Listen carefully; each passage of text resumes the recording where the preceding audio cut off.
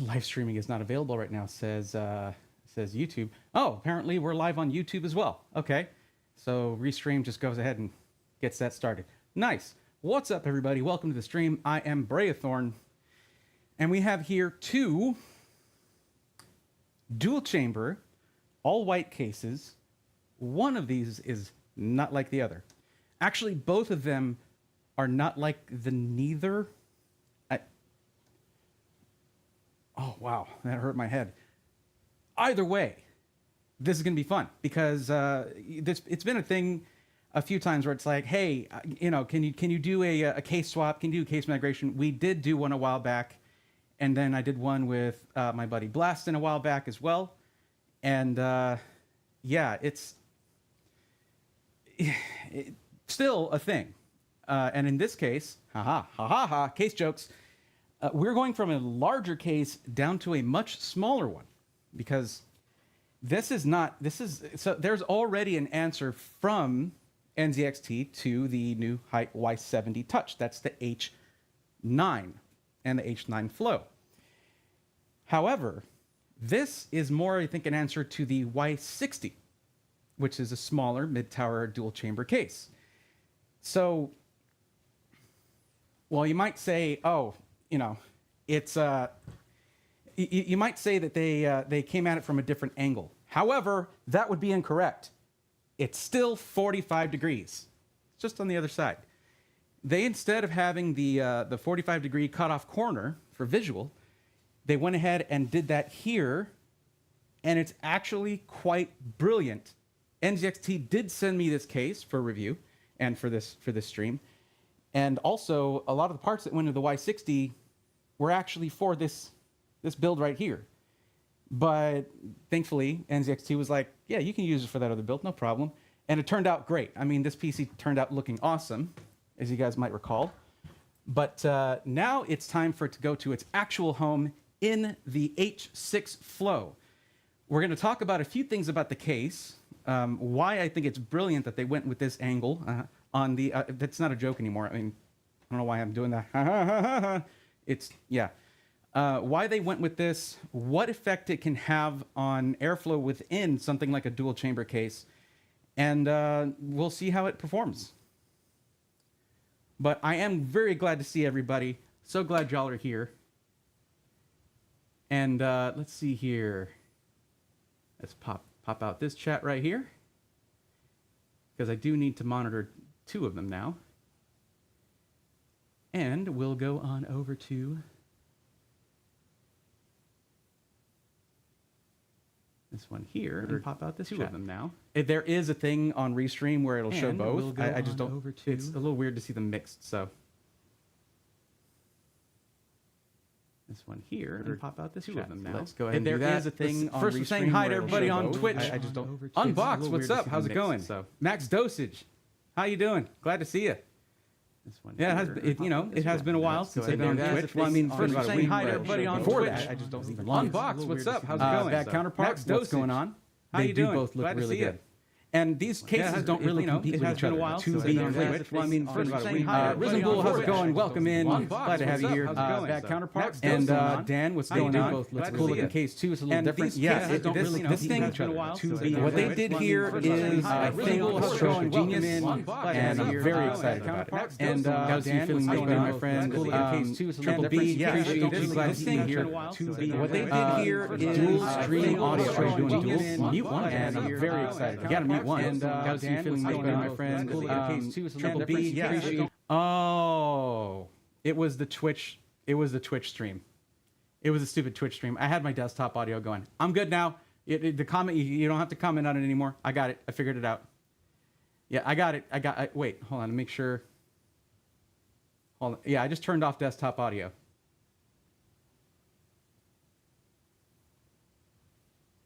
Yeah. We were getting like basically triple audio. So hope y'all had fun with that. Fuzzy Boy 202 coming in with a 25-month sub. Holy crap. What's up, Fuzzy? How's it going? No, I didn't mean to do that. And there we go.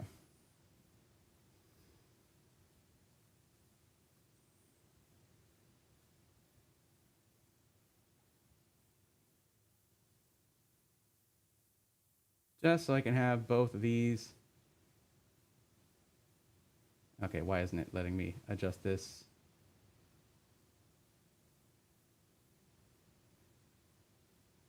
There we go. There's my chats. There's my monitoring there. I'm going to have to mess with the stream a little bit just because I put the camera in it, my secondary camera in a different place. And I'm going to have to mess with that and see if I can get it in the right position. But yeah, this would be a fun stream. Now let's take a look at YouTube chat. Got the stream shared on Facebook, Twitter, X, whatever it's called. Thank you for that. I appreciate it. It's a rare week when our clocks went back an hour before US does. Oh, wow. Okay, so it's early usual for stream. Still late, but not quite so late. Restream, no worries. We are patient. Thank you, Dave. Appreciate that. D-Steez, let's go nerds indeed. Humanity, what's up? How's it going? Look at that space saver. I'm returning to my H9. Returning my H9, yeah. I mean, the thing is, for really large components, it's not that huge, but like if you have a Strix card or something, you know, you might, it still fits. It does fit, but yeah. Little Cheeps, how's it going? Welcome. Braithorn Whataburger's on my ban list. Got the worst case of food poisoning, possibly. Oh, wow. Arizona is not the home of Whataburger, though. You got to come to Texas to go to Whataburger, IMO. Thought the voices were coming back. Sorry, Steve. My bad. What's up, Gotham guy? Welcome. Happy to see you. We should be good, though. What's up, Alucard? How's it going? Looking better from the flu. Tommy Oblivious, you're not quite so oblivious, are you? Catch on quick. I am feeling quite a bit better. Username does not check out, unfortunately. Risen Bull, we missed you too. Absolutely. And of course, the PC Help streams are making a comeback. They will be doing that. But it's just still in the air because of all the deadlines. I'm so far behind on, like, it's no joke, man. No freaking joke, I gotta tell you. So I'm gonna take a quick pass through my cameras, make sure I got everything situated.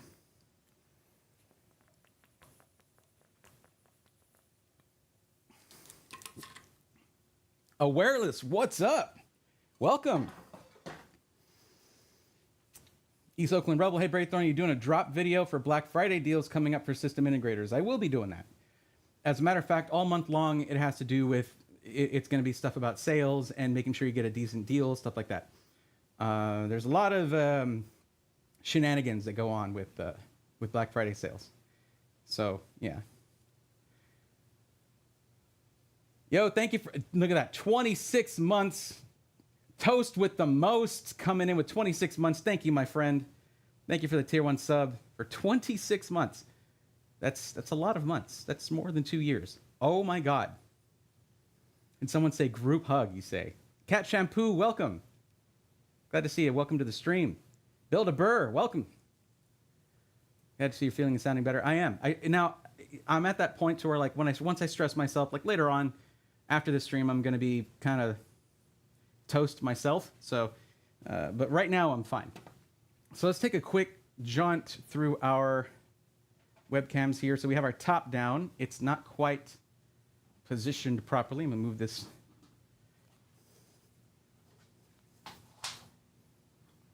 Oops, I just unplugged that, didn't I?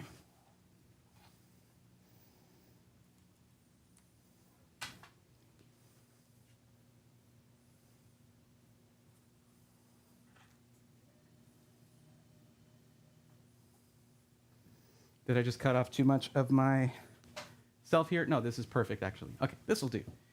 And then maybe we can zoom in on it, too. So let's go back to this.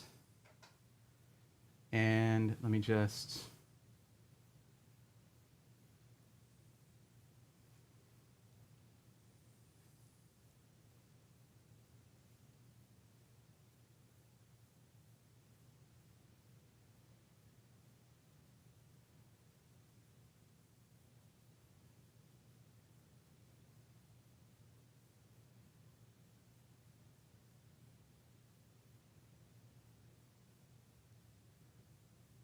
that, and then center it. And I just move the desk over a bit. There we go. I really am taxing this IKEA desk for sure. I just don't want y'all to see all that mess. You don't need to see that, but I need to get the CamLink Pro, honestly. It's getting to be kind of silly at this point, stressing a 1080p webcam to this point. Okay, that will have to do. Okay, so there's that one. Let's check what this one does. That's my capture, so that's fine. Okay, so, right, so first we're going to have to unbuild this one. But there are some things that you get to skip when you're doing a case migration. Like you don't have to remove your cooler from the motherboard, from the CPU. You can leave it mounted, just kind of move everything all at once. Just certain things like that can be some time savers. So let's take a quick little tour, though, through... Well, I'd like to do that actually once this thing is off the desk. So let's actually just do the teardown first. And then we can go over the case and talk about that. How's that sound? Good? All right, let's get a projector here. I can minimize this and put this up here.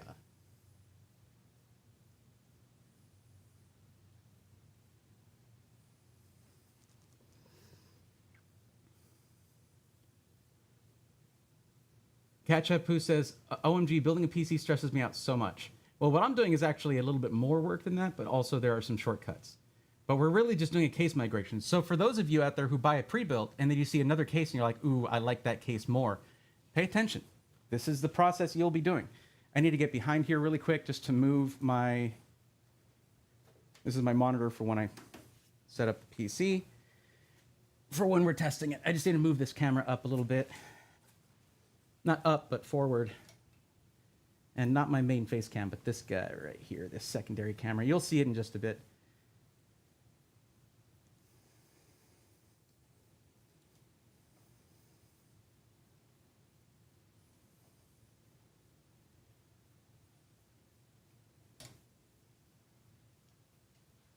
Okay, that's fine where that is. All right. This chair is driving me crazy. All right.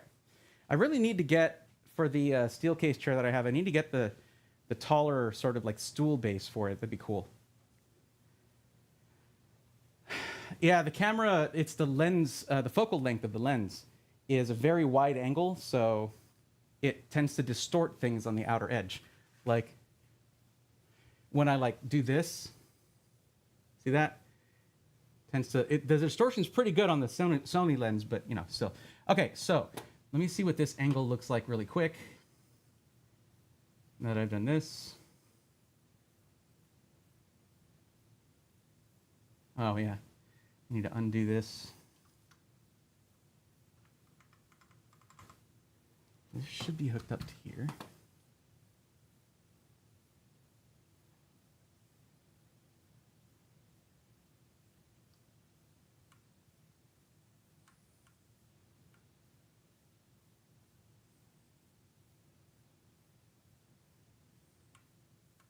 Is it up? Why is it doing that? Oh, because I have it set to... That's right. All right. Transform.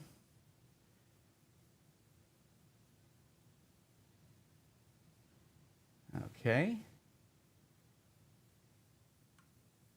That's already as wide as that goes.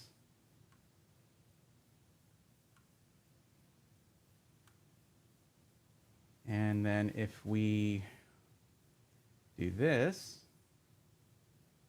actually, you know what? I'm going to hide this one. We'll do it in the other screen here. So like in the top down, this is going to be my other option.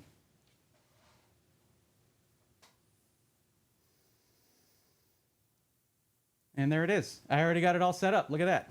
So it needs to go a little higher. All right.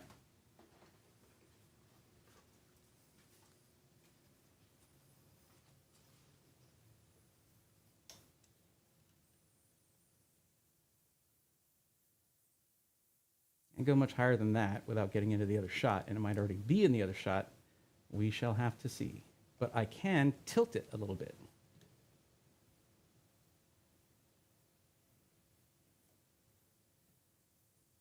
Doesn't seem to be in the other shot, so that's good.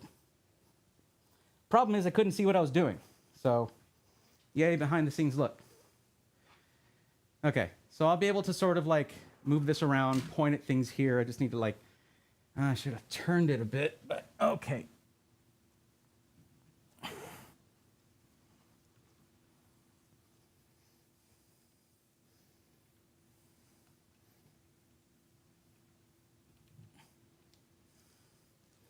Okay, it's a little tilted, but that'll do. So I can show you guys some things in here. Actually, that tilt is driving me crazy.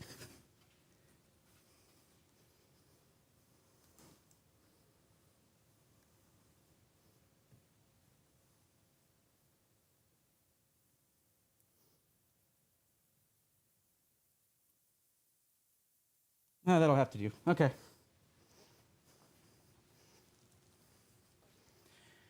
So there we go.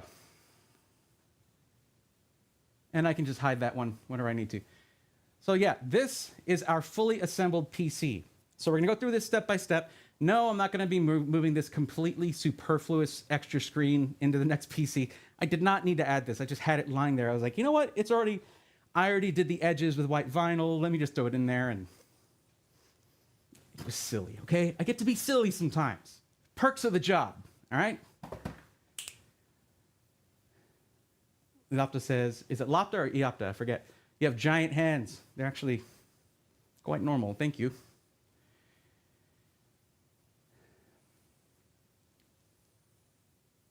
This is one very hefty case. The H70 Touch is designed to be their Halo case, their largest case, 7 liters of internal, which is how their naming goes.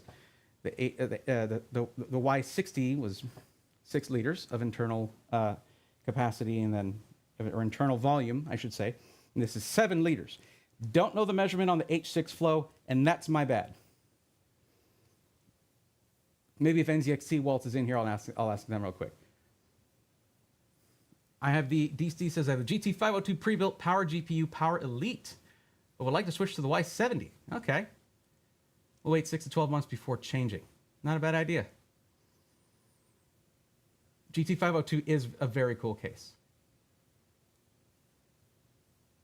Yeah, there you go. There's a trade for you. Is that Yu Yu Hakusho you see? It is indeed Yu Yu Hakusho you see. What's up, Yusuke? He's pointing at this thing like, look at how freaking big that case is! Spirit gun! Don't shoot my case, Yusuke. All right. Yeah, Alucard, if you can grab those real quick, I'd appreciate it. You know, I'm willing to bet it's 6 liters. A man of taste. Oh yeah. Are you kidding me? Are you kidding me? Yu Yu Hakusho? The best tournament arc in all of anime. I will fight you if you disagree. All right? Dark Tournament trumps all when it comes to character development, pacing, everything, man. So good. Sorry, that's no one actually argues about that. It's pretty well agreed upon, actually. Don't know why I'm ready to die on a hill that doesn't need dying upon. Okay, so we're gonna start taking this thing apart because this is going to take a while. So let's get it started. So clearly we got toolless panels on this guy, as just like on the NZXT case, which is always nice. So you want to take off all of your panels that you might need to remove.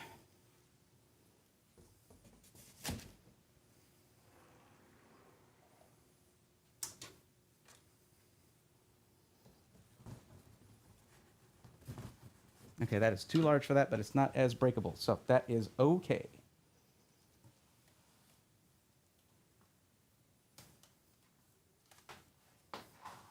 What is that? Okay.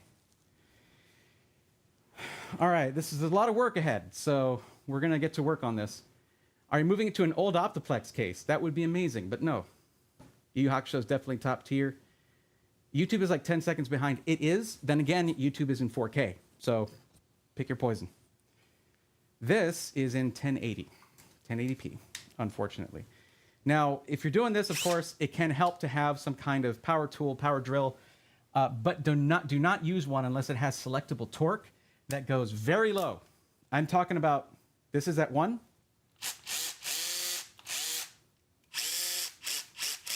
Okay? And of course, you could always just use good old trusty screwdriver, and got my custom LTT one that I've been using for a while now, and I love it. So there you go. Not sponsored. Then why would they, right?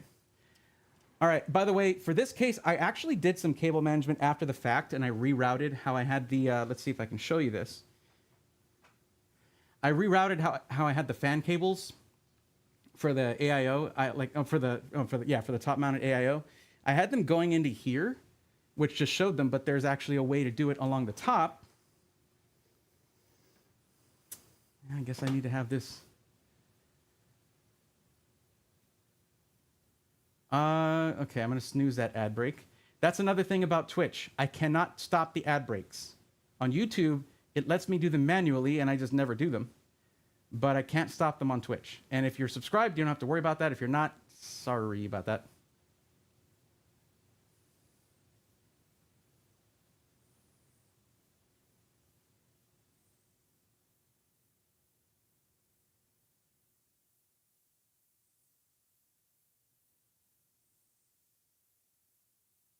Okay, so you can see here, I just shuffle this over a bit. There was a way to do it here. There is enough space on the top panel. However, you have to be careful if you're going to do it this way, okay? Because I'm not a fan of this, but no, that's the side panel. Way to go, doofus. There are these supports here, and you need to be careful about placing these because they will pinch down on it. So after you put this on there, look through this side here and make sure it's not pinching down on your cables if you get the Y70, and I believe the Y60 is similar, and you have that top panel put back on. Make sure it's not pinching on your fan cables at all. All right.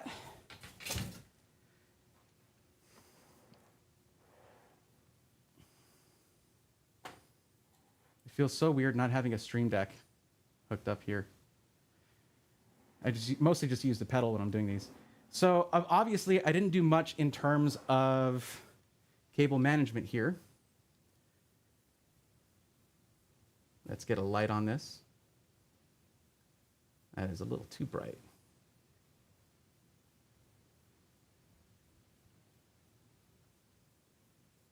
Obviously, didn't do too much in terms of cable management because I knew this was going to be coming right out of the case. It's all just kind of tucked under there. I did bundle them nicely, but it's just tucked under there.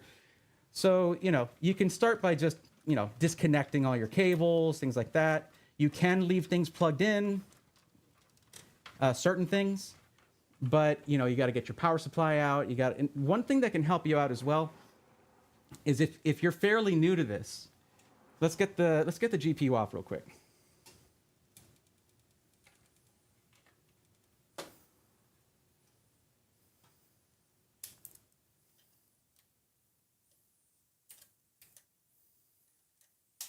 And then I'll tell you what I was going to tell you. Oh, too low on that torque. There we go.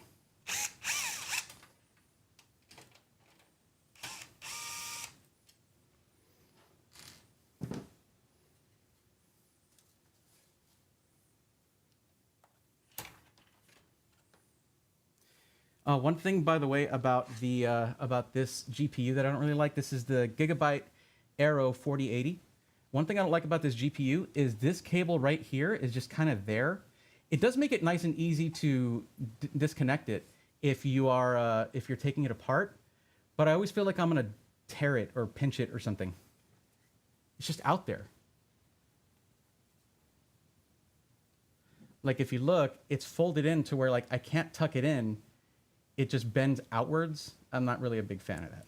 But anyways, great looking GPU though, good Lord.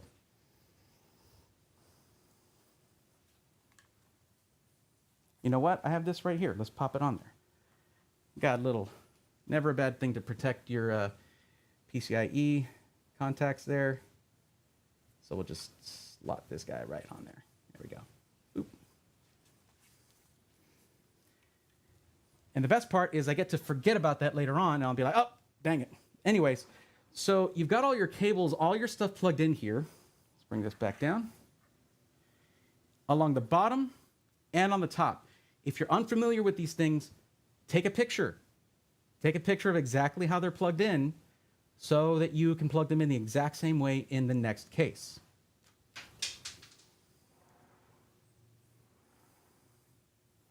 But let's go ahead and start unplugging those. There we go. That guy right there. Those are NZXT's RGB connectors there.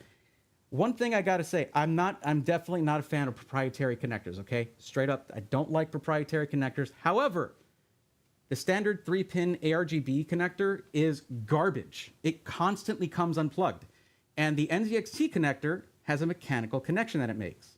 So I'm actually kind of a fan of that. I just wish it wasn't proprietary to them and everybody used it. Alucard wants to know, so what will you be doing in these cases when you're done with them, Braithorn? This one here is for a special project.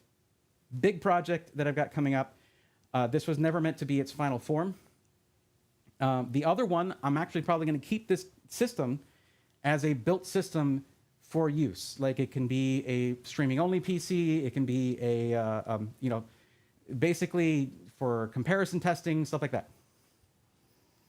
I do giveaways, or I give the piece, like I'll upgrade, my video editor or things like that, or Ari, my girlfriend, whatever. But I need to start holding on to hardware for testing and stuff for like comparison, and I never do that. This GPU, this 4080, is the only white GPU, white high-end GPU I've ever been sent. So I need to hold on to that, for builds like this. Oh, I will say this, by the way, guys. One of my favorite things about this case, and it probably helped with the thermals, is this divider right here. This plastic divider goes right up against the side panel where the filter is, and it helps separate the air from where the power supply is. Or basically, it helps give a good, solid connection. How would you say? Like, air-wise, basically, you don't want it to just be trying to pull air from inside. You want it to pull air directly from outside. And if you have this kind of seal here, it will pull more fresh air rather than pulling any recirculating air from inside the case.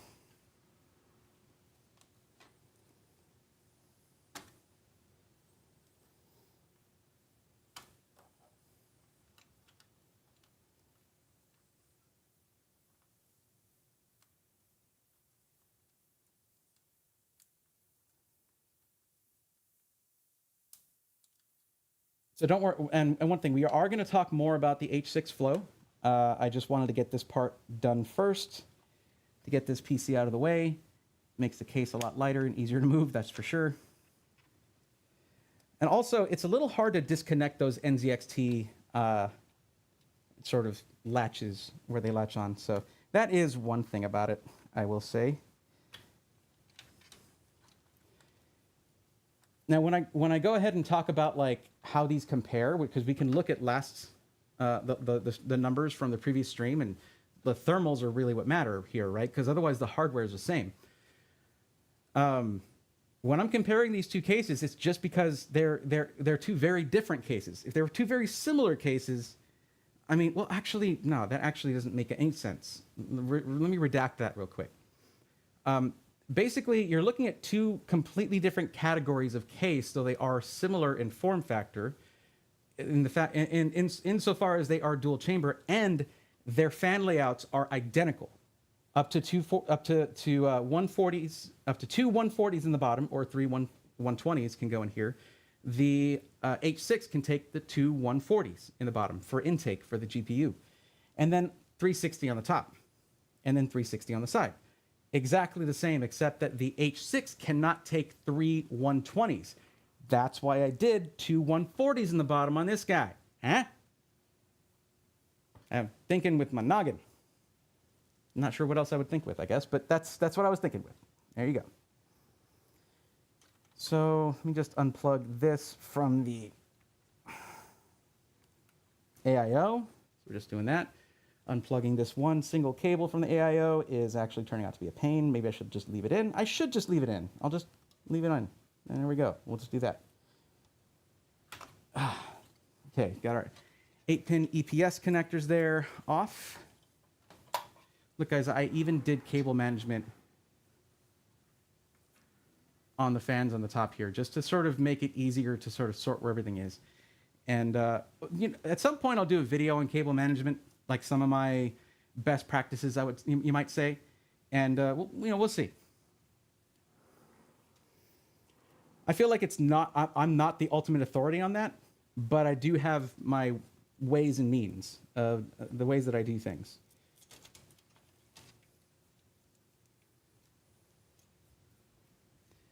Cool thing is I can just take these and keep these bundled up. I mean, I'll have to unbundle this when I'm pulling the fans out. But just to sort of keep things not too messy as I'm disassembling the PC.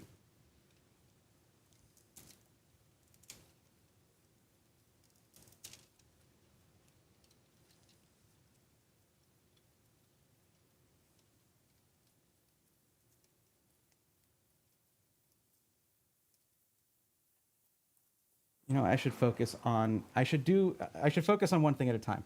Let's focus on getting the motherboard, processor, RAM, and the AIO out. Let's focus on that first. Then we can worry about the rest of it. Let's do that. Okay, so we got to remove our riser cable here. Oh, you couldn't see that. Well, that's what I was doing. I was just unscrewing this right here so that I could remove the riser cable. So you have to push down on the PCIe lock right there to pop that out. And we have an ad break on Twitch. I think my SG13 takes a 120 millimeter and that's it. How's that working out for you? A lot of servers use air dams. Yeah, right. These are desktop cases though. So it's cool to see it in a desktop form factor. You know what I mean? I've also got this card right here, which is just the USB 3.0 PCIe add-in card right there, which you can't see. Right there. I used this one. I had two options, and I used this one because it's purple. Okay, don't at me about it. So let's take that off as well. I do kind of wish these were thumb screws on all these PCIe brackets, but to be clear, NZXT did the same thing. They're regular screws, not thumb screws. Oh well, they're not that much more expensive, guys. So this is the card I was talking about. By the way, I have had comments about my shaking. I have essential tremors. That's it. I'm not nervous. I do this all the time. I just have tremors. That's part of who I am. So that's this is a great PCIe add-in card because it doesn't require Molex power or SATA power. As you can see, it has power delivery for 4 separate USB 3.0 ports. Or USB 3.2 Gen 1, whatever you want to call it. This is just great to have. And this was also an example of a low-profile PCIe add-in card so that you can see what that looks like. There's also low-profile capture cards from like Elgato. You can get the 4K60 Pro V2 that has a low-profile bracket that you can use that comes with it. So everyone complaining about the fact that you can only use low-profile add-in cards with the HYTE cases, it's not that big of a deal. Most people don't use giant add-in cards, and something like a 10 gigabit port or a few more extra USB ports, something like that, there's plenty of low-profile options to use with that.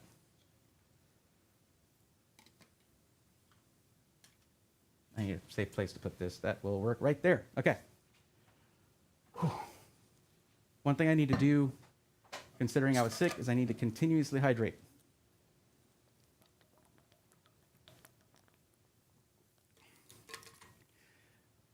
We should mention, wait, was that really, that sounds like a 3D print project to block that off on my Evo? Yeah, absolutely, Dan. By the way, what's up, Dan? How you doing? Exactly the same case, except they're completely different. They're the same in that they're dual chamber. It has one screen. One has a screen, one has side airflow, and about $200 price difference. They both have side airflow. Here's the thing about side airflow. It goes this way, right? Now, having the 45-degree angle here can actually help direct air a little bit. I think that the way that they designed it on the H6 Flow is actually way more effective for airflow because those fans are just pointing 45 degrees into the case. You're getting more movement of air into the case. I can't demonstrate that with like looking at airflow patterns, but it just makes sense. It's one of those things where it's just like, yeah, it's sensical. Okay. Bumpy, what's going on? I'm doing pretty good, yeah. Only trouble I have for adding cards or needing USB power for no reason. Yeah, some do. But this one is powered strictly through the PCIe bus, so, which is nice.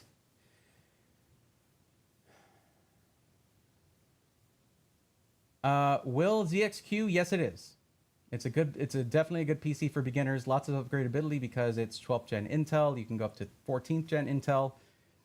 CPUs on it if you want to upgrade it later. It's a great case, great airflow, everything for a great price. Plus, use code BRAE, B-R-A-E, and you get 50 bucks off of an already great price. So, yeah. How's the NZXT Player 1 for budget first-time gamer pre-built? Not really time to go and look at the ins and outs, but I do know that they have evolved the Player 1 a bit, so it is pretty nice. It is. How's H6 Flow for custom water cooling? VTS, I wouldn't go that route. With the H6 Flow, I'd probably go with the H9 Flow if you want to do custom liquid cooling. Because the side fan mounts cannot accommodate a radiator. The bottom fan mounts seemingly cannot accommodate a radiator. The only place you could put a rad is on the top. So you'd have one 360 rad, and that's it. So not a good case for custom water cooling. H9 Flow is the one you'd want for that. Oh, excuse me. Sorry about that. That is a comment I got on YouTube, by the way, for those on Twitch who don't know what I'm talking about. For those of you who want to support the stream, one thing I would ask, if you don't mind, open both, if you got the bandwidth for it, and just mute the one that you don't want to listen to. Like you could have the visual stream from YouTube in 4K, but pop out the Twitch chat so you're talking on Twitch chat, if you prefer to be on Twitch. Totally possible. I'm not supposed to tell you to go over there. You know, that's the thing. That's the thing about multi-streaming now. The way that Twitch wants it to be done. They don't want me to encourage you to go to another one. They should get 4K streaming. They should get AV1 encoding. They shouldn't be insecure about their own quality. They should be proactive about their quality, because that's where they're really still lacking. Thankfully, now I can multi-stream at least, which is nice. Okay. I'm getting off topic here. So let me get this thing out. I now have disconnected. Well, I still have this. So I need to get that out from the bottom. So basically, I'm leaving the thing connected on the AIO. I just need to pull it out of the bottom. So let's go back over to this camera here.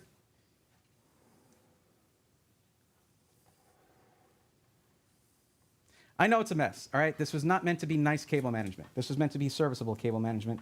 And it certainly was that.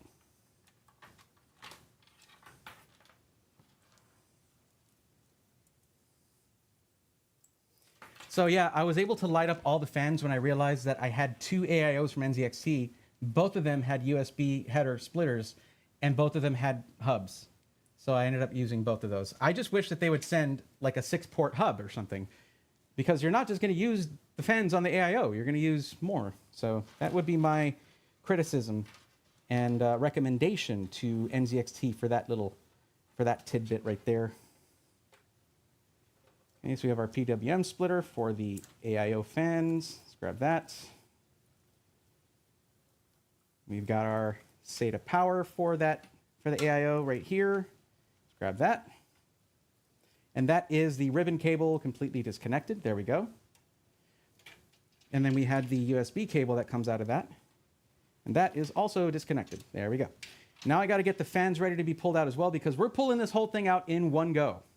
It's unfortunate that I have to undo the cable management that I did. We're just going to let it hang here, because I just had to run them through different openings on the top. Oops. And then as you can see here, I have my two hubs. And since they're both magnetic, I just put them together. There you go. But these are the ones that go up to the top fan. So I'm going to go ahead and these are those proprietary latched on RGB connectors.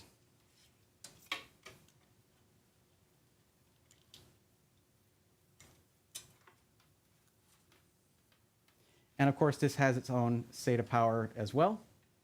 So we'll just disconnect that. And we're going to leave that SATA power on the, of course, this is going to be all still connected to the power supply. So there's one of our hubs right here. There we go. At least these are nice and small. But as you can see, it's literally just a hub for RGB. That is all it is. It just gives you 3 proprietary NZXT RGB connectors. I feel like there should be a large, at least a 6 coming with that AIO. Because if you're paying $300 for a 360 millimeter AIO, yeah, it's got a screen. Yeah, it's beautifully like all white. Everything's gorgeous on it. There should be like at least a 6 RGB connector header in there. Especially when the fans use proprietary connectors. All right, that's my opinion.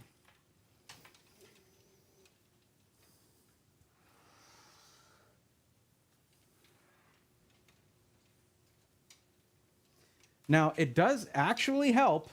If you're going to go with an all NZXT build, consider getting an NZXT motherboard. I'm not even kidding. Because then you have those proprietary connectors on the motherboard. This came with 4.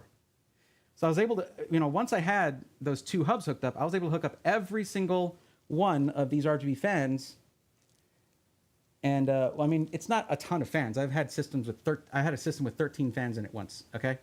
And there's other ones who could be like, oh, I had this many. It's great. 13 is still a lot. But I only had 8 fans in this, but I still ran out of connectors until I realized, oh, I have another hub I can use and another USB splitter I can use.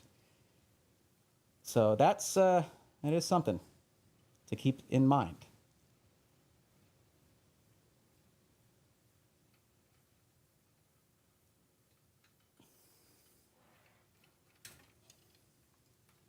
Okay, that should be everything off the motherboard. There we go. And grab this other hub and just go ahead and remove it as well. Since I have all the fans doing the same color, there's no like separation on them or anything. I'm not even going to pay attention to how I had everything. I would normally get something like I have zip ties that have labels on them that you can write on, and I would just label everything. But that's if it's going to be a long-term use PC. Mr. Heavy Hitters, what's up, buddy? How's it going? Jeremy Rivera, how's the NZXT player? Oh, you already answered that. Kind of. Fan of low-profile SFP network cards. Yeah. 10 gigabit networking for $50. I mean, you got to be like, your average person's not going to be like, well, SFP, what? I don't know if my router has SFP. Or they might not be like, I don't know if my internet has SFP. Like it's a little bit more advanced, but yeah. Definitely cool.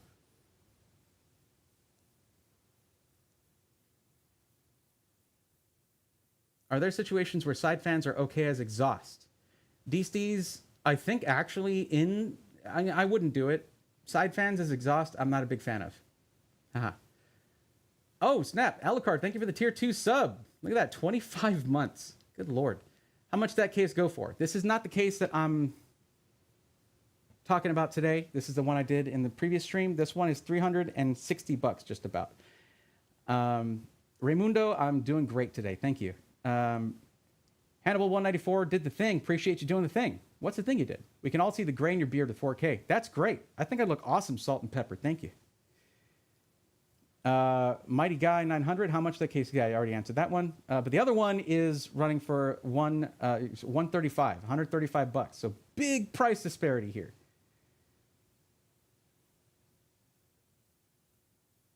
Likes me some SFP 28. I mean to be fair, I'm going 10 gig networking in my house. That is not a normal thing. It's definitely IT people thing. Yep. Okay, so let's get this motherboard and AIO dismounted here and pull up all these cables.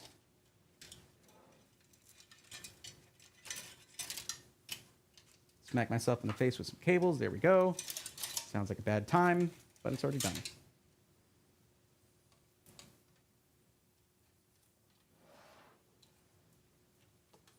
So what I'm doing here is I am completely pulling out these cables, and I'm going to have them in the actual enclosure so that nothing is going to get caught when we remove this.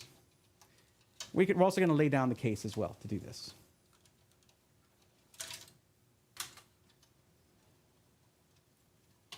Now, if you wanted to, if you've been running the system for a long time, go ahead and remove your cooling solution. Like actually remove it, repaste it, replace your thermal paste, all of that. But this is fresh. This is from a week ago, so I'm not worried about the thermal paste. Okay, so we have all of our cables here for that ready to come out. Of course, the mounting bracket comes off, so we're actually going to take that off to remove this. I can actually do that. I can undo these thumb screws right now. They are a little hard to get to on this case. They're like back here. See those two? Yeah, a little bit hard to turn, but not a major problem. Also, they're not captive thumb screws, which is annoying, but that's how it goes. I think that would have been an interesting place to stamp for, because you have to stamp for captive thumb screws to where they have a little divot like coming out, where it's raised basically so it can rest when it's not engaged, but yeah. Okay, so everything is completely disconnected from the motherboard. Let me pull these cables through the front. Make sure they don't catch on anything, guys. One thing I will say is a strength in the favor of the in favor of all HYTE cases actually are their grommets. Nobody makes grommets the way HYTE does. The way they keep their shape. You can't see what I'm doing because of that screen, but yeah, the grommets, the way they keep their shape, the way they don't come flooping out when you run a cable through it, absolutely awesome to see. I love that. And I want more case manufacturers to copy it. Okay, this is ready to come out now. We're going to lay this on its side and go to the top-down camera. I guess laying it on its side is a bit of a difficult proposition here, considering all the cables hanging loose. But getting that motherboard and AIO out is our top priority right now. So let me just kind of tuck these in here. I'm going to remove this cable extension really quick.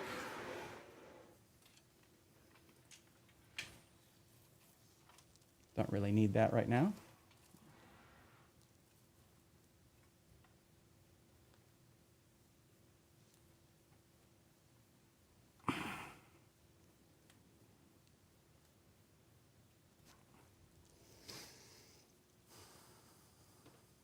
Just like one more thing that can get pinched there, so don't want that.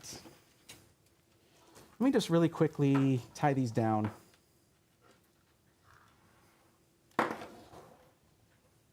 Did not mean to move my whole table. Let me put the brakes on.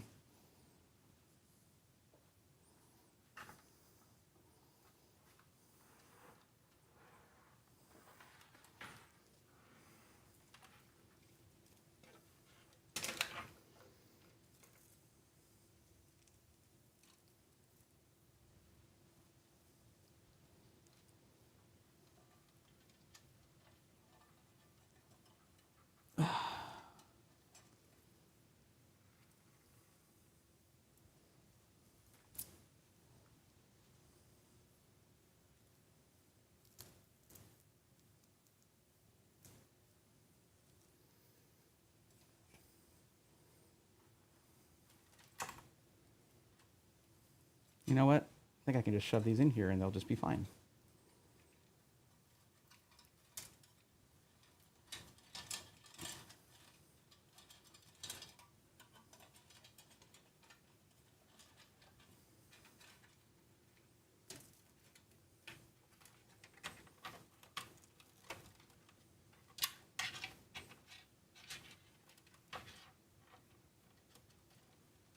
Okay, that should be good to lay on its side now. Not ideal, but should be fine.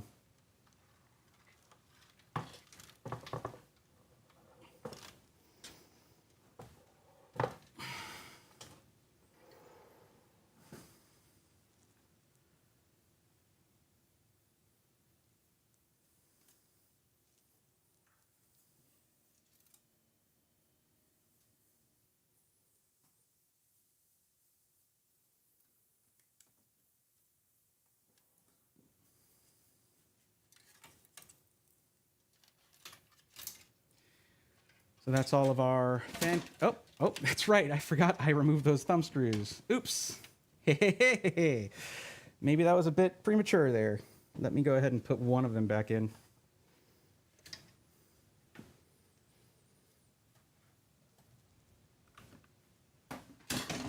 And there that goes again. Awesome. Awesome, awesome. A very important project case. Getting scratches already.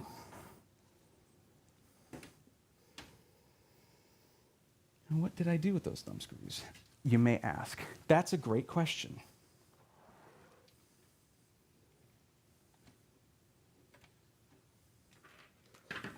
They're right here. Now, can I reach in there and put one in? Yeah, I can do that from here.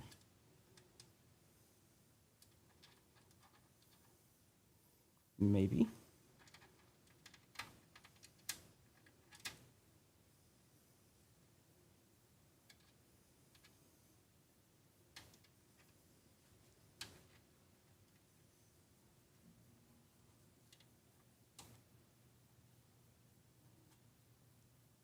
Just to get some kind of mechanical lock on that, keeping it in place.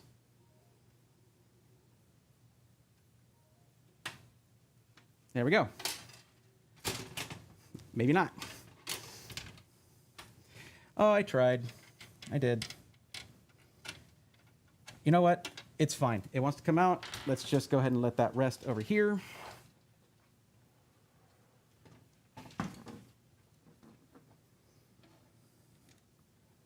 It's going to slide a little bit. Neato, gang. Great.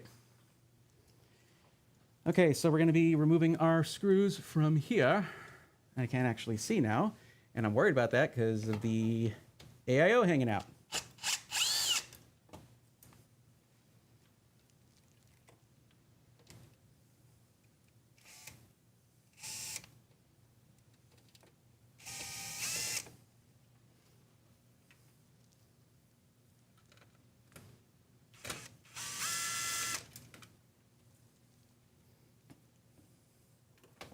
That does not reach.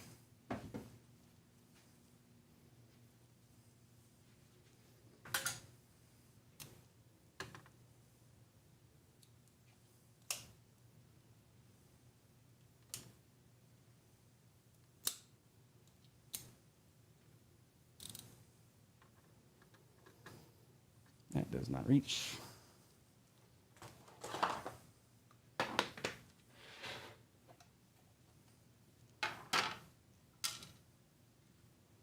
I believe just getting a longer normal, because you got really short bits with the LTT screwdriver. So I'm using a normal longer one here, and that should reach no problem. And it does.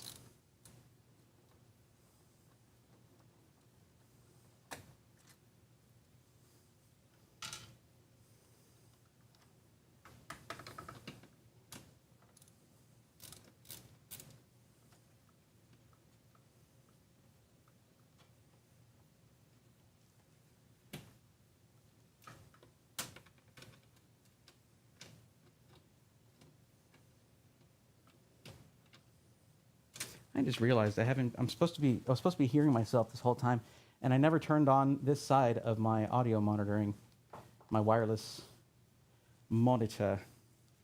That's my bad. Yo, why are you acting like you don't have a battery? I charged you completely.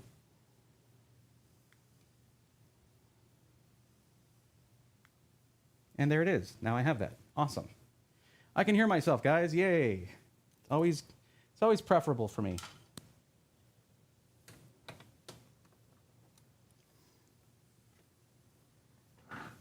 So you have 3 screws on the top, 1, 2, 3. Then you have generally 3 in the middle, 1, 2, and then 3 here. But if I'm not mistaken, in this case, it just has a like a pin there that holds the motherboard in place when you're building your PC.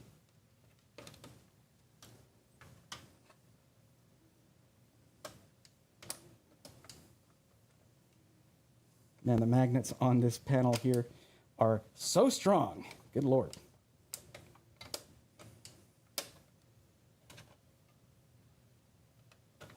There we go. Actually, I guess I can't see that until I have, unless I remove the actual heatsink for the M.2 drive. I don't think I need to. If it doesn't come out, then we know I do.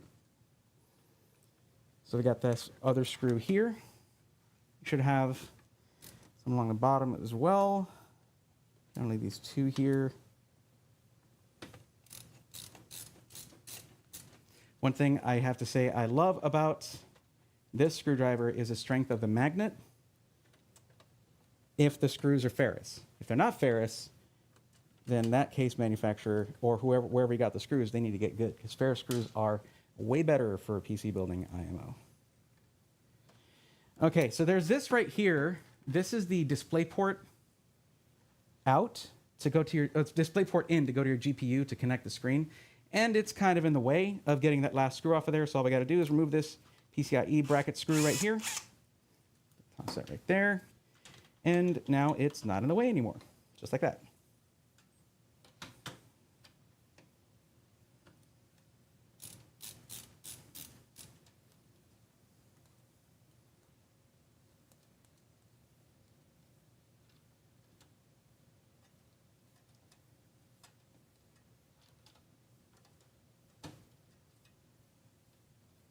There we go. Got it. Let's see if it pops off like this.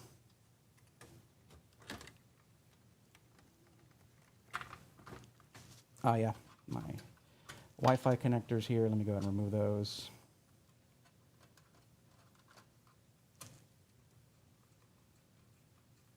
This makes it difficult to remove the motherboard if you leave these guys on. So learn from my mistake there. And she's ready to come out. So I'll leave that there. Let me reconnect the DisplayPort PCIe thing right here.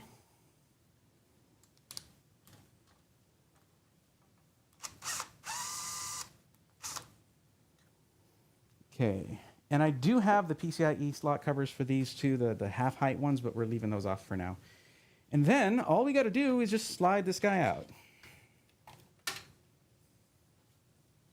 with the AIO on the bracket, which will take the bracket off once we're done. So we'll just spin that around and just pull this guy out.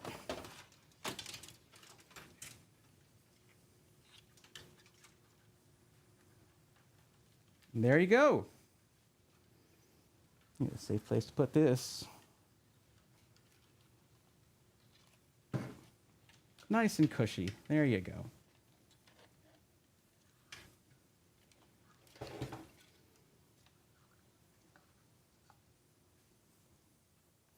What I really need, I need a work table in the back, but that's also where this table goes when I'm not streaming.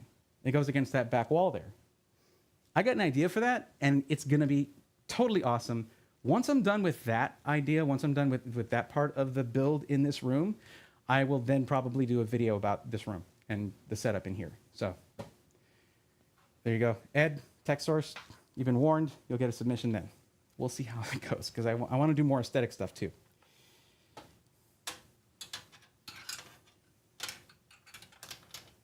Okay, so now that that part is done, as you can see, all we have here is we can connect the PCIe slot cover for the riser cable there just to sort of keep this thing in place. You know, what I should do is I have the cover for the PCIe contacts. I used that on the GPU. Let me grab that real quick. I'll just put it on this.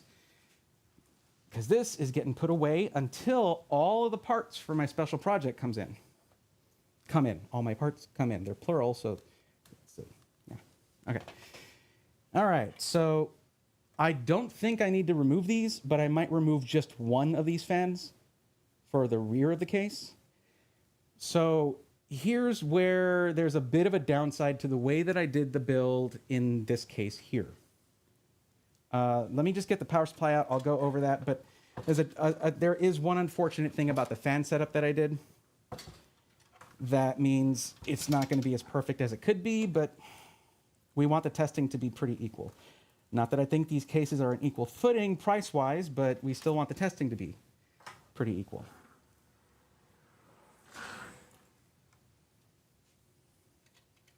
I don't think I want to lay this thing on its front. So we'll go back to the other camera.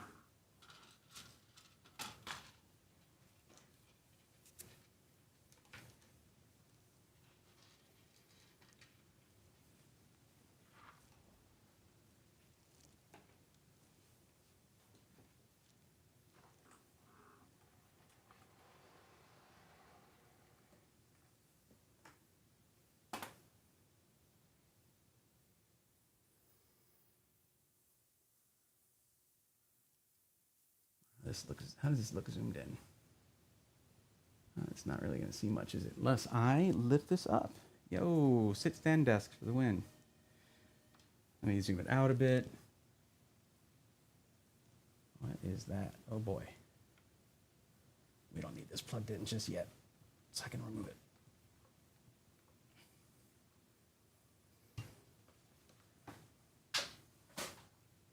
So here we have our power supply. That's my LTT screwdriver. Yay, custom screwdriver fell. That's kind of appropriate because it's from Linus Tech Tips. Okay, so what you see here is we have our power supply with all the cables we need already connected to it. So we don't really want to mess with that too much. I just need to make sure these get untangled here. This is why I say when you're doing a cable management, don't cross the streams. Make sure that you can move cables, things like that. Troubleshoot cables without having to undo any other cable management. But this is not how I would normally do it. This has like front panel I/O cables mixed in with power cables. I would never do that so that I could troubleshoot them separately. Looks like we got an ad break coming in. Bad Patch, what's going on? Welcome. Hearing yourself is always cringe for me. Guess you just have to get used to that. Low Babe 7, it's a broadcasting thing, monitoring. It's like a broadcasting and musician thing. I've done the vocals in a band. I've done certain broadcasting stuff before. You just get used to it as part of, you got to be able to hear yourself if you're singing on a stage, things like that. You just get used to it. So I get nervous when I can't hear myself, basically. Okay, so I do need to undo this. Not a big deal. There we go. And we can just unscrew this and pull it out all in one. There you go. And I'll remove one of these fans to put as a rear exhaust for the H6 Flow. How about that? Really enjoy these live builds. I'll be building mine in a couple of weeks, waiting for Black Friday to get my CPU and GPU. Keep all the great content. Thank you, Cherokee Vapor. Appreciate that. Shane Allen, can you tell me where you got the white frame display for the inside of the case? Cannot find one with white frame anywhere. For the inside white framed display. Which one are you talking about? Are you talking about the 7-inch display inside the case right here? Hold on.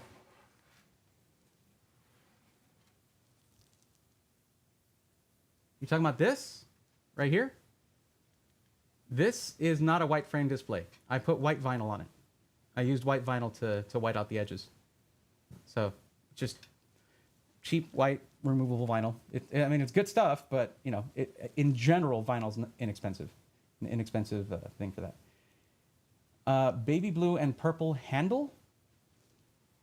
Well, basically, it's got purple and like an aqua kind of color, or light blue. Yeah. So kind of I could have gone with pink and blue for a vaporwave look, but this is more my brand colors right here. So.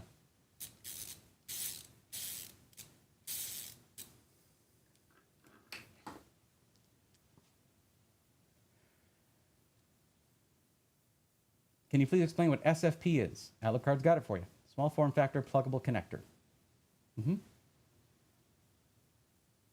The situation for okay, I've already talked about the exhaust thing.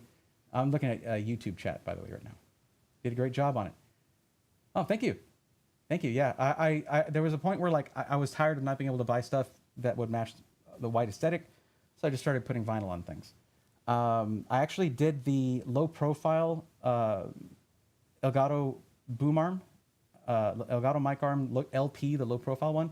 I did that in white vinyl a year before they released the white one, and then I messaged Julian from Elgato, I tweeted at him. I was like, yeah, or I responded to it. I was like, yeah, you guys copied off of the vinyl job I did on mine like a year ago. I was like, oh, that looks good. Then I got to meet him at TwitchCon, which was cool. So let's get this thing unplugged here. not unplugged, but dismounted.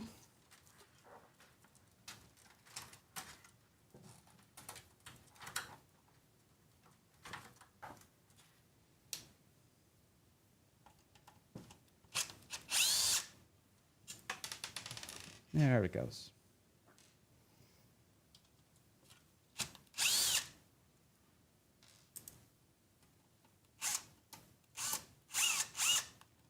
One thing I will say I don't like about this case is that it doesn't have any kind of thing to hold in the power supply in place. It's just a little pedestal. There should be something wrapping around, I think, to hold the power supply in place when you like place it before you put your screws on.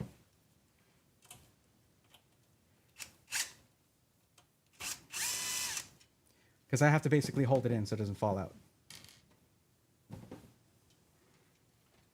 See that? See how that can just come out? There you go. It has to come back a tiny bit, but yeah, it can just come out.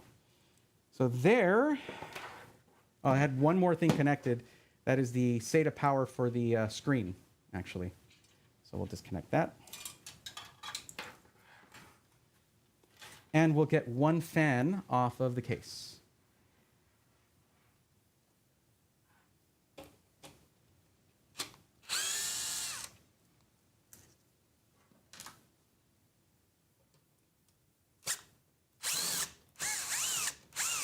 I should have this I shouldn't have this in double speed mode, basically. I should have it in like the regular gear. I don't want to damage anything.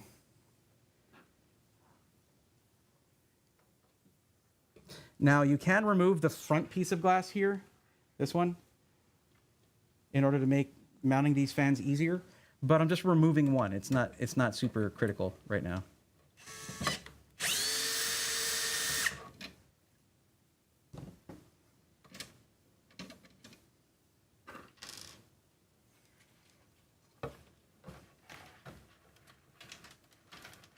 And these are just a rat's nest, so. Now, I would say, hey, NZXT, why don't you guys do the daisy chain clicking in kind of fans that everybody else is doing? But that did cause some drama for Fantex, didn't it? So they're like, no, we're good. I do believe they're probably working on something to assist with the cable management aspect, the mounting aspect of fans. We'll see. Just keep an eye out.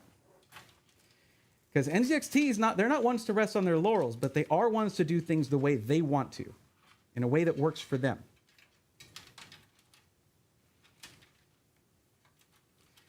So this is just 2 remaining fans in the case, plus front panel connectors, yada, yada. That's all the cables that you see here now. So we'll go ahead and put this thing back together. We're done with it for now. And it's going to be time to assemble our newish system in the H6 Flow. I am so close to saying H7 Flow. I'm trying. I'm trying not to, all right? I'm doing my best. By the way, guys, what do you think about the camera angles that we've been doing here? I've been working really hard to try and get better production quality on these streams, and I hope that's working.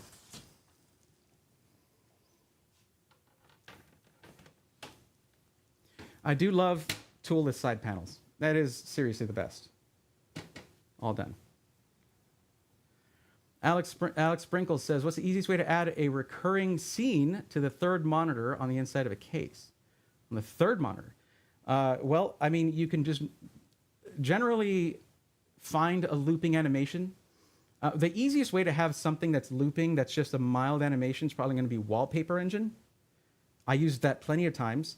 You can identify specifically this individual screen and only display on that one. What you want to do, though, you want to go into your display settings and select it to not show the toolbar on every monitor, and then it'll take the toolbar off of this one. So there you go. But for me, whenever I have a screen like that, I just got to go all out. And I actually created an animation that I loop just through VLC. This goofy-looking Uncle Fester lookalike should have a lot more subs. He is very knowledgeable. Well, appreciate that, Wilbur. It's good that I'm goofy looking because I'm also goofy acting. I wouldn't want to misrepresent myself.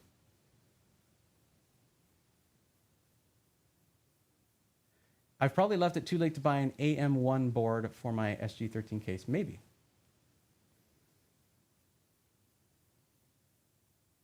Nice Ghostbusters reference. Which one was that? Hey, what's up, Joey? How's it going, buddy? Team Excluded Joey right there. How you doing, man? It's been a minute. Guess what? We're doing a case migration. You're familiar with those, right? Here we have our power supply. This is the NZXT C1200 power supply provided by NZXT. I appreciate that very much. 1200 watts of 80 plus gold rated power. That means you get 90% efficiency at 50% power draw. 80 plus gold is not an indicator of quality, rather efficiency. Make sure you keep that in mind. But I can tell you from the build quality, from the noise levels that I've gotten out of it, it is very, very high quality. And it has native 12VH PWR, which I definitely prefer over any clunky adapters, that's for sure. So I've got one of my extensions on here still. So this is, I will tell you guys, get decent ones. I like the Asia Horse ones. These are really good cable extensions. But cable extensions are like one of the best ways to dress up your build. Hands down. Like as nice as these NZXT power supplies are, this is one of the nicer types that I've seen when it comes to like just having the rubberized sleeve, jacketed cables there, and the heat shrink is nice and even. You know, it's not too like, here. There you go. This is actually one of the more aesthetically pleasing ends of a standard cable, but it still looks like a standard cable.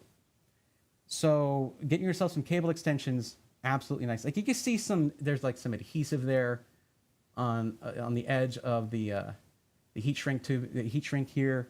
It's just and then your braided sort of cover over that. Something like this is going to look way better in your system. Or for that matter. Yeah, here you go. So which one would you rather see? You know? Sorry, my hands shake. I have essential tremors. It's not a big deal. It's just tremors. As I mentioned earlier, I'm not nervous. I do this kind of thing a lot. Now, it is finally time to talk about the H6 Flow. The all-new H6 Flow from NZXT. Now, if you guys have been paying attention, you've already seen a few videos on this case. All right? And, oh, God, I just love the absolutely, totally clear corner on there. Lovely to see that. And then there's this. There's this right here. 45-degree angled intake with 3 RGB fans included. RGB fans are included for the H6 Flow RGB, clearly, for $134.99. If you don't care for RGB, which, by the way, I've seen some all-white builds with no RGB. They're sick. They look awesome. And, of course, all-black builds as well. Okay? There is a non-RGB version for $109.99, all right? And that comes with 3 fans that are just non-RGB. There you go. But they're already set to intake. The cable's already running there. It's done. It's a done deal, all right? And there's mounting for 2 140-millimeter fans on the bottom for intake for the GPU, okay? And as you can see, and I'll show you in a better way later on, there's no mounting points for 120-millimeter fans. They really want you to put 140s. You might be wondering, why didn't he take the 140s out of the bottom of the other case? Because NZXT sent me 2 extras right here. So, yeah, I don't have to, so I won't. But I did take out this 120 for the exhaust mounting point on the rear. Now, I mentioned earlier, like, oh, man, there's something about the way I did the build before. There's something about the way I did the fans in the build before that's unfortunate because we want to keep things kind of equal. Yes, we're still kind of going to be comparing to the numbers, to the thermals in the previous build, in the Y70 Touch, right? Even though they're not comparable in price, they are dual chamber cases. So we can compare that. And they're getting the exact same fan setup. Speaking of which, let's bring this over here. I now have enough of their RGB core fans to where I could replace these right here, which are the F120 RGB fans. Okay? I don't like that spinning around on there. There we go. Do be careful with this whole setup. If you're doing a case transfer, you can just leave the AIO mounted. As I did say, though, if you've had the system for a while and you're doing a case transfer, go ahead and remove the cooling solution, replace your thermal paste, all of that. But yeah, I got to take this bracket off still. So these are the ring lit fans, whereas the core fans have the whole hub lit up, right? But these look really cool. The thing is, I wish I could switch over to them, but I can't, because if you compare, sorry about the noise of that pedal, it is great though. If you compare the blade profile on these, there is, oh, I gotta move that over. Okay, there we go. There's clearly more static pressure on the F120s. Static pressure can really be indicated by the near overlap of these fans right here, of the blades, whereas there's more gap between these blades here. This is kind of like a hybrid static pressure and airflow fan. It is different. Airflow fans will not have as wide of a blade, and they'll get more airflow, but they don't hold up. They buckle under pressure again, of like a radiator, right? So if you need to get to a radiator, you need static pressure. So we do have to leave these on here in order to get equal testing between the systems. It's just they're not all going to match now. I was like, oh, cool, I can make them all match because now I have those extra 3 core RGB 120 fans from NZXT, and I could take the 3 out of that case and put them on here. Bam. And we'll have them matching. But then we wouldn't have a rear fan, and yeah, I would have to go buy one, but yeah. It's okay. This is going to be fine. It'll look cool. If you don't agree, you're wrong. Except that you're not wrong, because that's just an opinion. Excuse me.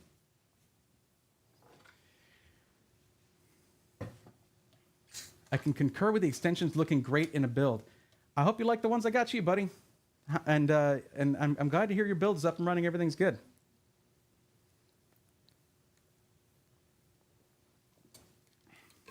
Will this one go until 3 a.m.? Well, probably, because I'm technically doing a build and an unbuilding of a PC, but this is all kind of done here, so we'll be getting that in there soon. So I really just wanted to show you guys that. Let's get this out of the way for now.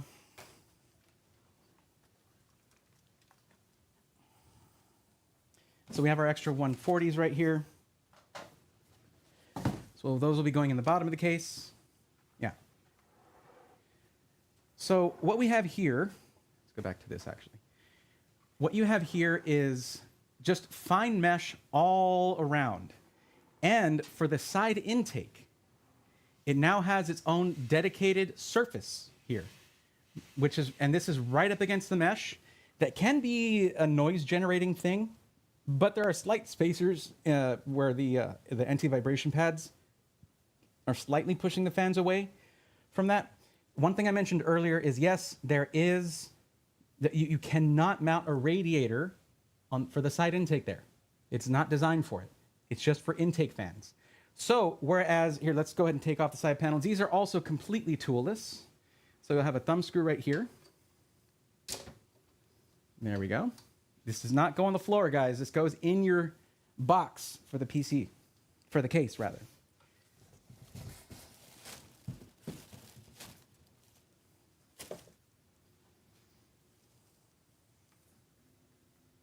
And then our top panel just pops straight up. Oh, it looks like I need to remove the side panel first. So I'm not a big fan of like any interlocking kind of panels. I generally like them to be able to come off. It can come off by itself? Let me see. Oh, yeah, it can. I was wrong. It was just this pin on the side wasn't coming in. So as you can see, the top is another fine mesh right here. So that means that there's not a secondary filter in there or anything. It's just the mesh here. And basically, if you want to know the porosity, if the porosity is up to snuff on the mesh for your case, hold your face about 6 inches away and your hand about 6 inches away on the other side, and just blow through it. I can feel a lot of that air hitting my hand, okay? Not scientific at all, but you'll feel a difference when you have mesh that is not a very high porosity, meaning the ratio of hole to metal, right? And this looks about 50-50. But yeah, hi, you can see my face, so that's pretty fine mesh. There's no removable bracket for the radiator on top. You have to mount everything as is there, so that might be interesting to do. We'll get to that part there.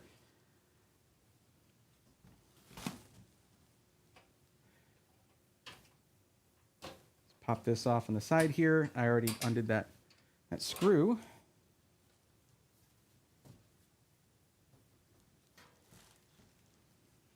So here we have our, it looks like a manual for the cable management system. Now, to be clear, one thing NZXT has been doing right for a long time is cable management.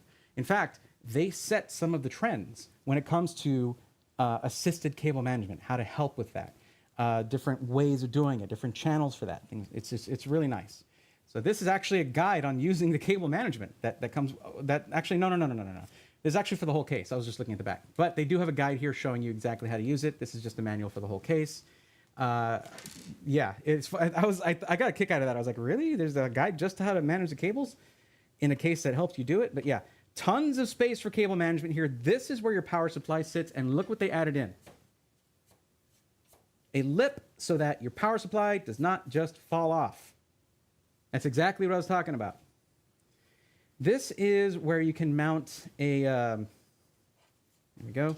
This is where you can mount a hard drive here. It looks like you can mount 2 SSDs in here, or a single, no, it looks like you can actually mount, this is pretty interesting, an interesting design.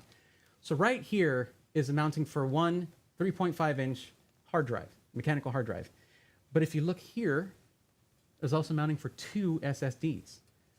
I don't think that's too bad. Now as a content creator, there's room here to put, I think there was room here to put 2 hard drives, but I could be wrong about that. Let me see. I would have to like grab the hard drives and check that out. Then I might do that. Yeah, I feel like there was room here to have the 2 SSDs plus 2 3.5-inch hard drives, but you know, most people aren't using those. Content creators are going to use them, and other people who store large amounts of data will use them, but your average buyer is not going to use those. So that's okay. But yeah, I do like the way this comes out. It comes out very simply, very easily, and it has our extra bits in here. So let's go ahead and open that up, see what that looks like.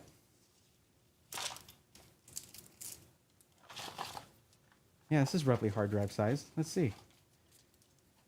Because it was fit into the hard drive spot. Now, I'll look through the manual just to make sure I'm not misrepresenting this, but yeah, it does appear you can fit another hard drive right there. Forget this. I've got one right here, don't I? Where is it? Oh, did I already install that? I think I already installed it. Never mind. Oh, well. This is about the size of one, though. So let's see what we get with this. Now, because this says this is an NZXT case, I imagine there's also an elite version of this. I didn't really watch too many reviews to sort of keep my own opinions, untouched. But so yeah, you got some screws here. Those are your fan screws there. Just different screws for installing a PC. I don't like this. This is terrible. These are all single-use plastics. All of this. Okay? That is the least favorite way I've seen of doing that, especially when you consider that some case manufacturers are giving you these. These are awesome. These will be reused. These will be reused, okay? And they're not, I doubt these are very expensive. Whereas this is just wasteful and annoying. Because if you only need like 3 screws out of this one here, they're already just come tumbling out. You have to like BYOC, bring your own container. So, That's a point off right there, NZXT. Do better. Get good. But they do give you some zip ties as well. Not really anything reusable as well, single use, but generally once you're doing your cable management, you're done. Not everybody likes to fiddle with their PCs as much as I do once they're built. Okay, so once you get to this here, it just pops off, just like that. Look at the porosity on this. Look at how fine that mesh is. You can see right there, it just looks hazy. Like, look, if I put this up to the camera, look at that. Look at that. I could film like this. It's like a special filter. If I put this right up to the lens, it disappears. It just darkens everything. I kind of like that effect, actually. That is good porosity. That's how it should be. There you go. Another thing here is that the branding is nice and subtle. NZXT, just right there. And then you got this guy. Also, the fans are going to have it as well. But then you got this guy right here. Now, one thing that's missing from this case that and it's also been kind of on its way out, like, sort of, it's not here. But they had the standard NZXT cable management bar. That has now been moved to here, apparently. It's not actually a cable management bar anymore, but it's a bar, and you get one. And it says NZXT right there. But it's not lit up, nothing like that, nice and subtle. And there are some nice attention to detail touches here that are appropriate for a $135 case, or $110 case if you're getting non-RGB. Or if you want to get your own RGB fans, like you have specific ones in mind, get the $110 one, and then just take out those 3 120s that are non-RGB. There you go. Yeah, and then we have, I mentioned I would show you that there's only mounting points for 140s, and there you go. You see those right there? That's one 140 and another 140 right there. That's it.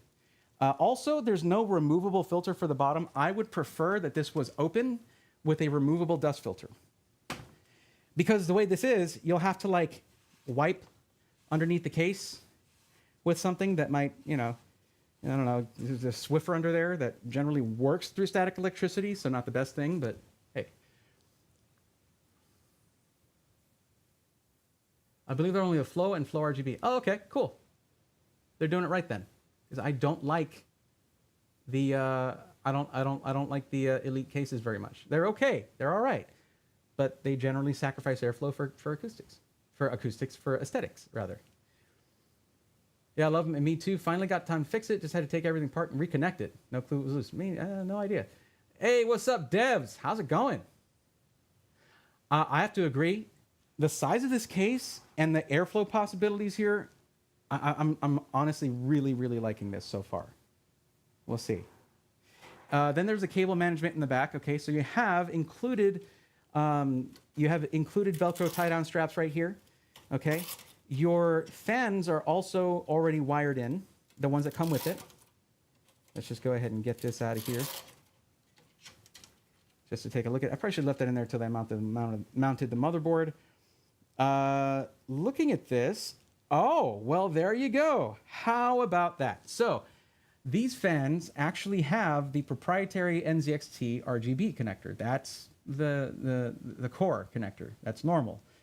But this includes a 3-way adapter to your standard 3-pin RGB.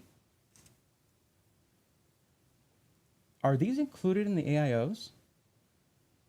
If these are included in the AIOs and I just overlooked that, I'm going to kick myself for unjustly criticizing NZXT, because I'm definitely down to criticize a company, but it needs to be justified. I tend to fly off the handle and stuff like that.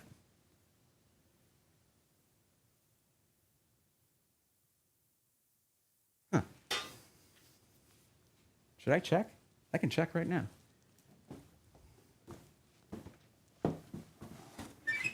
That has a nice sound.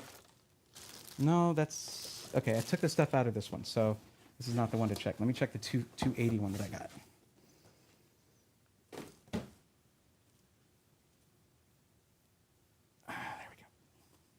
Just make sure this doesn't fall. I had a nice little wall of NZXT boxes here, but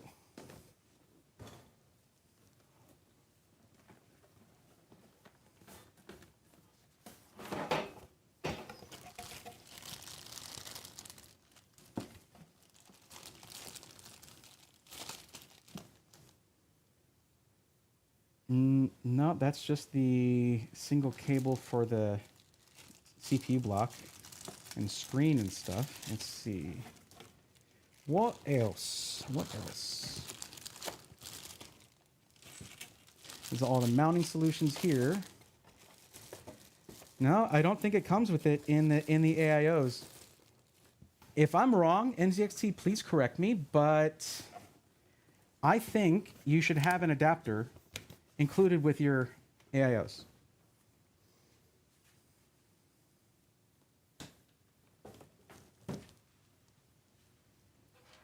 Especially because here it is. You got it right here. It's already a thing. And then, of course, we have our front panel connectors. I should leave this connected while I'm like moving the case around. But yeah, let me do that. Let me just leave this one connected at least. Then I can tie the fan cables down again. I really just wanted to see if there was an adapter included, and yeah, there certainly is. Also, I should screw this in right here. There we go.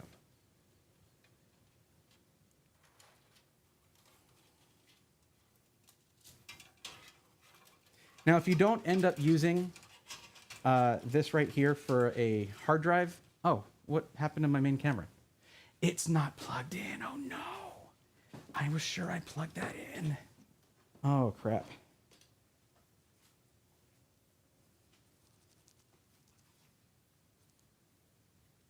Okay, well, we might have to go without for just a bit. I do have a fast charger for this, but like it needs to charge up a little bit. That was stupid on my part.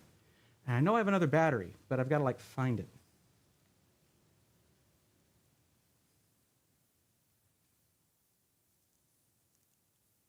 Wow, that was dumb. Okay. There's breathtakingly dumb. That's all right. We can work with this by doing this. I got this. Don't worry, guys. Don't you worry. Do this. And then we'll just go over here.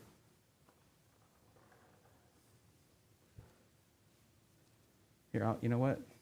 Let me get this chair. Bring that up onto the table.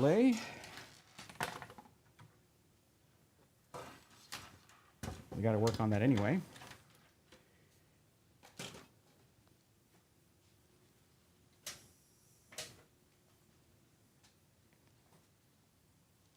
So we can talk about the case with this camera here, my trusty old ZV-E10. Now here, I can't sit down actually, that won't work. Maybe it will. Hey, focus on me. There we go. Okay. Now what was I saying? Let's talk about front panel I/O.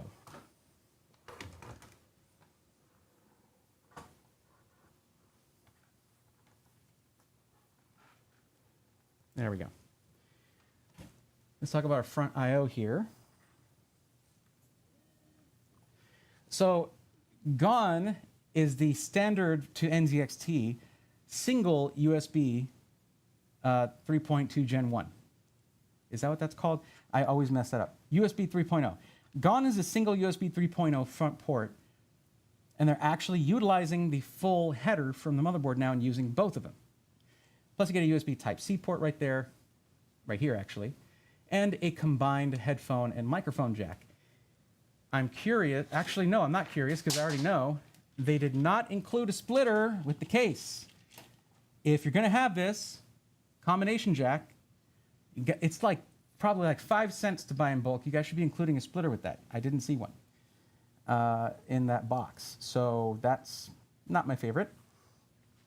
Now looking at the back of the case here, look at how much opening there is here. It's just completely open for airflow.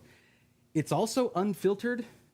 So like setting this for intake or something, you'd want to go on Amazon and buy like a 120 millimeter magnetic filter, which you can do, by the way. They do exist on Amazon for very cheap. And just plop that on there. You could set that as intake if you want.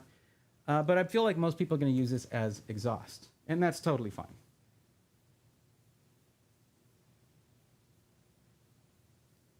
Yeah, Richard, there's a non-RGB version of the case. Let me get actually one thing really quick. Have an even faster charger. Let's do that. And I may have a battery fully charged in my camera bag. If I do, we are golden. I just need to double check that.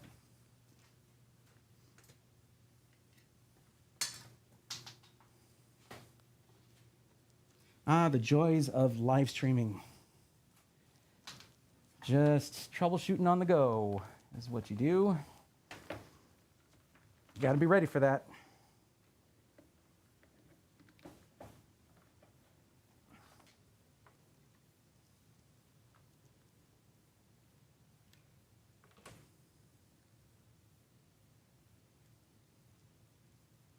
Okay, that's charging right there.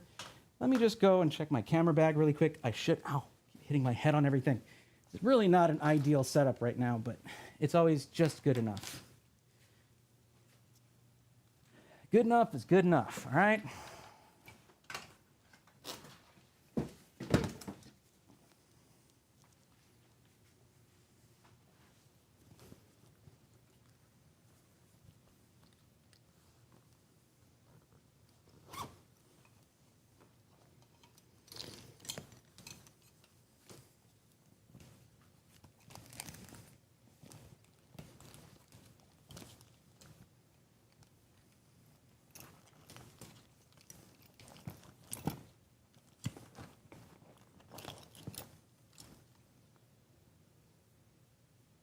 No, it ain't in there. Rip.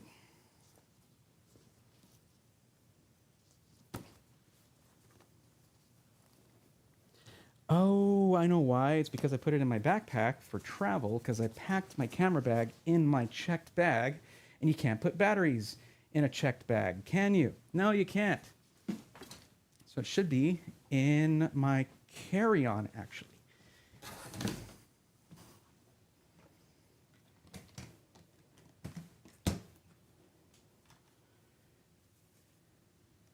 There's a charger for it. There it is. We got it. Sweet. This thing should be charged up, and we're back in business. Sorry, but that was like hurting my back to like lean over like that to try and talk to this camera. And I liked the position of it, so I didn't really want to change it. There we go.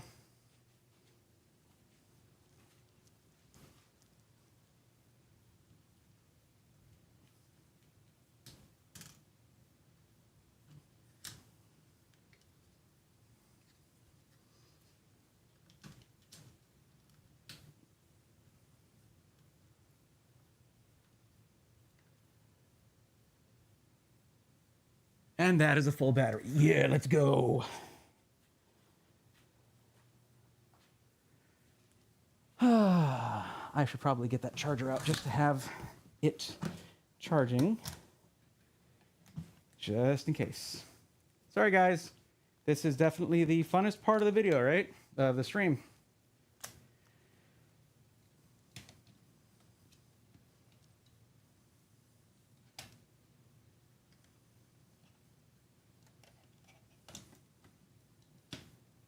There we go.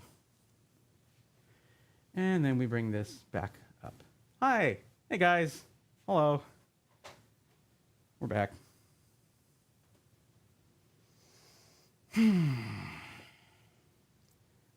Was just looking at the NZXT website. I had no idea NZXT made motherboards.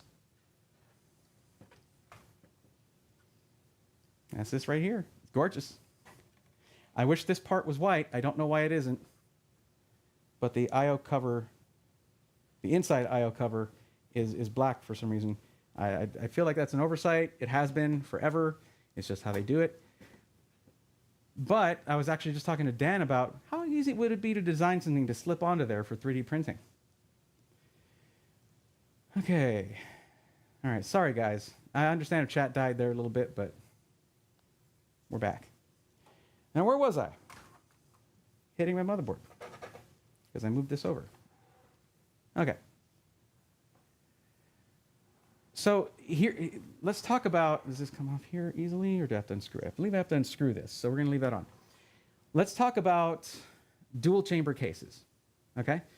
Dual chamber cases, you usually have this part just flat coming out here with the, and generally I recommend intake for these fans on the side, and they're just pushing air directly this way. In fact, we'll go to a top-down camera for this. Let's do that.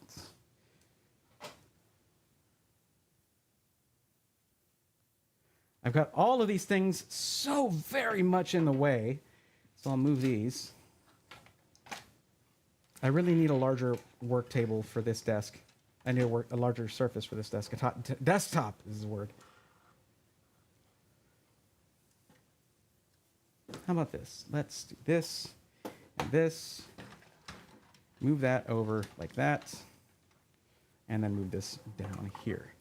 So normally your fans are oriented just like this, and they're blowing air directly this way, right into the glass. It gets to blow around and puff around a bit, and then eventually your exhaust will draw it upwards, right? As the air heats up, there you go.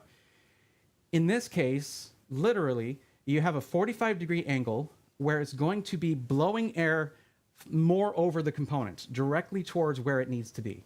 I think that's awesome. There's even some on the bottom here for this bottom fan that's going to go right to the GPU, in addition to the 2 fans you'll have on the bottom for GPU cooling. So now I haven't tested any of that yet. I don't know if it's going to be beneficial to have those on the bottom. I actually, much like with the, it was other logistical issues with the, scheduling issues with the H70 Touch, where I had to just do a stream instead of a dedicated video. For this one, I got it just before release, like a couple of days before release, like 3 days ago. So I wasn't able to do a dedicated video for it. I haven't really been able to do testing for it. That's what we're doing here.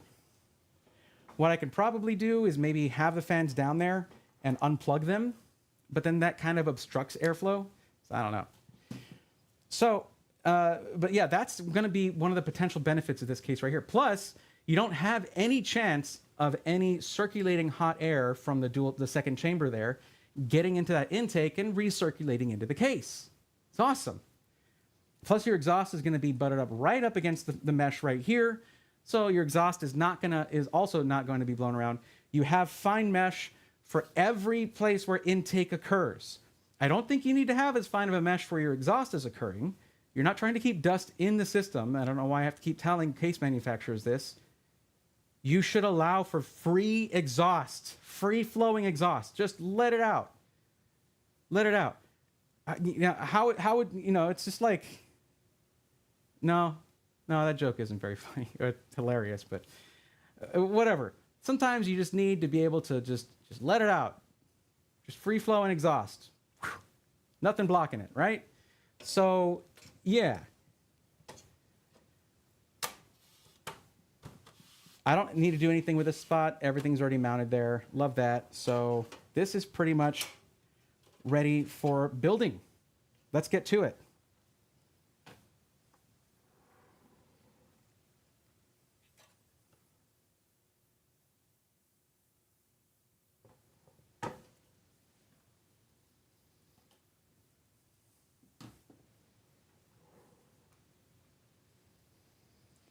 So first I need to remove the bracket from the Y70 Touch that I have on here. Let's go ahead and do that. I will say, NZXT, I get the price point you were going for here. It is nice to be able to get, this is a very premium feeling case. Like I have not felt any part of this that feels super cheap. Not yet anyway, we'll see. But I will say that it would have been cool to have a removable bracket for the top, for the radiator. But I understand that these are the kind of things that add cost. I also will say I would rather you guys had not used the ultra cheap styrofoam that is literally the worst for the environment, can withstand basically one impact, and the packaging is of course only rated for impacts when it's empty. If you fill this full of PC parts, the package is going to be too heavy for that box, meaning that NZXT, I believe, does double box all of their pre-built, so it shouldn't be a problem. But like that, a lot of people are just going to transport their PCs in the box that the case came in, which is what I actually recommend, because I normally recommend that anyway, because it's like, hey, it's designed for that case. And it's nicer to see things like closed cell foam that keeps its shape, that can withstand multiple impacts. Better, you know, it's not that much better for the environment, but it is at least more reusable. So I think NZXT, considering the, I'm going to speed this up, considering the single-use plastics, the, you know, like screw the landfills, styrofoam, all of that, I think NZXT needs to work on their environmental aspect a bit, the environmental impact, because there's no effort being made here. Zero effort into minimizing their environmental impact with this case. And considering they're in California, that's super surprising.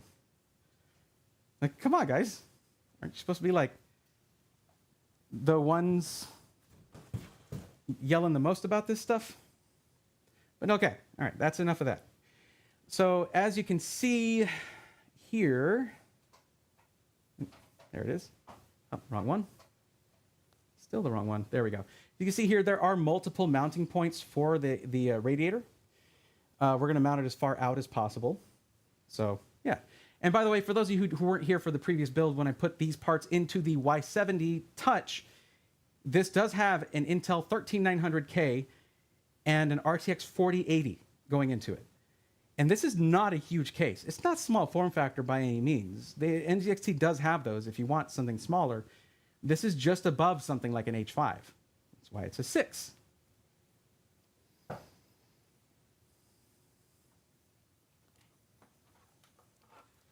So we got all these cables here. We're going to go ahead and set our motherboard in there first.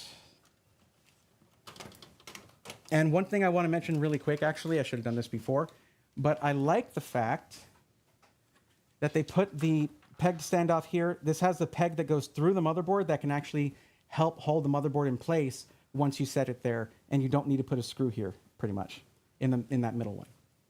But the other 8 screws are there. The other 8 standoffs are pre-installed, which is nice. There we go. Nice and easy.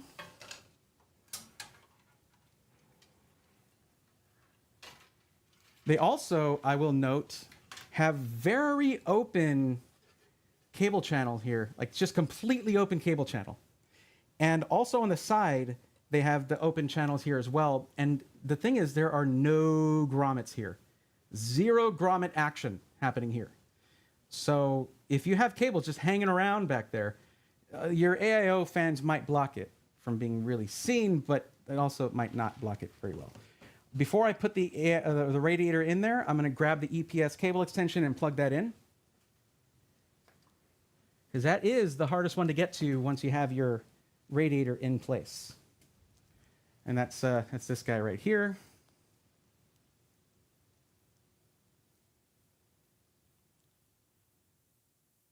You really need to only use combs for like the very last bit of it, because you don't see much of this cable. Unless you intentionally show it off. That's right, it was this way here, then like that. And you want to make sure that these click into place. That goes out to you too, SIs. And builders for said SIs. I should honestly put the screws in for the motherboard, but it's held in so securely with that one peg, like I'm like not too worried about it. I'm more worried about the radiator flopping around. And this is not wanting to click over.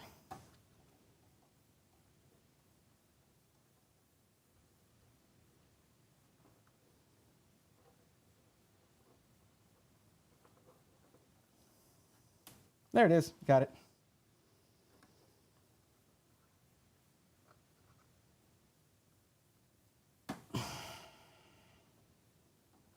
Okay. Nice to do that before you mount your radiator. Trust me on that. Just trust me on that.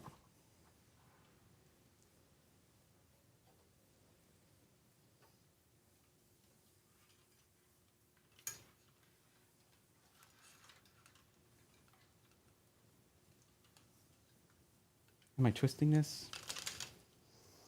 I wonder if I should actually go this way. I typically go this way. But then I'd have to remove all the fans and redo all that. No thanks. And yes, you can run these fan cables through the top. You don't need to run them like through this cable channel here. There's an opening here to do that. I'm going to go ahead and run those now.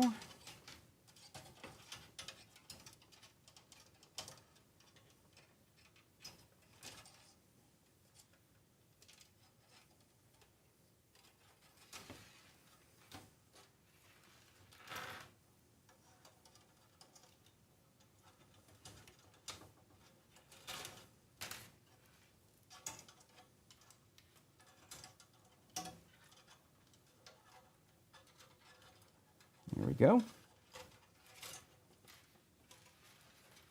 And then we can kind of just pull these as we lower this down. And then we'll just want to put in a couple screws to hold that in place. And that's where that's going to go.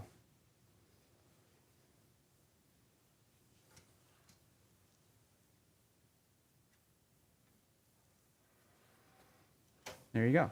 So I have these cables going through the top cable channels here, and they're going to go right down, right there. And yeah, I'm just going to connect it to these right here, to that row right there. I don't think I can do this while holding it up. Sorry about that. Like at this angle where you can see it. Maybe I can. Maybe I can. Let's see just how good the magnet is on this LTT screwdriver, even though I'm using a longer bit. Let's just see. I'll even go hard mode and use the camera to sort of like help me aim. Well, no, I won't. I'm not going to do that because I don't need to.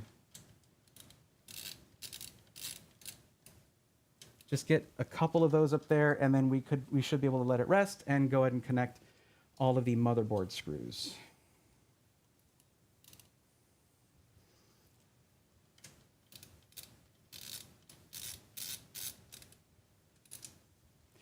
Now, it's funny because I was giving HYTE a hard time for this, but NZXT did the exact same thing. But this is like their pure whiteout case, right? But all of the screws are black. Every screw is black.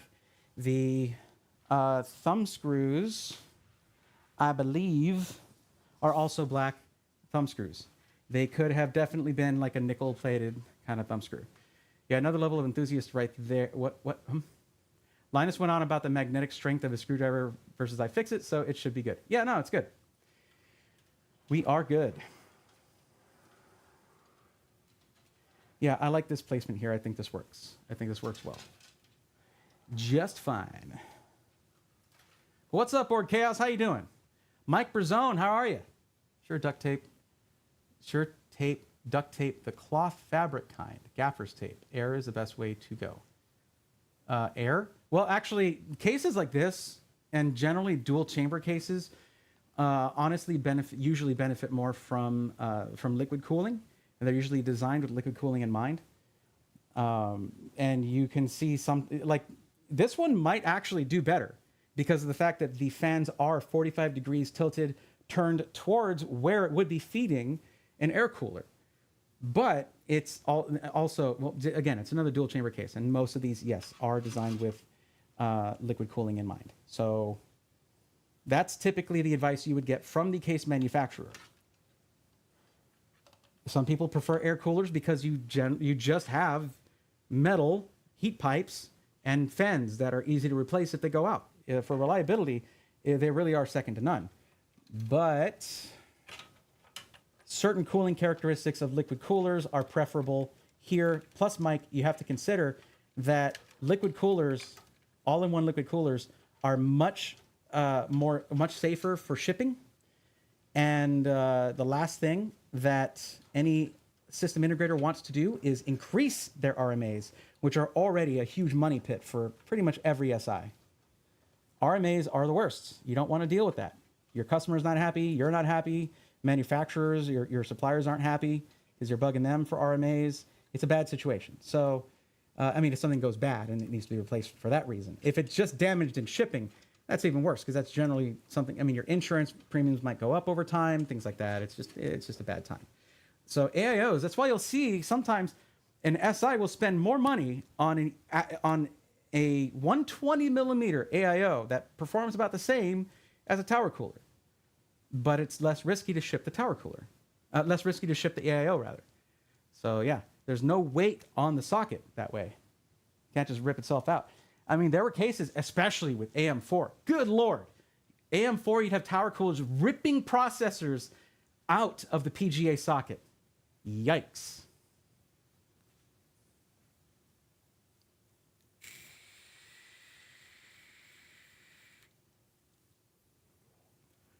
Well, I mean, or chaos, yeah. There are just some that are worse than others. I'm not a fan of 120s anyway. But I'm observing that it's something that you would see. And sometimes it's not very clear that something's going to cause a bunch of RMAs until they're happening. So let's mount our motherboard here with all them screws, and then we can move on.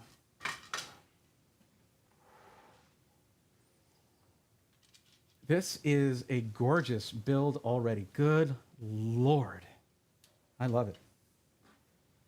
This motherboard was like meant for this case. It really was. The white is perfectly matching, which won't be the same for every white case, because you're going to have like ivory white, you'll have snow white, an icy kind of white, a little more blue in it, that kind of thing. So yeah.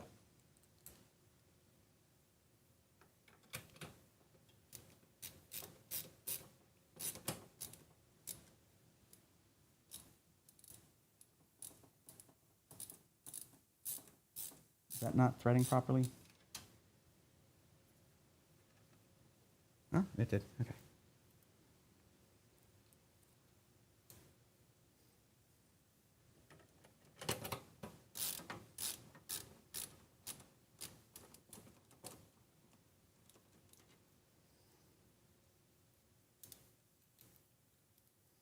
The Braithorn case spinner, more durable and higher quality than LTD screwdriver in many diverse applications. Yeah, look, guys, here's my thing, and you see me struggle with this when I've been doing these. I've been thinking that I would love to have my own branded Lazy Susan, okay? And what it would have would be a brake that you can flip up and click down on the edge of it, so that when you're trying to screw something in sideways there, it won't spin. It spins only when you want it to. Wouldn't that be sick? I need to make that. Does talking about it on a live stream count for creating a patent? Oops.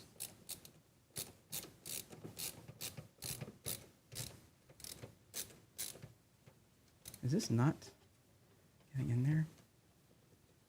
There's something with these. No? I don't think it likes these screws.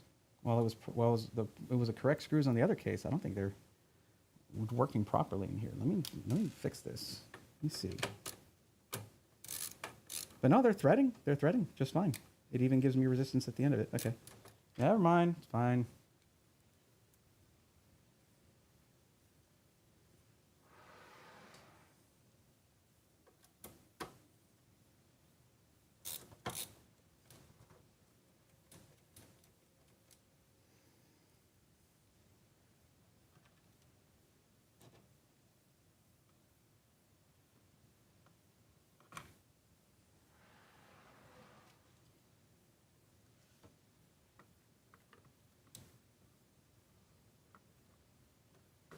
Oh boy, it does not like that EPS connector there. What option do I have here? Let's see. Probably, let me see if I have a large enough Phillips on this skinnier.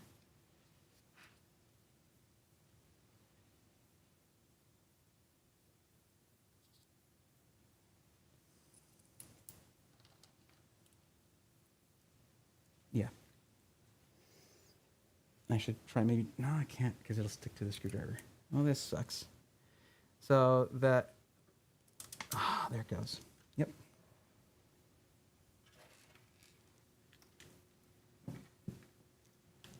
So that EPS cable is like a little too wide to where I can't get the screw in there.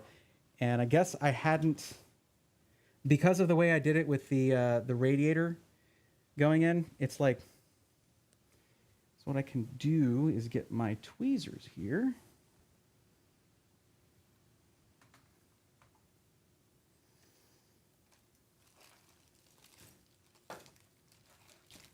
I know I have them. I just saw them earlier. That's not it. Basically, place the screw and then use the thinner screwdriver to get that in there. Here we go.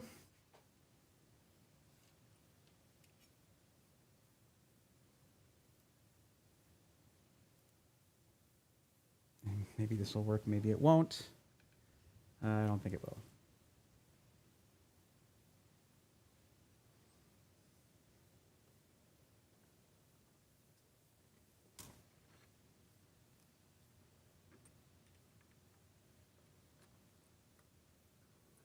Oh, good. Just enough magnetism to pull it out.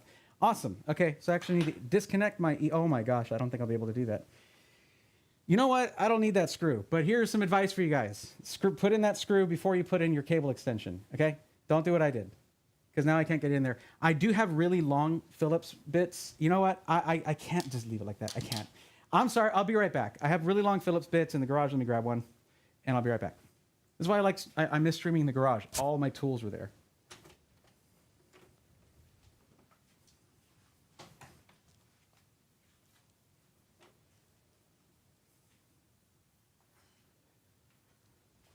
Just mute the mic in case it gets any kind of static from traveling away from the wireless receiver.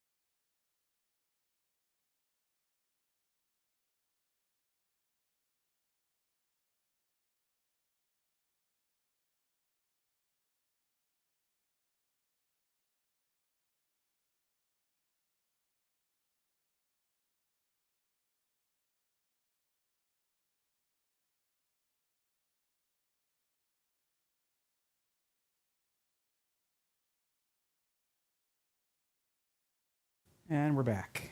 Okay. Let's just use this guy. How's that? Is that good? I think that's good. Won't be very magnetized, but we'll give it a try. This sucks.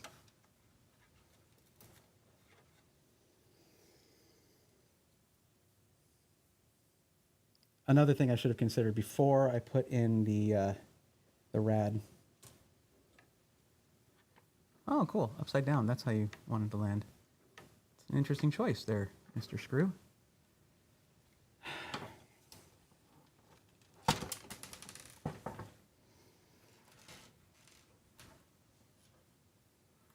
Well, it's not going in, I guess. I gave it my best, guys. I did my best.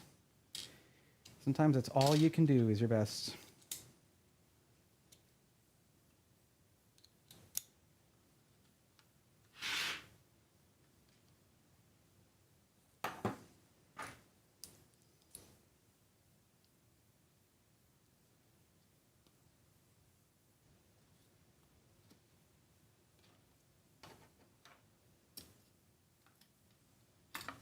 Sure, that can go in there.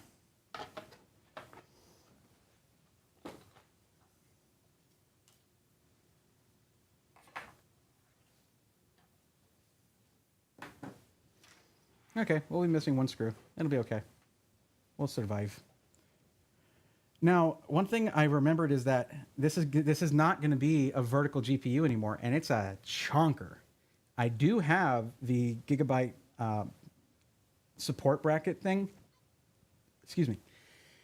I'd have to uninstall it from where it is now. I think I'll leave it as is for. We'll let it have some sag, and if it's egregious, then we'll install it. How about that? Okay, so that's barely hanging on. That was a great idea, Bray. I'm not. I'm still sad about that one screw that won't go in. So I wasn't really thinking, but yeah, I should have just put the rest of these while it's still laying down on its side. This is fine.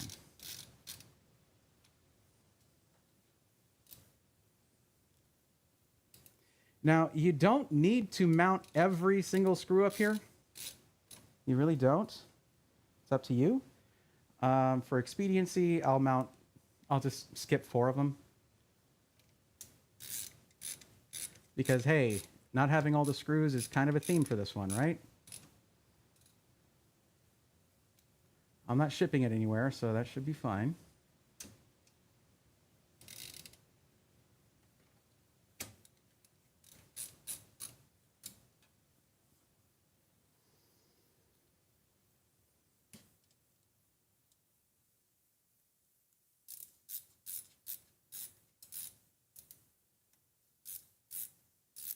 Really? You're not gonna try, or what? There we go.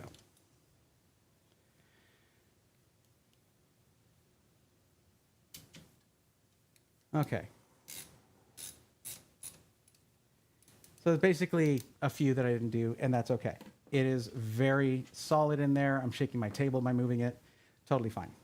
Then we have our cables up here. They'll all come down into this opening here. I'll check on that top panel, see if there are any of those same supports that can cut into them or put pressure on them. But if we look here, there is cable management for all your fan cables, your power supply cables, all of that. You can put your controllers in here if you want.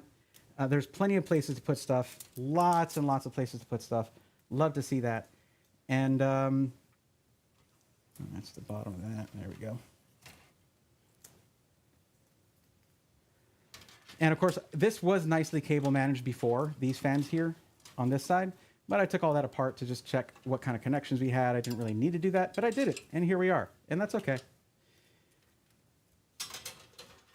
So what we'll do, I can have my EPS connector go up here this way.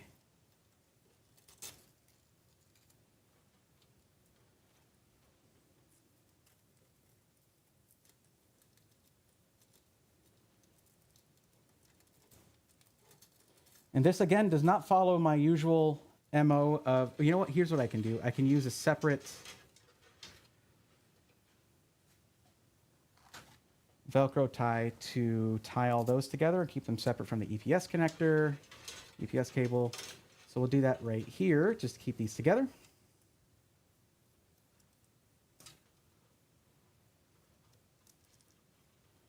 It's funny because at LTX, the gift bags for creators were randomized. I mean, it's like you get a random bottle, water bottle, and some Velcro straps. There's nothing extravagant.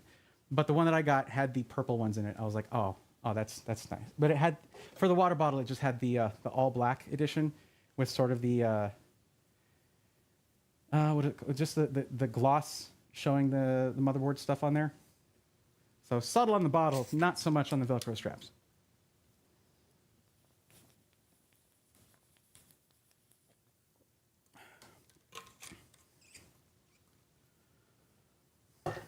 I suppose you could just use a rubber doorstop wedge. Yeah. Definitely would not mind Lord of Lazy Susan. Just needs a good RGB on it, right?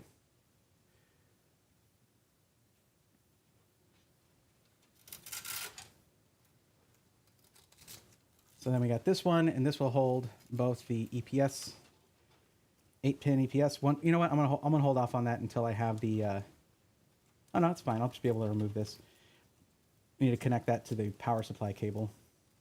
So the next thing that's going to go in here, actually, is the power... Well, you know what? No, let's do the bottom fans.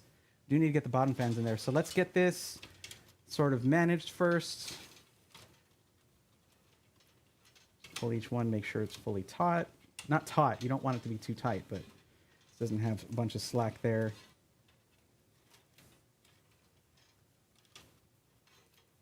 There we go.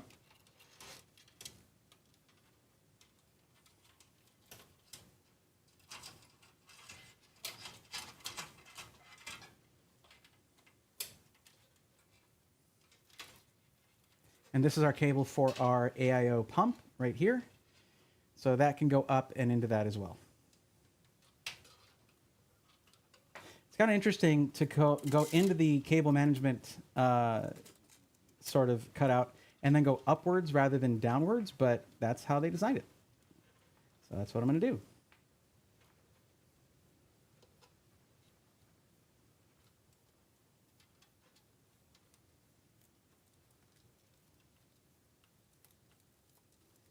So you can see I'm taking cable management a bit more seriously on this go than I did on the Y70 Touch, because this one's a more permanent build.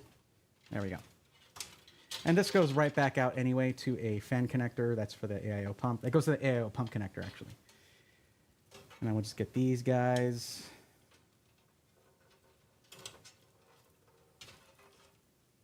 Let's just tuck this all right here and get our bottom fans mounted on. I will say another good thing about this case is that the feet have nice depth to them. You actually have some pretty sizable feet here to give you good opening for air intake. That doesn't mean you can put it on carpet. PC off the floor, all right? Do not put this on the floor. Because though your power supply is getting its airflow from the side panel here, you're still getting airflow to your GPU from these fans right here, and they need air. I need to lay this actually on its side again. Actually, I didn't really need to. Yeah, I need to flip this way, and all the cables are going to come out. Whoop. Okay, let me grab those two new 140 mil fans. Raw air. Where's my knife? I also need to hook up the rear exhaust fan as well.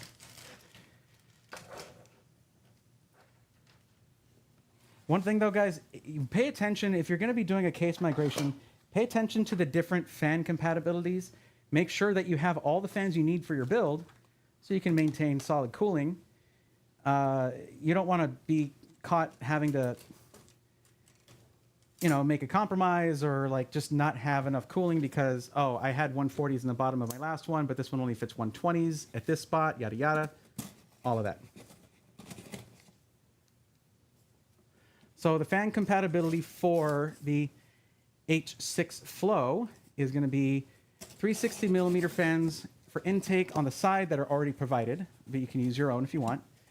Then you have mounting for a 360 millimeter, so basically 3 120s on the side already provided, or you can bring your own.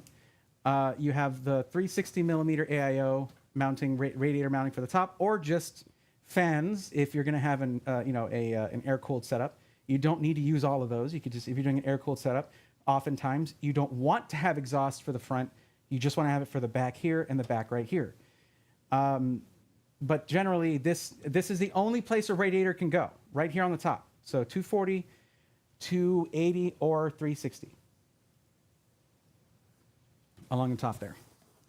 And I would generally, though people may prefer otherwise, I would generally recommend you go liquid cooling for any dual chamber case like this. Unless it is specifically designed for air cooling, I haven't really seen any like that.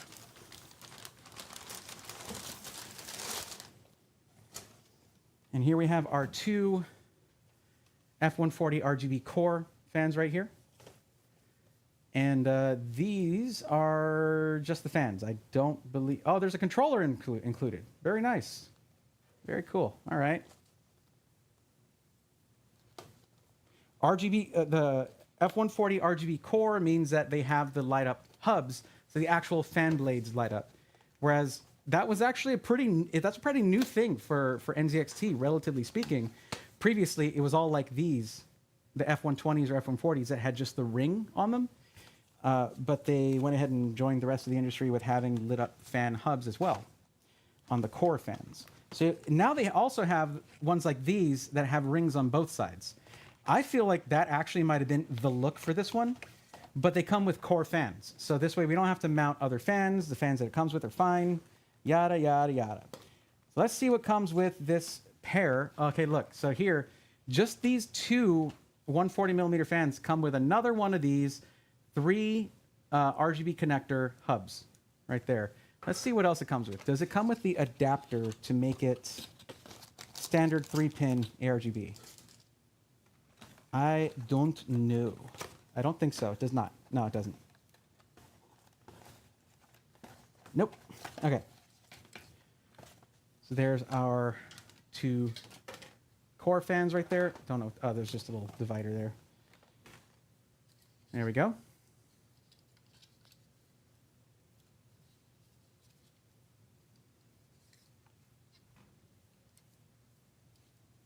If you're going to use side cutters to cut twist ties, just be very careful with it, please. Don't score your cable jackets, and definitely not the copper. Don't want to do that. Inadvisable. So use the very tips of your side cutters, flush cutters, whatever you like to call them. Sometimes just sitting here untwisting twisty ties is kind of annoying, and that's a bit hypocritical of me, considering I was talking about single-use plastics, but I basically just have 2 shorter twist ties, and I do tend to reuse twist ties. Sometimes having too long of a twist tie can be a pain in the butt too, but not as much of one, because then you just kind of tuck it away. Be careful when you're sort of unraveling these. Some of these will tend to get sort of a kink in them like that. You see how there's a loop there? Don't just pull that. You can damage your cables, your wires, the wires internally. Some of them really want to be in that loop like that, and you have to like unwind it like this.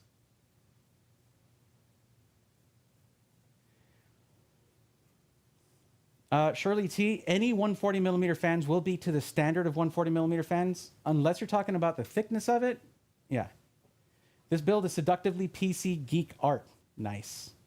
Already looks nice in there. The open grooves for cables is a nice feature. It is, because then you can just like tug them whichever way they need to go. You need to find a good, let me see. That is issue poorly threaded. The brass insulator or whatever it is should accommodate. I am unaware this is common. Gotcha. Delrin or nylon plugs would be the best, better than any fastener should. Anthony Ramuno Baron, thank you for the trophy. Appreciate that. LTT water bottle needs one of those GN logos. Looking at Twitch chat now. Wow, I guess. Maybe. Dan says, UFD Tech stopped in my town to charge the truck on their way back from LTX, and I got 2 LTT water bottles. That's awesome. I'm glad you got to meet the team. Those guys are great.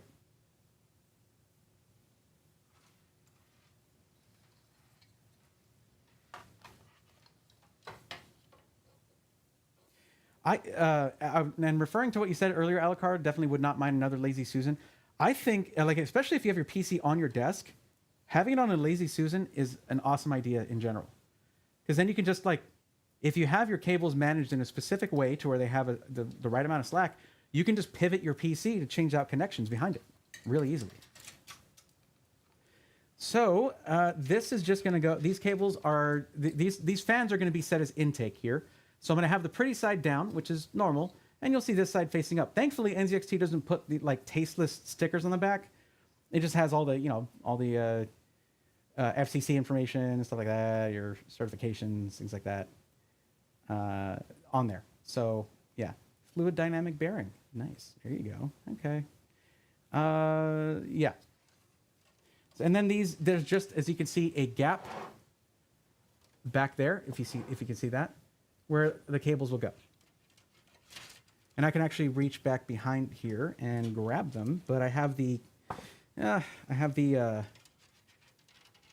case, the front panel headers in the way there. But remember to mount this to where the cables are going towards the back. Now I can actually run this through the front part here if I want to, but this comes out to this side, so I'm going to go ahead and run it through this part here. Just keep them all together. Why not?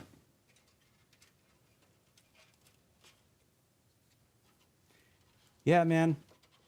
Meeting Brett was like one of the best things that happened last year. He was absolutely a joy to hang around with, and we actually ended up hanging out for a few hours at TwitchCon last year, and that was pretty much because of Roby. Roby just like, he was like, dude, I super want to hang out, but I have to go up on stage for the Intel thing. Here, do you like UFD Tech? And then he just like dragged me over there, and I was like, yes, I do, of course.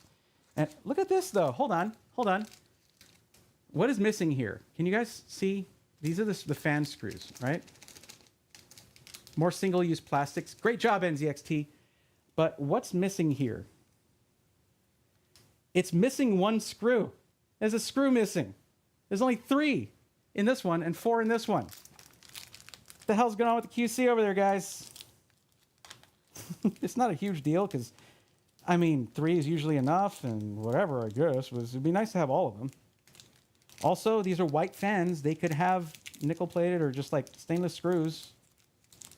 They would be more expensive, I guess, but like not by a lot. So yeah, I've got 7 screws for these 8 mounting holes. That's cool. Good thing with the case, I got this where I'm going to need to just remove 1 screw. Oh, wow, these are interesting. Very interesting fan screws with like really fat heads on them there. Very interesting. Here we go. This one right here. So I just need 1 screw out of this, and there's like a full complement of like 16 in there. So they're just going to be like waiting to fall out. That's great. I might actually, for the bottom fans, use these over here. These, let me take one out so I can show you why I think they're interesting.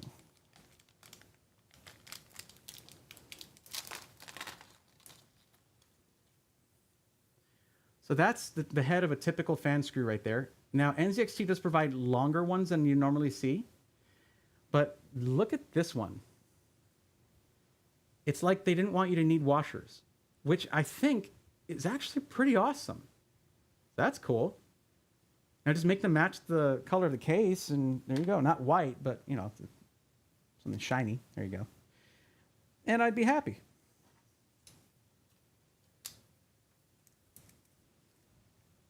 But this like perfectly matches the anti-vibration grommets that are on the bottom here. Oh, perfectly, yeah. So there's these grommets you guys can kind of see. See in the bottom, the rings there where the screws go? Those are anti-vibration, right? So they actually, the heads of these screws are actually the exact width of those. So it's not going to like cut it. It's not going to dig into it or cut it or whatever. It's going to get perfectly even pressure all around.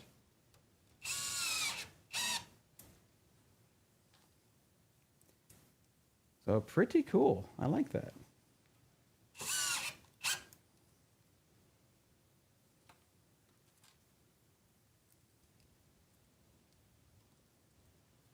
This just goes to show you guys have heard me, like, even though the case, motherboard, well, I bought that AIO, but they did provide me with a 280. I just wanted to put a 360 in this one and the previous build, so I bought one. And then fans and power supply, all provided by NZXT. Does that stop me from criticizing them? Hell no. And I don't think they would have it any other way. They want me to be me. Unless they don't. But that's what I'm going to be, so... I don't know. It seems like they're just like, yeah, dude, you know, let us know what you think. The thing about it is, who do you want? Like, you want feedback from people who do this for a living, right? So I feel like that's actually something that I provide. It's a value that I bring to the table for companies that send me stuff. I've been professionally complaining about stuff for years now. So, hey, there you go. It's a marketable skill, I guess. Oh, those fit very, very nicely, though. Okay.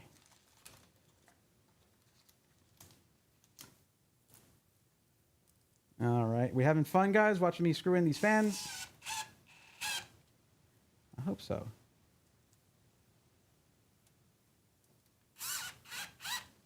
I've been wondering if I should be playing music on these and just recording that to a separate channel, or not recording it at all, having it on a channel that only you guys can hear. That doesn't. I'm not recording, am I? Oh well, the recording's on YouTube. Whatever. And recording YouTube gets a pretty high quality recording too. I on this PC I never set up OBS to automatically record when I start, and that's when I start streaming, and that's really dumb. I should be doing that. You get the highest quality local recording for edited videos later on. That's generally what you want to do. And I forgot to do. I even made space on the drive that it records to, just to make sure it wouldn't run out of space, because I knew this was going to be a long stream. Let's just get this guy out to get even pressure across all of these.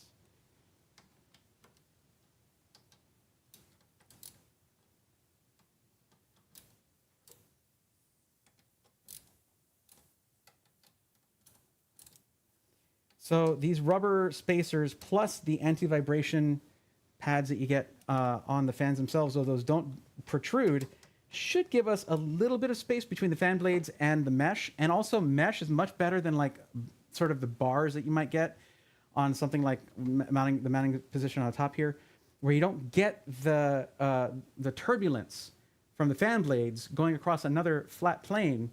It's just going past, it's just mesh right there. So getting dangerous. Now just get all the screws in a custom purple color with purple RGB going on.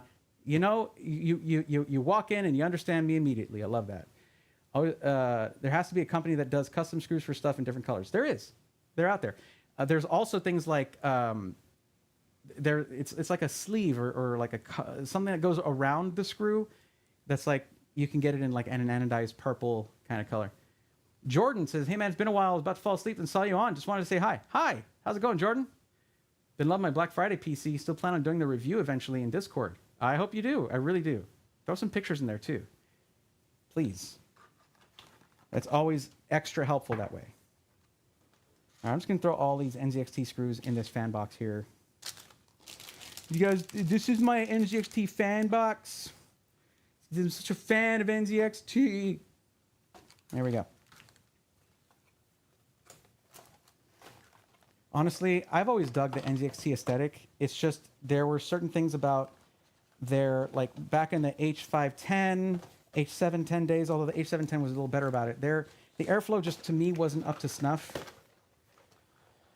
Well, actually, I need those screws. I need to put in the rear exhaust fan. 1 second.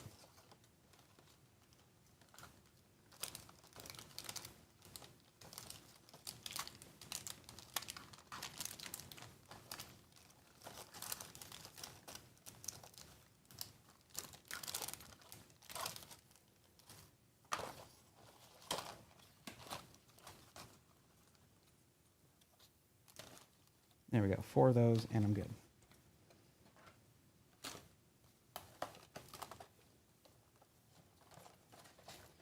Yeah, I wasn't too keen on the airflow restrictions in the H510. Once they started coming out with the H510 Flow, I was like, oh, all right. So they're good. They're good. Like many months, in fact, like the first year that I did SI Weekly, I was just dunking on NZXT and the airflow. And it was, the thing is, they were like, when I finally spoke with NZXT, they were like, yeah, dude, that's fine. Like, we brought the memes first. Like, that was us. We started with the memes, and, you know, you guys just continued with it. So I think I want this to be, yeah, like this. Okay. Even though it's not at the top like that, it won't show at all if I do it this way.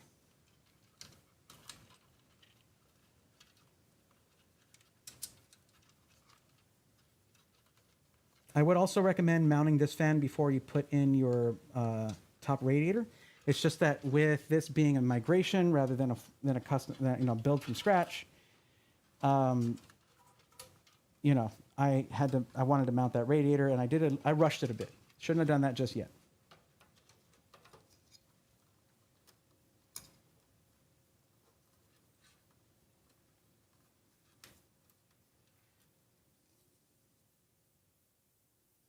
Guess I'll center that.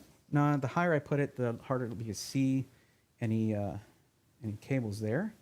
Plus, it'll be a little bit better for any rising heat. Let's just make sure we have that. There we go.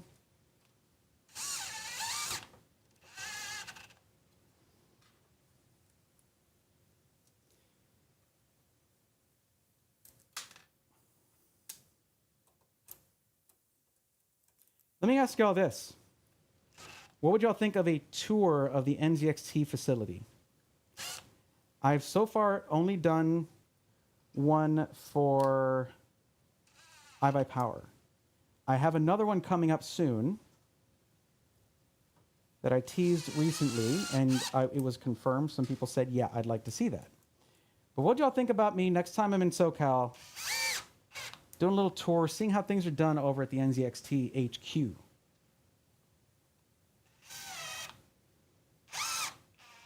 Here's the thing. There are two companies that come to mind that do that do things the way that NZXT does. There's NZXT and Corsair, where they manufacture some components, and they're an SI as well. So that's not very common. And I mean, yes, you can get pre-builts from Acer and Asus and them, but they don't really focus on that side of the business, and they don't do it like an SI. They do it more like an OEM, even though the parts are standard ATX. They use proprietary cases, all of that stuff, whereas NZXT uses their cases and Corsair uses their cases, right? So to me, that presents a unique opportunity to take a look at a parts manufacturer and take a look at an SI all in one fell swoop. It's not Ironside. Always remember this: elite equals no airflow. Okay, so I that's pretty much the point of what I had said before. I like the way I said it. That NZXT does you the favor of letting you know which of their cases have bad airflow. They put the word elite in the name. But that's the thing. That's the episode where I said that. That's where they contacted me. After I said that, like that's a slam dunk. Like that's a sick burn. I love it. But to be fair, even when Gamers Nexus was testing the H7 Elite, they were like, this is getting good temps. They maxed out the fan speeds to do this, but the temps are okay. We would just prefer the H7 Flow. So there you go. It's not the worst anymore, basically. It's not a guarantee of bad airflow anymore. There you go. It was still funny. It's hilarious. Come on.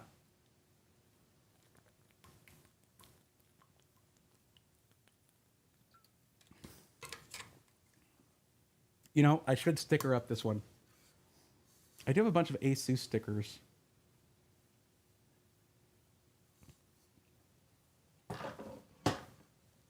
I think Asus stickers would be funnier on like a Jace 2 cents water bottle. Does he make a water bottle? I don't know. So this is the thing that I'm not a big fan of. Remember how I was saying like, oh, there's not going to be as much noise here because it's not going across any like horizontal rails, like flat rails. That's good, but considering they stuck to only 140s on the bottom, they could have made this open with a removable filter. There is nothing keeping this, like on the Y70 Touch and the Y60, and I think the Y40, I'm not sure. My big gripe was that in order to remove the removable cleanable filter, you have to like lay the PC on its side. That's bad design, in my opinion. With this, you still have to like get under there to clean it. This, for convenience sake, for ergonomics, should be a removable filter. That's what I think. I do think this is better, though, than having a removable filter where you have to lay it on its side. This, you can sort of tilt it up, wipe under it, and then you're clean. There you go, because it's just a perforated mesh here. The Y70 Touch had a lot of fan noise coming from those bottom fans because it had multiple. It was like this. It was like you get on the top here, because you could mount two 140s or three 120s. So you had all that fan noise of intake fan blades passing right by these, just, and that's where you get turbulence. They could have spaced that out a bit better. But if you're just limiting it to one size of fan, like in this case, you can just have the single mounting points and just have it be completely open with a fine structured mesh filter that you can remove easily and clean. case manufacturers, you guys need to make maintenance easy. Okay? Like, I think this is a fantastic case design. But this was lazy. This was just lazy. It's like, oh, we're using that mesh everywhere. Let's just use it down there. Why? You had the chance to have the best bottom intake. You had the shot. You had the opportunity. You didn't capture it. You let it slip. I will continue to gripe about this until it stops happening. All right? I will be the squeaky wheel to help all of you get greased. I mean that in a positive, like a good way. You know, the squeaky wheel gets the grease. Okay, let's just stop right now, Brie. Let's move on. Okay, so.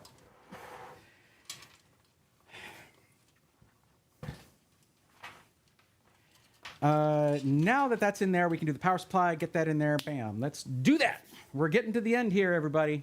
Kind of, maybe. I've been building PCs for a very long time, okay? Well over 20 years, maybe 25 years at this point. And when I was doing a case swap, not that long ago, we were doing it as a video. It was the one I did with Blastin.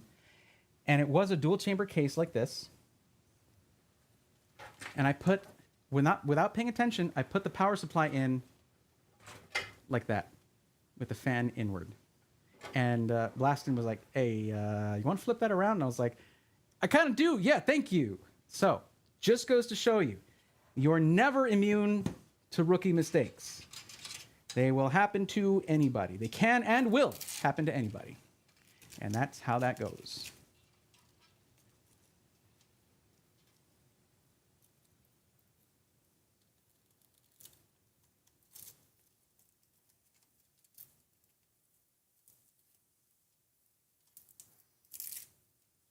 How many fans did I say I was putting in here? So it's 6.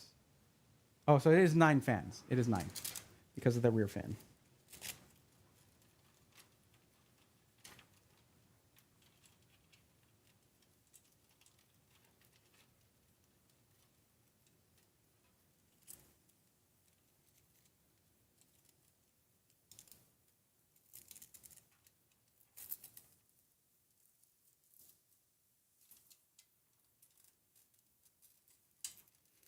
Oh boy, that wasn't very well done, was it? Okay, let's switch to our side camera here so I can start doing the power supply.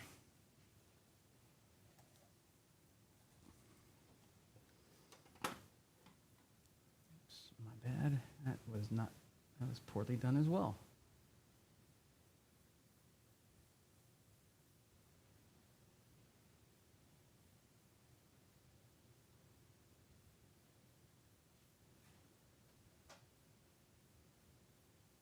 There we go. I actually don't know if that camera is working anymore. Let me see. It is. Yay. Neat. Just the screen is off because it doesn't like to show the screen when I have HDMI plugged in. Okay. So yeah, this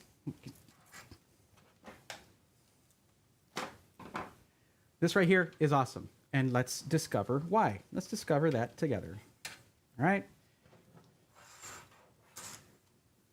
Fan out. There we go.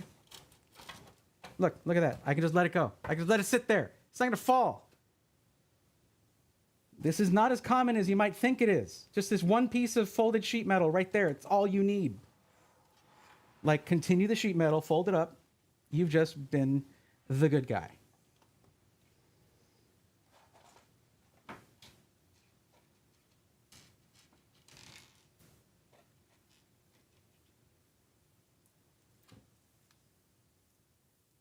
You just become the good guy, I should say. It didn't really make sense otherwise.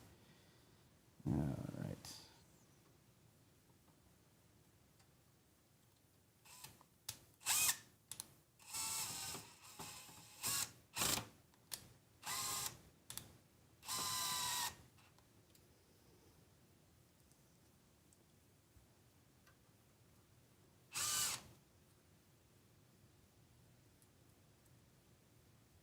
want to thread for a minute there, but we got it. And I'm just not torquing it all the way. I'll just use the hand screwdriver for that. Just get even all the way around. It's not as sensitive as something else, like a motherboard PCB or something, but still, we're doing it this way.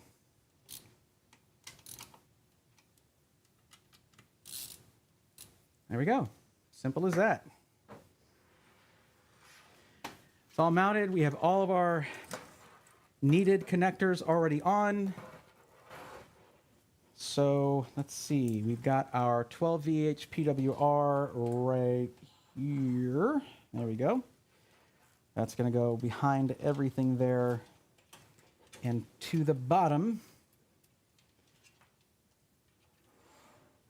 Actually, I think I want to have it come around the side here. No. No, the bottom is fine.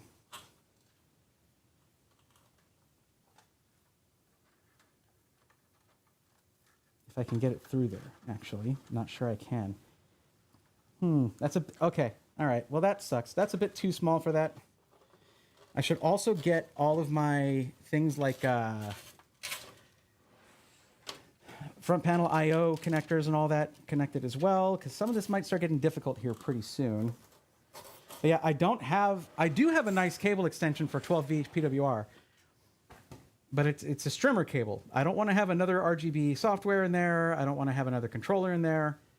But I could totally go strimmer cables in this. I have both, the 12VH PWR and it's the 8 LED one, which is awesome, or 12 or 6. It's like 6, whatever. Yeah. NZXT should do some reverse fans for cases like these and include them by default, like the Monarch Sky 2.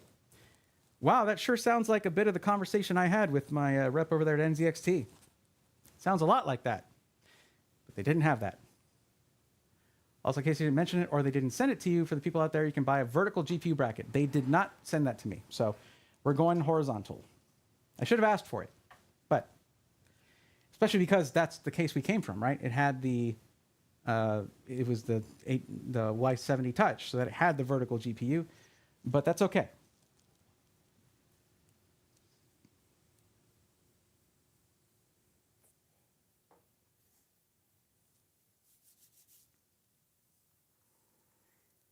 Should I go with the strimmer cables?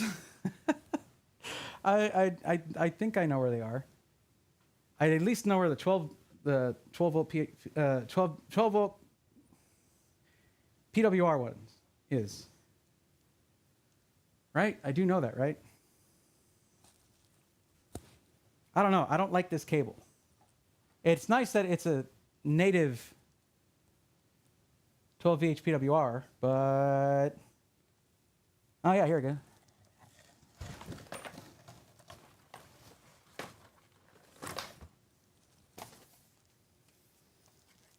Got it right here. I could at least do it just for that cable, but then it might be weird not to do the 24 pin. I don't know. Okay, well, the cable's going to be hidden for the most part. Well, no, it's not. Not in this one. Oh, that's right. So I have yeah, it's going to be hidden for the most part. I don't think we need to worry about it. Let's not worry about it. Because I have the 180-degree adapter for it. So that's okay. Like this, one of these. And it's not the cable mod one where like the V1.0 was a problem, at least on the cables it was, and then the V1.1 I don't have. I wouldn't mind it, but I don't have it. And I wasn't going to be able to get it in time. So, okay, let's get our other cables in. We have our 24 pin right here.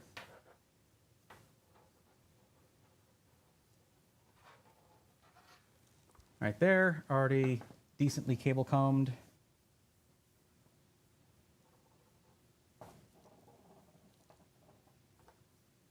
Just like that.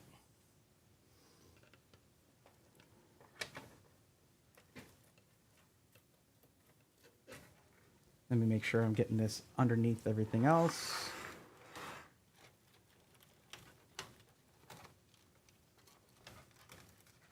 Like behind everything else. There we go. So I can just manage that down and it's nice and out of the way. Oh, I lost my side light here. That's why it was kind of dark. Sorry, guys.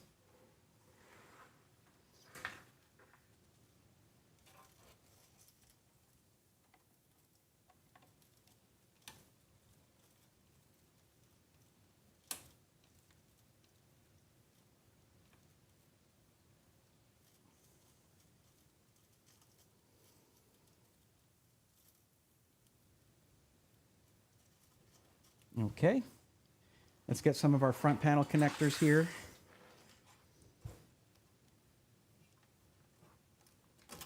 Get those cables done up.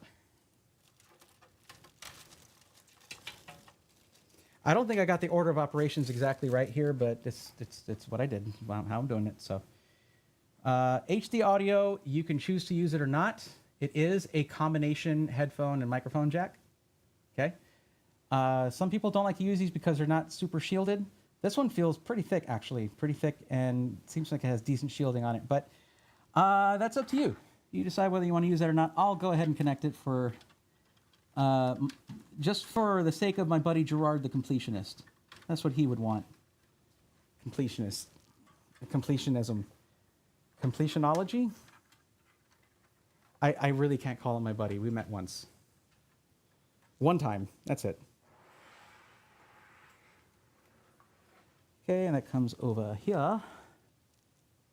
He was super nice, though. Really just the absolute teddy bear you think he would be. Just welcoming, super nice to a random person who is not a big YouTube star or whatever. Okay, there we go. Let's get our other connectors going.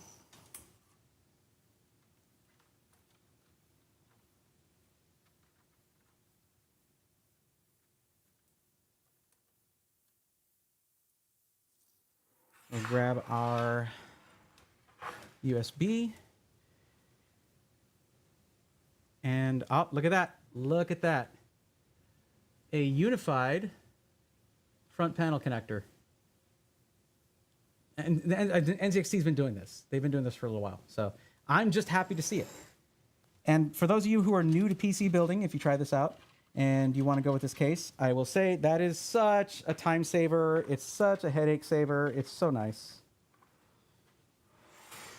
The separated connectors, it's been pretty standardized for quite a while now. They need to just be a thing of the past. A much hated, long gone, easily forgotten, well, not really, you can't really forget something that gave you that many headaches. Thing of the past is what it needs to be. Now, it has this, by the way, the cable opening at the bottom is just like at the top. It's just open all the way. Love that.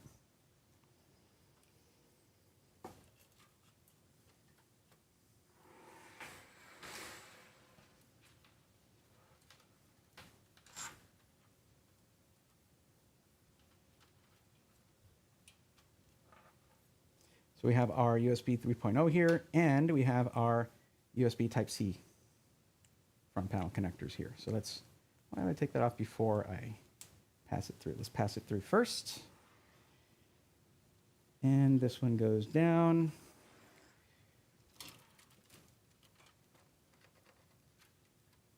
And this one can go up.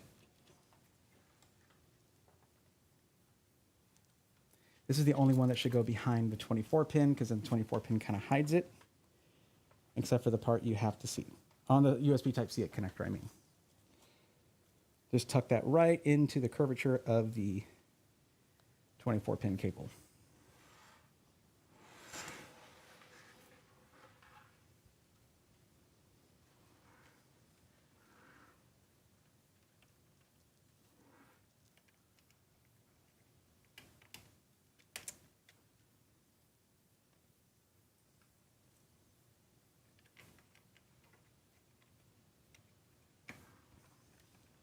Okay, there's our USB 3.0, and here is our Type-C.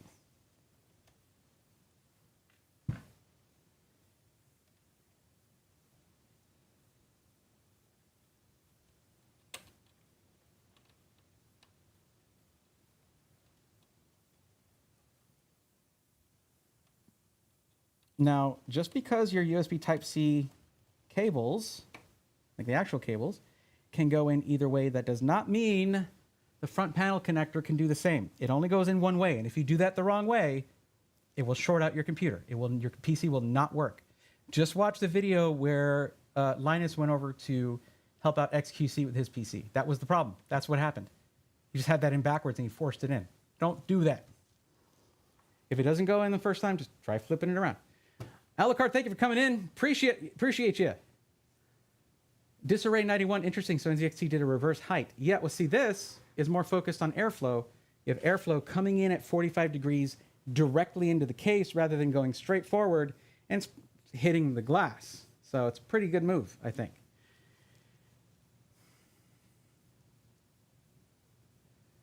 I have reverse fans on the bottom of my LAN cool to mesh, but they honestly don't help GPU temps much at all, mostly just aesthetic. Yep. Otherwise, the power switch LED and HDD LED plug are polarized, so you may pay attention to the positive and negative of the front panel header. Yep. Interesting. This reminds me of something in between the Fantex NV7 and HYTE Y60. Right. Well, they did go with just a straight corner here for the glass. Yeah. Blazewind, what's up? How's it going? That was you asking that question. How are you? Exactly my point. It's interesting. Yeah, I like it. We hate single connectors. Yes, we do. What's up, Works? How's it going? Black Mamba, would you go for the H6 or H9? I want to fit a 10-inch action figure in there. Go for the H9. It's more internal volume.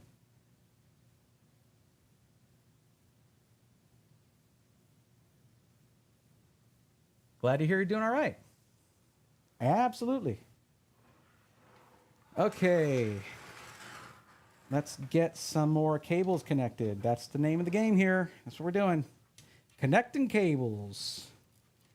So I'm just going to direct let me get these out, these fan connectors to the bottom fans. Get these out of the way, just out here. And this is the way I kind of recommend you do it to help you not cross the streams on your cable management, is just have them all laid out like this. And then you can sort of sort them. Okay, these are all my RGB connectors. These are all my fan PWM connectors, yada, yada, yada. It just helps you sort through all that so that when you tie everything together, you can tie together the ones that match each other. So if you got to troubleshoot your RGB, you're not taking apart your, PSU power cables, your modular cables there just to troubleshoot some RGB, because you have those managed separately. So now I'm connecting the 24 pin here. Can't forget that, can we? There we go. And for those who are just joining, yes, my hands shake. I just have tremors. No heart problems, nothing like that. I have essential tremors. Look it up. But I do appreciate the concern that I get pretty consistently about that. It's just an idiosyncrasy of me. Don't you worry.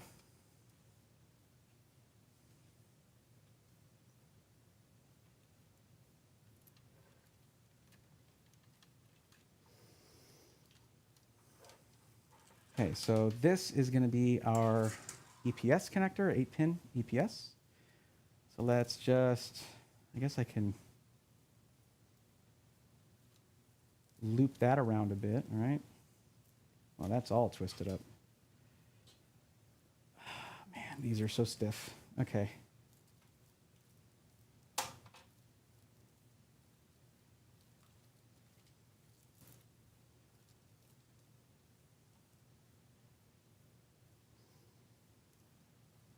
Now, I'm not actually going to tie this up just yet. I have it twisted the way I would want to so that I don't have to struggle with it later on when I actually do intend to affix it in some way or another.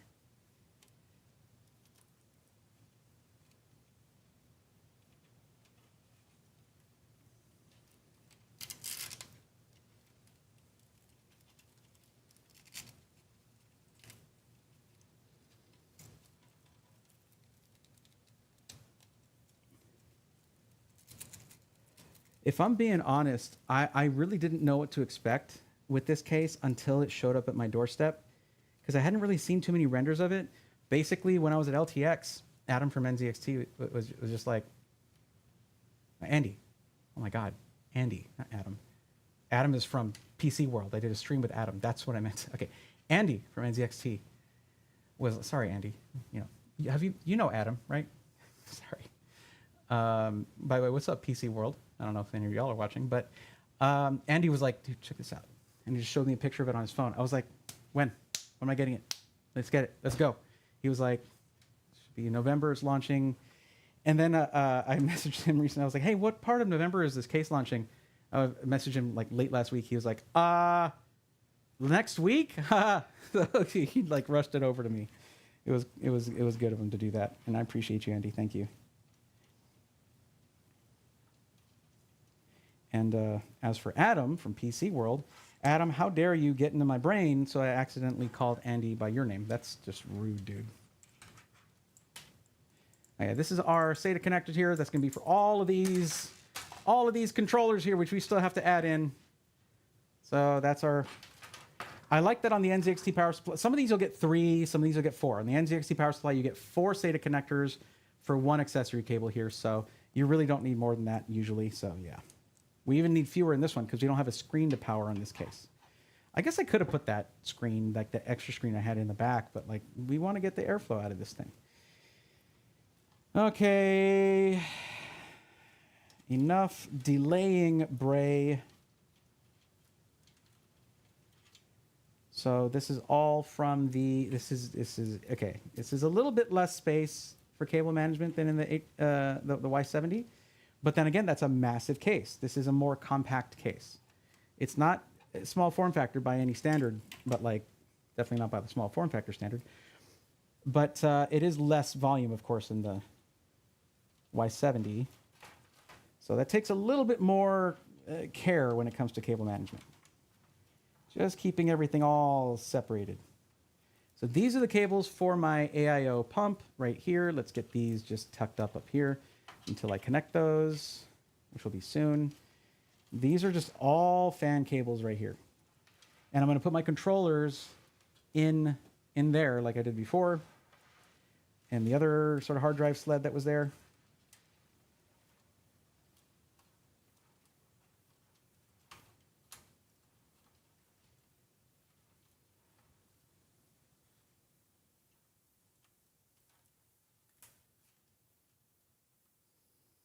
Let's get these actually out from under these front panel connectors. So I'm saying don't cross the streams, keep them separate. There we go. Those are our bottom fans right there. This would be a great time to have my zip ties that have labels on them, but I'm not about to sit here. See, the thing is, when I do cable management, I will sit there for like 3 hours just doing cable management, okay? I don't have time to do that on here. And I'm not, like, that's the thing. I was humbled, deeply humbled, when I tried to do some PC builds on site, where like compared to Roby, I'm a slug. I'm a snail when it comes to doing this, because he builds PCs nearly like 5 days a week. Like 5 days a week. And I was like, yeah, man, I'll handle a couple of those for the giveaway we were doing for QuakeCon and all that. And he would come by like, hey, you done with those yet? And he never shamed me for it. Bless that man. He was never like, dude, you're taking forever. Like, I have chronic fatigue syndrome. I get very focused in what I'm doing as well.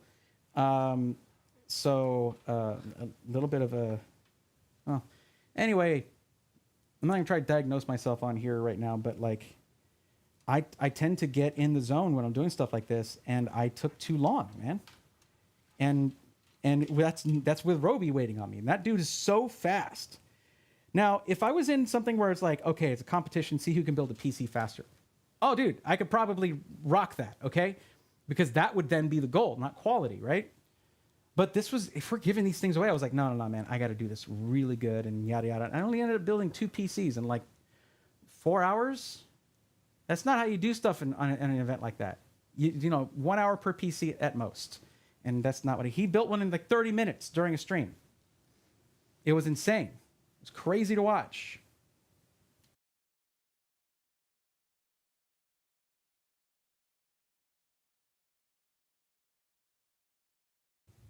And the man truly is, he's a machine.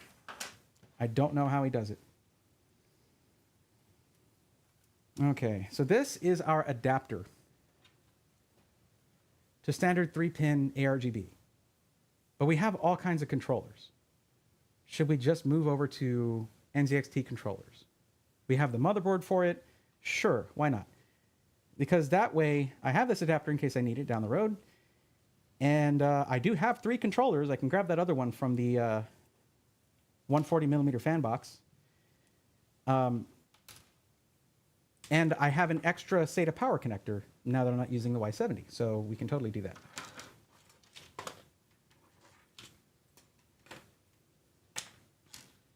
Oh, the only thing yeah. No, I even have the USB I need because I have 2 splitters and 2 USB headers on the board. So this is perfect. So one hub, 2 hub. That's the adapter right there. It is a pretty nice adapter. Like if you look at this, there's 3 different lengths for the RGB connectors. For like a 360 millimeter AIO or something like that. Yeah, pretty nice. But the RGB cables are standard length, I think, so it's not really a necessary thing.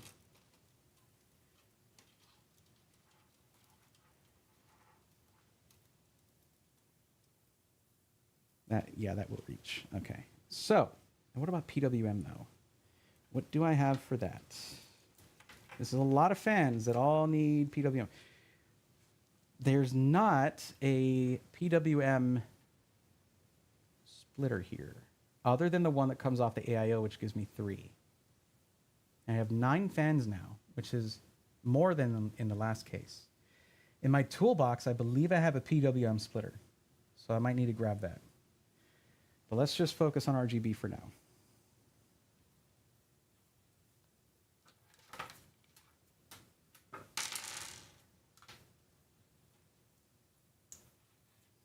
Okay, 1. I'm not counting them all out. Okay, don't worry.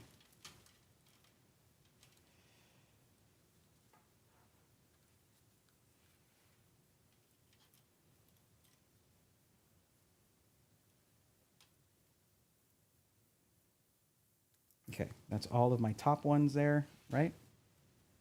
Yes. They should all be on 1. There we go. Getting hungry. And I have my traditional post-stream Whataburger here. It made me sad to hear that. Who was it that in the very beginning of the stream said that they were getting rid of Whataburger? They were putting blacklisting it, because that makes me sad. Getting Dangerous coming in with a tier 1 sub. Thank you very much. I appreciate that. To DBZ Warrior, an OG for sure. I appreciate that. Thank you. Probably about to hop in the game soon, but out of curiosity, you're going to be playing the new RoboCop game. I don't think so. I actually need to play one specific game that hasn't come out yet. I can't mention what it is, but it's something I have a special project coming up for.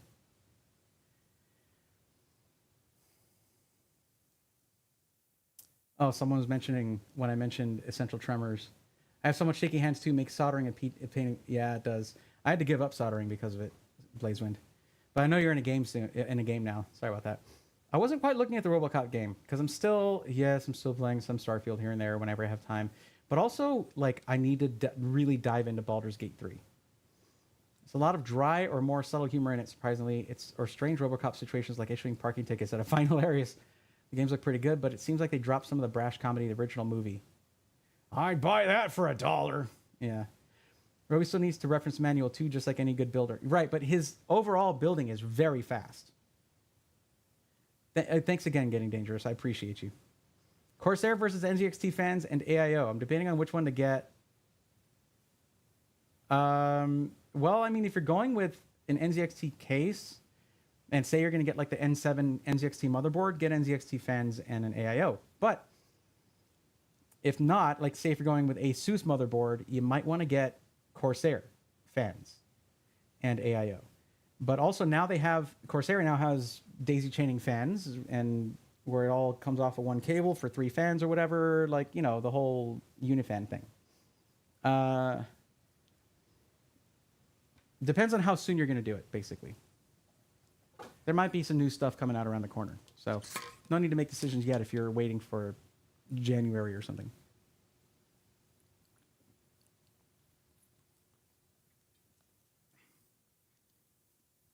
I appreciate the craft and the hobby. Awesome. Happy to hear that. Thank you. The funny thing is, my primary content is my YouTube channel. Let's go to my main cam. And on my YouTube channel, there we go. I'm more focused on helping people with pre-builds. But the great thing about that is there is no better gateway to DIY than pre-builds. In fact, it's the gateway most of us took. Especially if you, in particular, started with a gateway PC. There you go. It was an actual gateway. But I like to take my DIY experience and apply that towards evaluating pre-builds for that market, because they just don't have enough content. Not at all. Oh, like Black Friday-ish? Oh yeah, you'll have to decide sooner then. iCube Link is very nice, but the fans are like $50 each, so you'll spend a bit more for it. However, it will be easier to cable manage than traditional Corsair fans. Yep. I mean, that's the Corsair tax. There's always the Corsair tax. Okay, among you, who among you is like me and basically like religiously watches every Jay's 2 cents video? He recently had a video where he covered the Asia Horse Matrix 360 fans. He's like, look at this thing. I just discovered these on Amazon.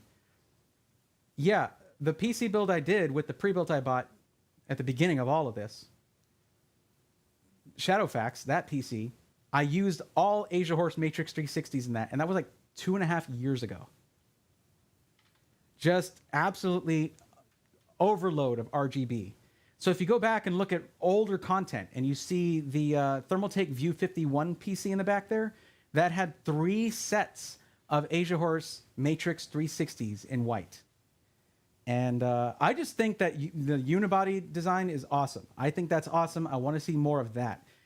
Because, like, yeah, linkable fans are great. It's modular and all that, but you're paying a lot for that technology to go click and then unclick. How often are you actually going to do that? And how many people just go with a 360? Like this has 360 on the side, 360 on the top. To me, the unibody design makes actually more sense than the interlinking, like pogo pins and magnets and contact pads and all that is expensive. It adds cost. So that's the thing, is those Matrix 360s were out for a long time, and Cooler Master had their own version of that as well. And it's the same cable management wise. Okay, so I got 3 of these, right? I got this one already done up right there. There we go. And those are the shortest cables, so that needed to go there. I'll put that in last. Love the magnets on those, by the way. Love to see that. Let's get the bottom fans on one and then the side fans on another. I mean, honestly, I could just use the adapter and use a 3-pin RGB, 3-pin ARGB adapter. I probably should just do that. But I've got the hubs. Let's hub it up.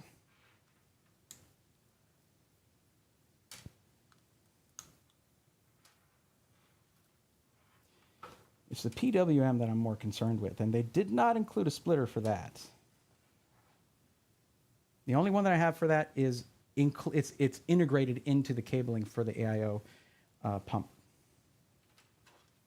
Okay, so there's this one here. Now I got my side ones here. There we go. So there's one RGB. Yes, RGB cable management. That's what you guys are here for, right? That's the fun part. Did I miss a top fan somehow? I guess I put one of the side fans in this one.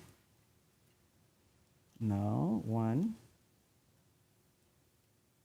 2. Oh. No, that's it. Oh, it's one of the rear. It's a rear fan. That's right. There's a rear fan as well. Derp. Okay, so I do need that. All right.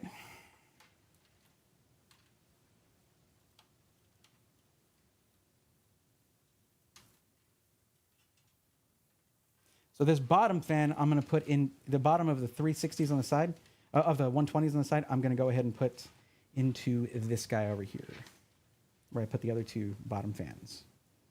There we go.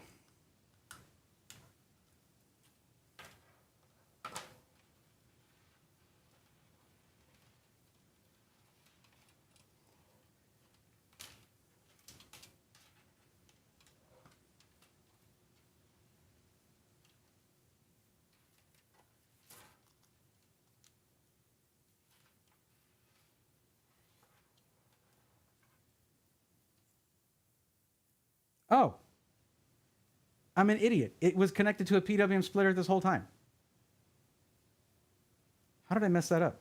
How did I not see that? It's right here. It's like right there. Like I just needed to fiddle with it just like for a second longer. And I'd been like, oh, we've already got a splitter. I'm good. Don't need to go grab one. Wow. I am tired and hungry. That's what that is. I really need to make sure I eat before these, but I don't. And that's the end of that statement. I don't have anything else to say there. I just don't do that. Okay. That is all the RGB, all connected up.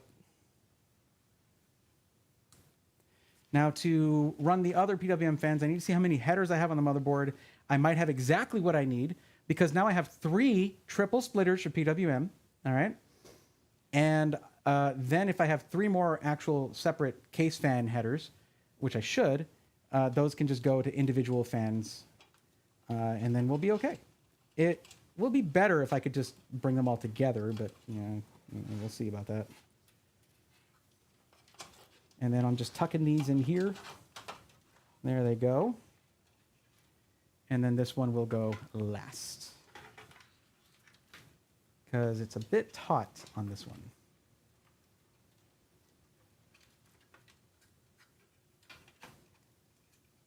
It doesn't look like it right now, but once I tie these down on the side, it's going to be pretty close to it.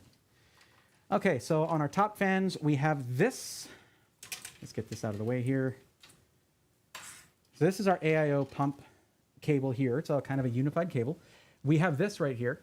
This is a 3-way PWM header that's controlled by the AIO.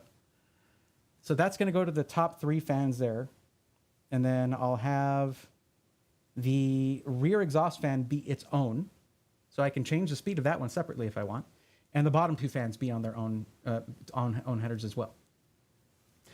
TTYE5454 says, hey, hi Braithorn, hope you're feeling better. The snow officially left here in Colorado, so I'm going back to soak up this nice 60 degrees. That sounds lovely.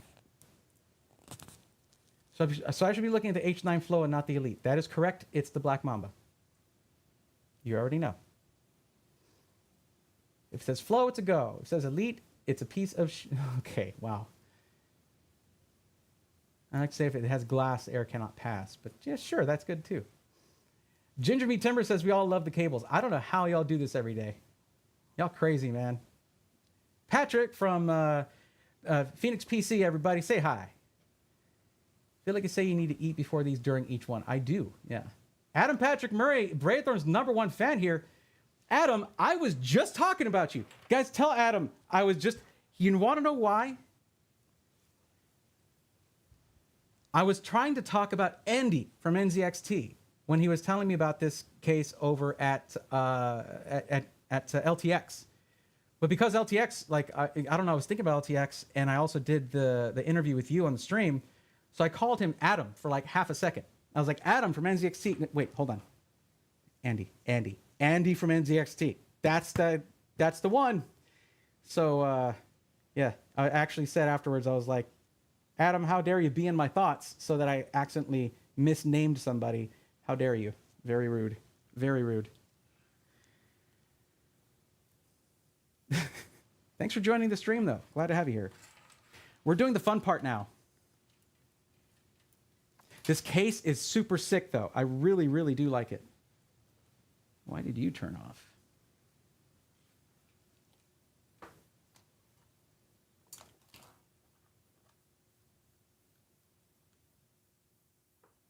Probably just needed a little charge there.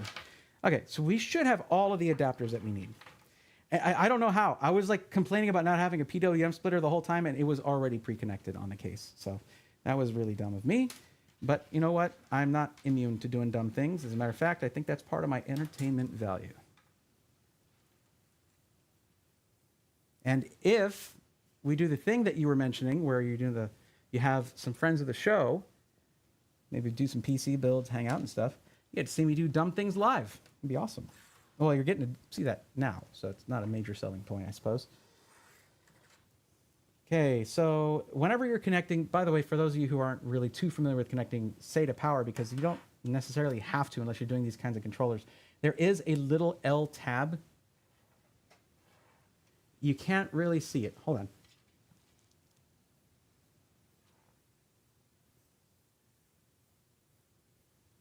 There we go.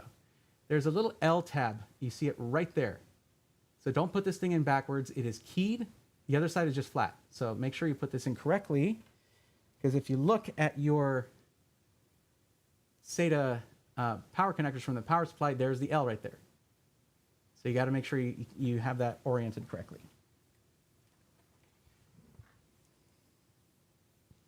And there we go. I did not have it oriented correctly. There we go. We are totally connecting up all of these things here.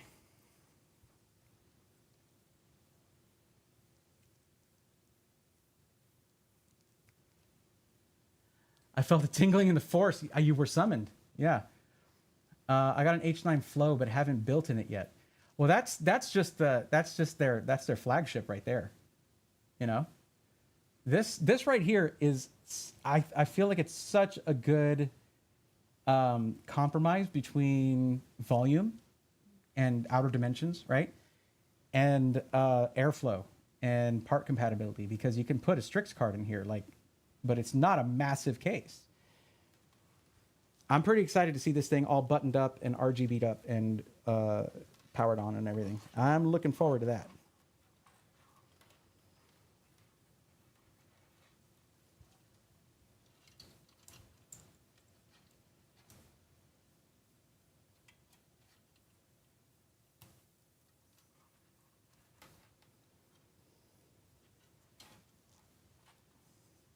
Okay, so I need to do this. I have some that are shorter.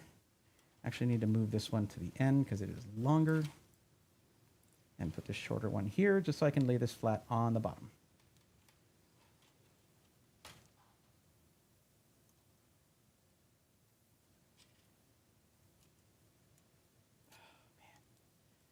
I just want these to just hover away from me while I'm doing this. Just hover away, out of the way.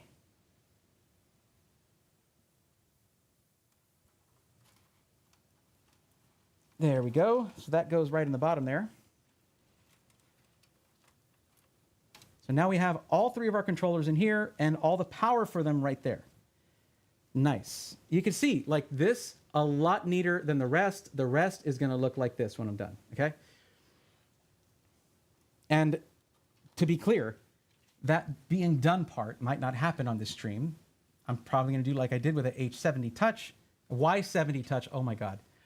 I'm misnaming everything tonight. With the Y70 Touch, I did extra cable management after the fact. Can it fit a 360 millimeter AIO? You mean like this guy right here? Oh yeah, look at that. Now, you cannot put a radiator, oops, I'm hitting my head-worn microphone there. You cannot put a radiator on the intake there. So for custom loops, this is not the case, because all you'd be able to have is the top rad, because the bottom fans,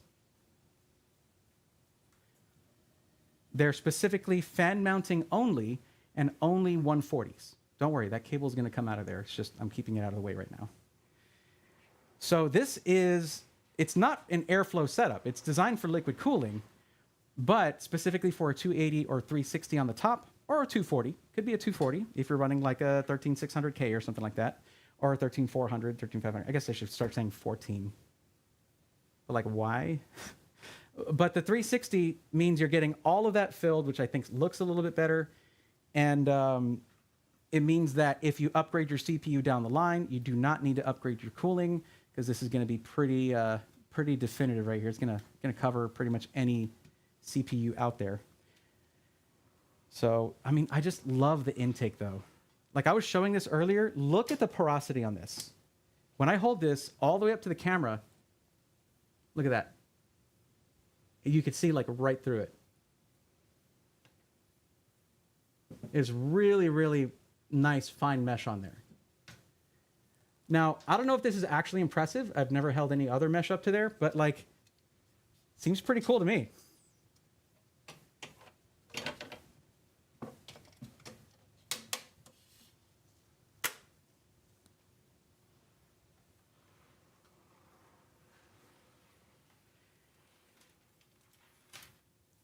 Are those 120 millimeter on the side? Yes. Yes, they are. But even if you don't give financial advice, do you think I should fly home to Ohio to visit my parents for the holidays or just do my own little celebration with my dog? I don't know. How's your relationship with your parents? He said, never having expected to ask that question on stream. Paying a lot to install pogo pins for maybe 2 or 3 likely combinations. Or you just use one only unit fan for exhaust. $30 exhaust fan, says Blaze Wind. I just saw that, Blaze, over in the Twitch chat. Yeah, pretty much. It's got to match, though, because it has to match. But, I mean, RGB fans are, in general, can be pretty pricey. There are some exceptions to that, and that market is being pushed. But there are some that are, like, pushing back. But they're bringing other features. It just depends on what features are important to you. I think the whole daisy chaining thing can be pretty cool. It's just superfluous after your build is done. And if you're just doing 360s, just get a unibody sort of matrix fan. There you go. Cooler Master's been making them for a while. Asia Horse, as Jay showed in his video, has been making them for a while. If you like the tons of RGB option, which you can just never plug in the RGB if you don't want it, you know.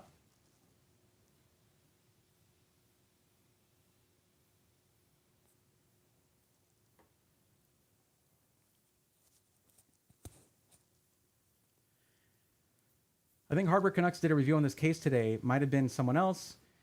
They seem to like it. Had a few critiques, but overall they liked the result. There were a lot of reviews in this case today because this is the day that it launched.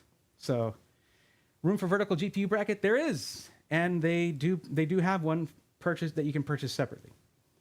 But it does come with a, I think it's $99, but it comes with a Gen 4 PCIe riser cable. So, someone fact check me on that, please.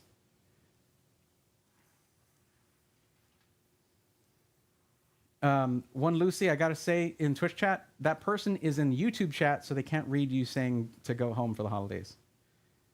That would actually be one thing. TTY, I'm not sure how to pronounce your name. Please let me know. But traveling during the holidays is kind of a nightmare. They've made several movies about that. Notably, Planes, Trains, and Automobiles is a classic. Like you gotta watch it. It may dissuade you from ever traveling during the holidays, but you know. Yeah. While our relationship is really good, don't worry, but I also want to buy a new set of monitors and do some stuff around the house. That is what we call, what an economist would call opportunity cost. If you're going to do one thing, it costs you, there's a cost involved that disallows you from either a time or money cost from doing another thing. So you have to decide which is not to say which is more important to you, but which makes more sense. I personally hate traveling during the holidays. It's a bad time. Oh boy, I'm getting in the weeds here. I'm like, where was I? Because I'll stop and chat, which is my favorite thing. It literally is my favorite thing about this. But then it's like, what was I doing? I don't remember. See, I'll review PCs during stream, but building on stream that's Roby's turf. That is Roby's turf. And the turf of like Phoenix PCs and other SIs that build on stream. Okay, so top fans for the AIO. These are let's do that. These are the PWM connectors for those. That's for the rear fan right there. I'll put that into another thing on its own connector. So I'll put that over here. You can't see what I'm doing. Here we go. So that's going to go back here. It's going to go directly to a header on the board. Oh, that's not the right cable anymore. I lost it. There it is. So that can go right through there. I'll connect that up later. That's the rear fan. But this one, and this guy right here. These are all one. You can usually give them a tug and see the other part of the cable move.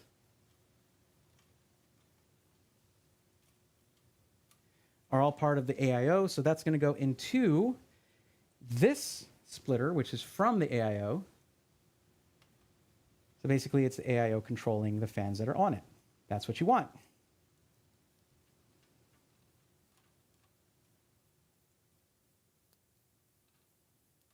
Oh, Adam, one thing. I messaged Hassan from V1 Tech. Remember I was talking about getting a V1 Tech panel with the PC World logo for that, what is it, an N7 or N9 build that you did? The big case. But it has that big old forehead part. And I was so saddened because, I mean, not everyone keeps up with, you know, magazines like that or media outlets, right? But he was like, who's PC World? I was like, hey, you want to do a project with PC World? And he was like, who is that? So I sent him some links, and he was like, oh, okay. So still haven't gotten back to me, though. I've traveled overseas during the holidays before, and it was it was atrocious. So maybe fly home later after getting a new roof done. Maybe New Year's, you know? Or later, right. Also, we're live on Twitch too. Let's go. Yeah. If you guys want, if you want to help support the stream, I haven't been looking at numbers on either one. I have no idea what my numbers are, but my numbers are pretty much split right now between Twitch and YouTube. So like usually I'll have double of whichever either one is. So if you guys want to help support the stream, first off, drop a like on the YouTube stream. YouTube likes that. Likes when you like things. Okay. I do really appreciate it if you do that. But secondly, open up the other one and just mute it. Like, just to have that viewership there, it helps me out a lot. Yo, what? Adam Patrick Murray, you know I'm reading every chat. That you didn't have to do a super chat. Thank you, Adam. Beetlejuice is not a great movie. Fight me. Beetlejuice could have been a terrible movie. Michael Keaton made it a great movie. Michael Keaton's performance makes it a great movie. Otherwise, it would have been whatever.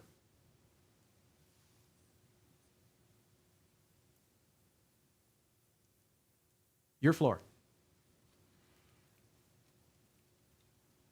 It is one of his greatest performances of all time.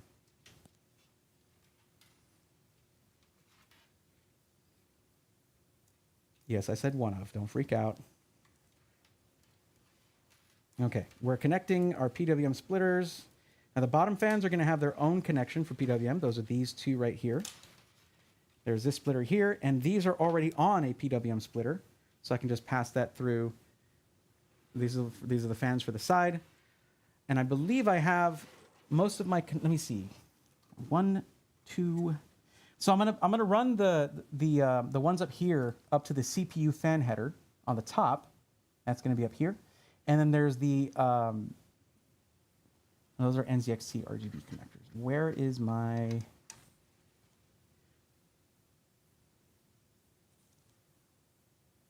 okay, CPU fan and AIO. So AIO pump is right there, and that's the actual cable for it. So let me go ahead and connect that.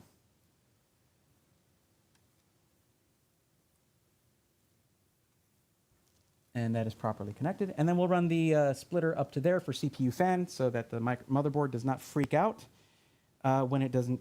Oh, I don't need to. I don't need to because it goes to the AIO. Never mind.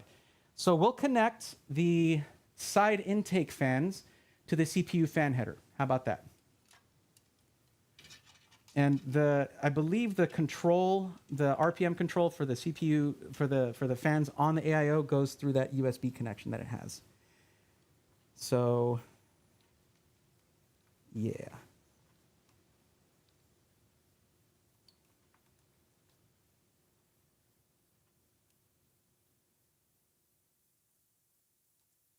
I can't see what I'm doing.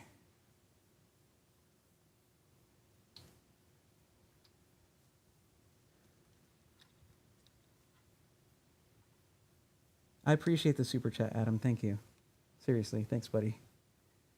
You always tell me the same thing, though, when I do one during a PC World, during the full nerd, when I do a super chat. You're like, bro, you don't have to do that. I'm like, I know. Imagine if I did have to do that. That's always my response to someone where they're like, oh, you don't have to, when I'm doing something nice, like, you don't have to do that. It's like, I know. You didn't have to get me a gift. I'm like, yeah, that's why it's nice. That's why I'm a good person. Oh my gosh, I cannot see what I'm doing.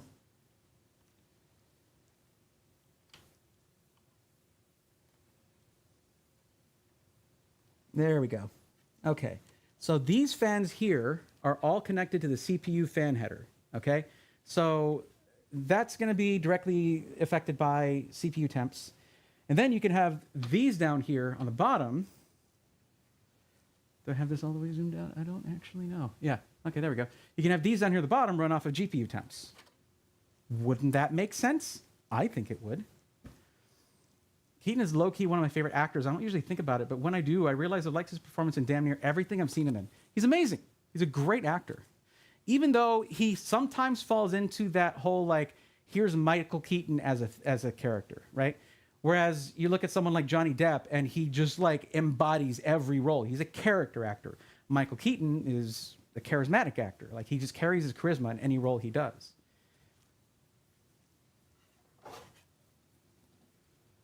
So, like when you see Brad Pitt's done some pretty off-the-wall characters, but not as many. He's not as much of a character actor. Usually it's like when you watch Ocean's 11, you're watching to see George Clooney and Brad Pitt hang out. And their chemistry is awesome because that's just those two guys have great chemistry, you know?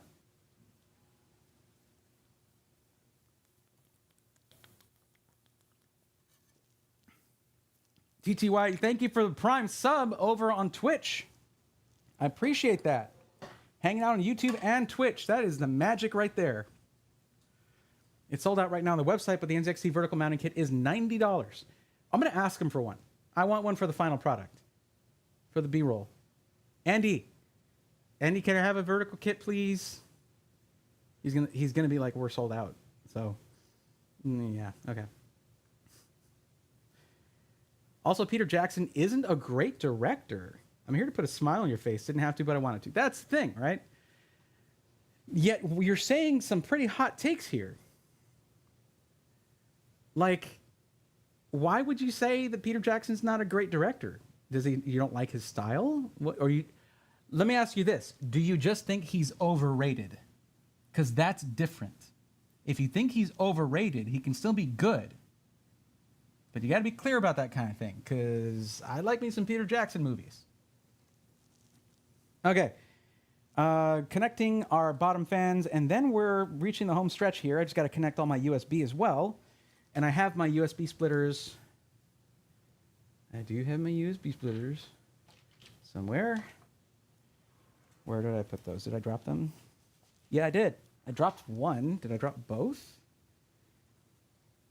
It is entirely possible that I dropped both of my USB splitters. That could be a problem. Yeah, I found it. Okay. By the way, Adam, when it comes to... Now, I am quickly losing trust in your word when it comes to film and TV, I guess, or film. But when it comes to audio, I trust your word implicitly. What do you think about the head-worn? This is like a $99 Samsung head-worn microphone. How does it sound? Is it pretty good? I've been using this thing for a while whenever I'm running around and doing stuff, and the comfort level is awesome. But how's the sound? Oh, let me show what I'm doing. Showing what I'm doing is kind of the important thing here.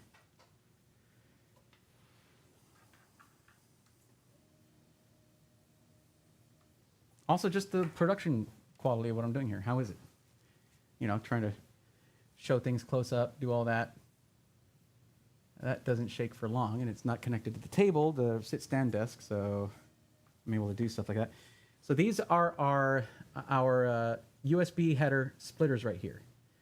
And it's going to basically pass under this, and the USB 2.0 headers are on the bottom of the board. Name a Peter Jackson movie that is good that isn't a documentary. The Lord of the Rings trilogy. The Lord of the Rings trilogy. Like that whole thing. Don't talk to me about The Hobbit. I'm not a fanboy. Like, I can say when something shouldn't have been done a certain way, even if I like someone's work. But like, The Lord of the Rings will never get something like that again. It is never going to happen like that again. It was a beautiful moment. in fantasy film for nerds all around the world. So our headers are down there at the bottom. This thing takes that, splits it into 2, which is good because we need 3. Let me pass the other one through.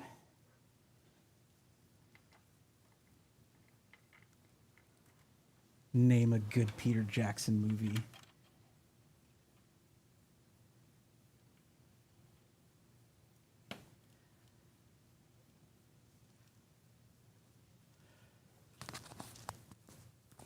Sounds good for $100. Not too nasally and not too scratchy.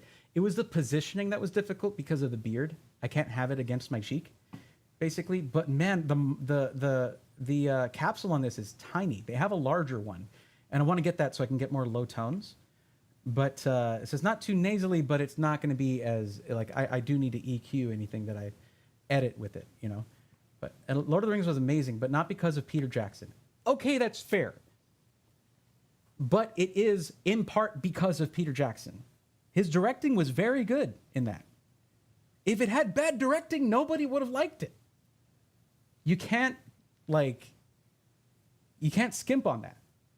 It is an integral part of any film, is like the directing.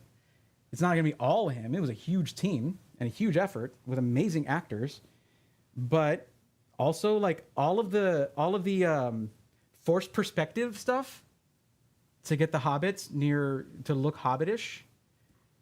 And, you know, Gimli, the actor who played Gimli was super tall, but they made him look shorter. Like the forced perspective stuff, that took a lot of work, and it was amazing.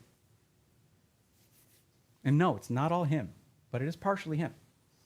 Credit where credit is due, my friend.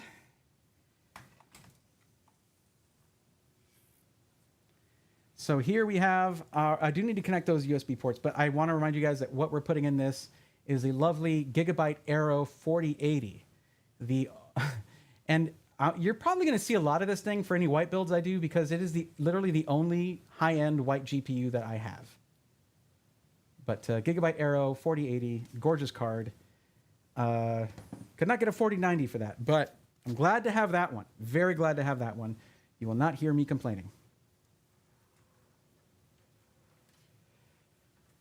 Okay, so now that I did that, on the back here, we have our 4 USB headers that we can connect. So we're going to grab those. We've got, these are all going to be from the controllers, basically. So there's this one here. Go ahead and connect that up right there. These are keyed as well. So if you can see this, there's going to be one of these that doesn't actually have a hole in it. See that? Right there. I should have trimmed my nails before I did this. I didn't know I was going to be doing close-ups. My bad. So you got to make sure you plug this in properly. There's going to be a missing pin, and make sure you just line that up correctly. 4090 went up by $50 compared to when and for how long? We should debate this during a live build we do together. Absolutely. Let's save it for that. I'm down for that. And I think that I'll probably be quite a bit faster if I'm with other people helping me stay focused, but you might not help me stay focused, so I don't know. Oh, I actually have 4 total USB headers. That's perfect because I have the splitter, so yeah. What does this one go to? The AIO probably. AIO is 1, and each of the 3, man, NZXT, you gotta make, they probably make a splitter, an RGB controller that has more than 3. They just don't include that with an AIO because it only needs 3, but like I think that it should include one that has 6. That's the number I would go for. Because then you're taking up even more USB ports, all that. But thankfully we have exactly the number that we need. And then that's just going to get tucked in there. I'm going to stop taking so much time with this because this is going on pretty long and I need to get like these fans connected here. Let's do that. I'm just going to push them through the bottom.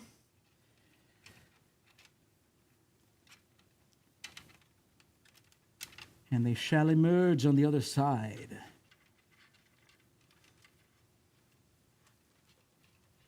I need to remember the name of this YouTuber, but I actually recently became obsessed with this one YouTube channel where the guy does impressions. He does vocal impressions, and I guess he learned to deepfake So he basically has these videos of like Star Wars characters reacting to the media, the films, the shows.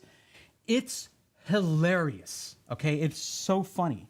Imagine a Force ghost, old man Qui-Gon Jinn, who is just, he's like that old grandpa that knows he's not keeping up with everything. He doesn't understand everything, and he's totally cool with that.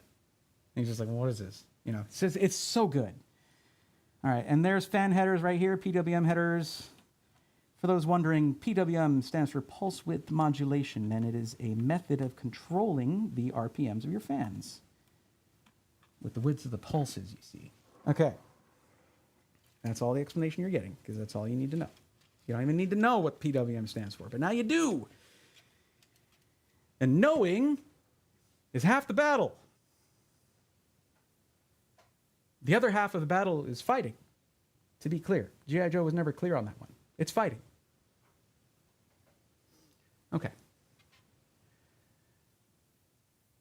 Guys, how would, let me ask you guys, since Adam's here, he's talking about doing a live build together. How would you like to see me go on the PC World channel and do a stream with them to do a live build? What would you think about that? It'd be sick, right? And Adam is now in the Twitch chat subscribing with Prime. Good Lord, my friend. Will the generosity ever cease? Cannot handle this. That's everything. Everything's connected now. You know what? This is work for Future Bray. Future Bray can worry about this. I just want to get this closed up. I want to get this going. I've been doing this for way too long. And we need to do some thermal testing. That's really what we're worried about here is thermals. We want to see how thermals do in comparison to the numbers we got with the Y70 Touch. Even though they're not in the same price category, they're both dual chamber cases. And it's also the last case that I had all these parts in. So that's what we're testing. Nothing specific other than that. No particular reason other than that's what we had this in. And it happened to line up with 2 case launches in the last week. So whatever, right? Forget it. That's enough. I'm done with that. The cool thing about doing some cable management is that it gives you more room to shove the other cables in and forget about them for now. All right?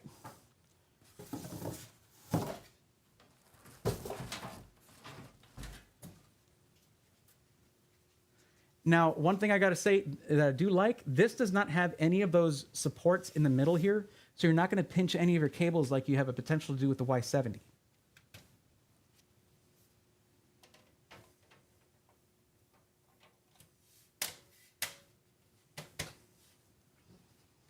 All right, guys, I need y'all to help me out here to educate our buddy Adam Patrick Murray. What is the rule when we're booting up a PC that we just put together? What's the rule? You leave the glass panel off. Got to have that off of there. Okay, just to be clear, because I was just messing with this. This slots in. There's these 2 pins right here that slot in like that, and then there you go. Even though there's some pressure coming from the cables, it's nothing crazy. So that's done. So now we get to put in our GPU. So let's do that. That's how I feel with my personal PC. Just shove it on there. I mean, it makes it a little harder to troubleshoot it, but I mean, you do that to yourself. So there. Adam says all side panels on. And kiss it. I mean, you know, generosity won't stop till you come on our stream. Okay. Let me know. I do have a trip to Austin coming up. There's that. Other than that, I got no plans until CES, my friend. So, yeah. Well, Roby was talking about maybe doing a thing in December. Kind of a cool project, too. That's also in Austin. But I'm not sure yet. I need to ask him, see if that's still going. Still happening. Excuse me.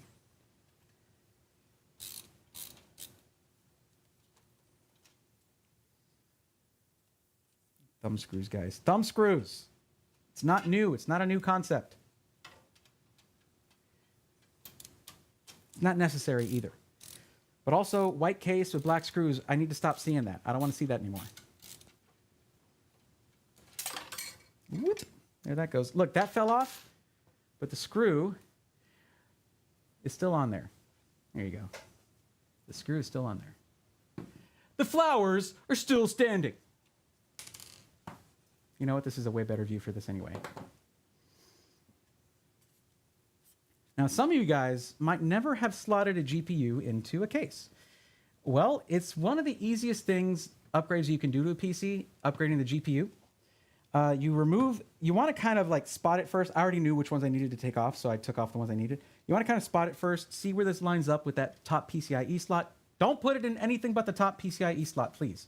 That one is specifically designed to handle the weight of the GPU. Plus, in a lot of motherboards, this is the only slot that has direct CPU access with PCIe Gen 5, if that's a feature of it, being PCIe Gen 5. So once you do that, you'll see which of these PCIe slot covers you need to remove. That's not focusing. There we go. And for this one, it's just these two, because even though this thing is chunky as heck, it only has a 2-slot PCIe bracket on it. So let's get this thing on there. I do wish I had the vertical GPU mount, but I don't, and it's okay. This is probably gonna have some wicked sag too. Now, once you have this on here, you might want to just continue to sort of support it until you can put a screw in there. You don't just want all that weight to be resting on the PCIe slot.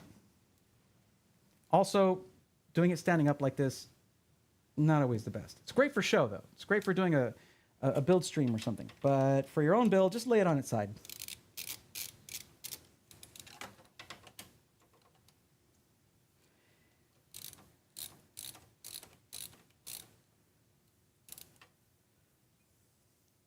Oh, Gigabyte. So, okay. I don't know if I can show this. Let's see if I can. Let's switch this. I should have done this before I screwed in the GPU. I don't think you guys can see. Well, you'll at least be able to see that there is a sticker there, right? So if you look, you can see the screws that are holding down the rear plate, the back plate of the GPU, and holding down the cooling solution for the GPU. And it has one of them has a sticker over the screw. Now there would often be in the before times. You would often see those, and it would say that it would like void warranty if you break that seal. That's not enforceable. It's not legal. It's not legally enforceable that your warranty is void if you do that. You're supposed to be able to take your stuff apart. Okay? So Gigabyte changed it up, and it just now says Gigabyte qualified on there. Okay, Gigabyte, that's cool. It still lets you guys know if it's been taken apart, which should change nothing. Nothing! Right to repair.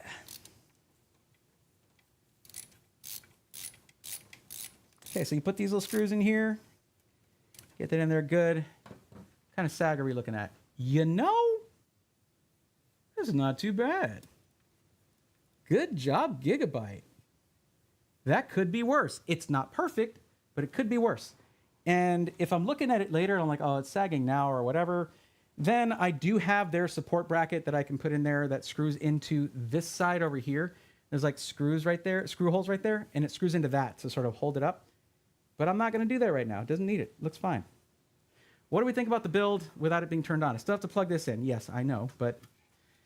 And I have a 180 connector here, so it's basically going to be like that. I shouldn't have put this on there yet. So I can just pull that back once I'm done with that. Let me do that first. And which one is it? It should be this guy right here. Yep, that's the one. Okay. This goes into here.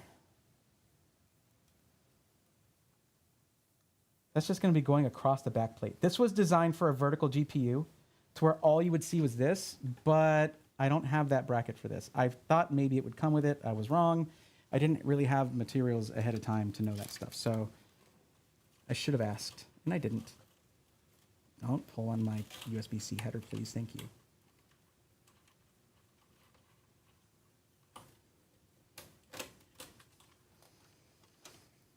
Okay.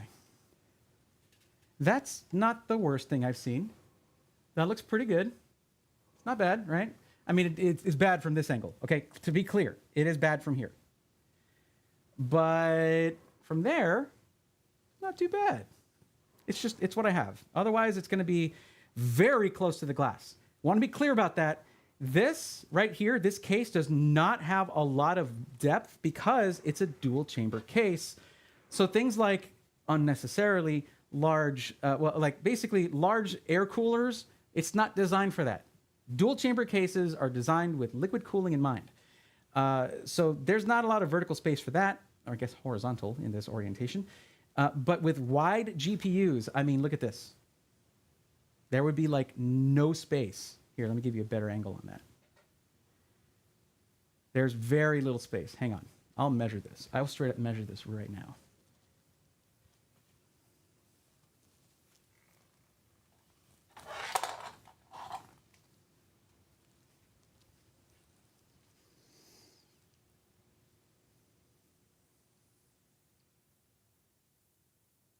So, where would that hit? You have like a centimeter, 1.2 centimeters of space. If that, no, not even that. Looking at this camera angle here, there's like a centimeter of space. Now, if you're looking at from the card or from the connector back here, you have about 3 centimeters. You have about 3. I'm looking here at like the back of the connector there, basically. It's gonna be pushed up against it, but still, it's fine like this. Don't fully seat the 12V HPWR connect cable just for fun. You know what? If I don't fully seat it, that's what I'll say it was for, and I'll blame you. That's how I feel with my personal PC. Just shoving. Oh, so that was Patrick. That's funny because well, for a living, you have to. Don't take your work home with you, Patrick. I just realized that it was you saying that. Could be a ton of fun. Absolutely great if on here too. Very true. I'll be at CES. Let's do another video. Let's do another video at CES.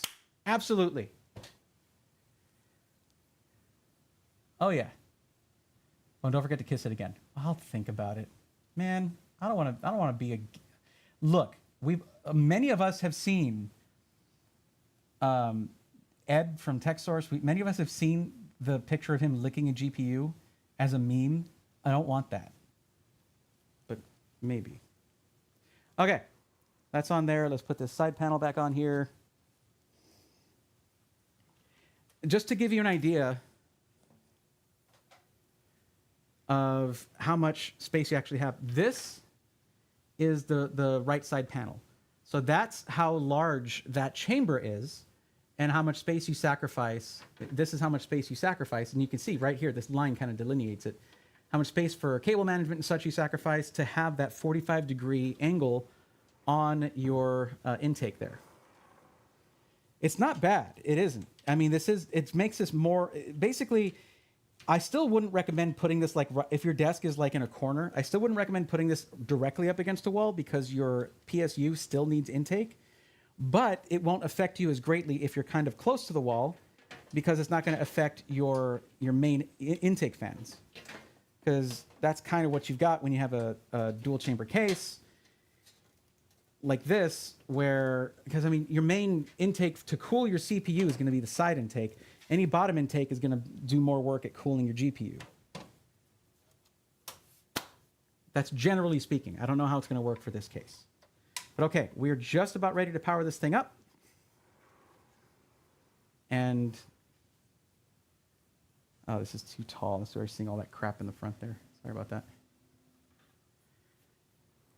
And just to appease Mr. Adam Patrick Murray, here we go.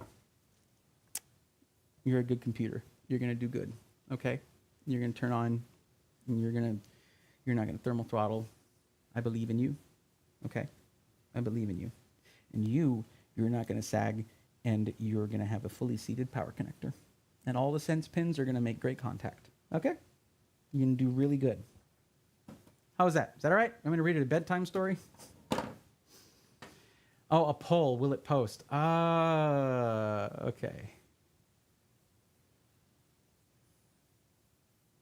Sure.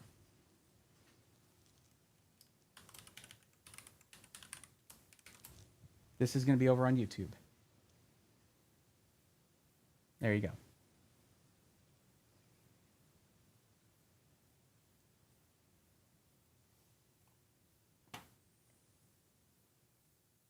That will only work with that 180 adapter. Okay. All right, time to take. Okay, you got it. TTYE, thank you for that. Thank you for coming in. Appreciate the sub as well. Thank you for that. And Adam, thank you for the super. Is it called a super sticker when it's like that? Okay. Let's get our. Oh, that's tied into that. Where is my C13? Here it is. Okay.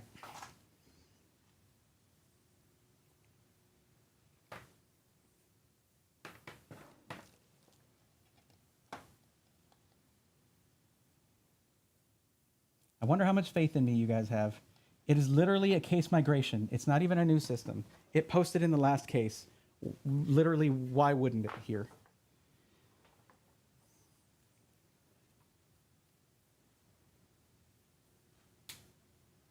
Okay, our power button is right here. Let's get our lights. All right, Sidus Link, where are you?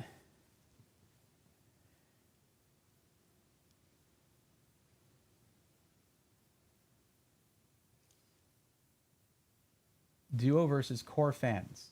I have Core fans come with this, so unless you want to buy extra fans for no reason, go with Core. Although I do have some of the non-Duo loop fans on the top. That's just, it's a thing. You have to watch the Y70 build to understand why.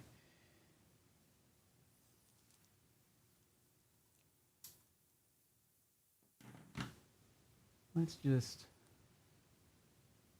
maybe I can turn this down some.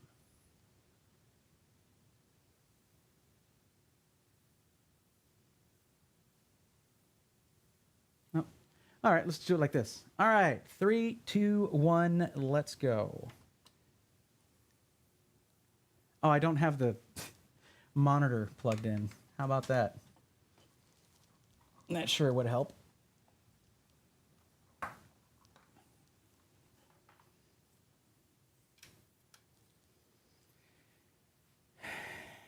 And let's get our mouse and keyboard. I got a little excited, guys. I'm sorry. What can I say?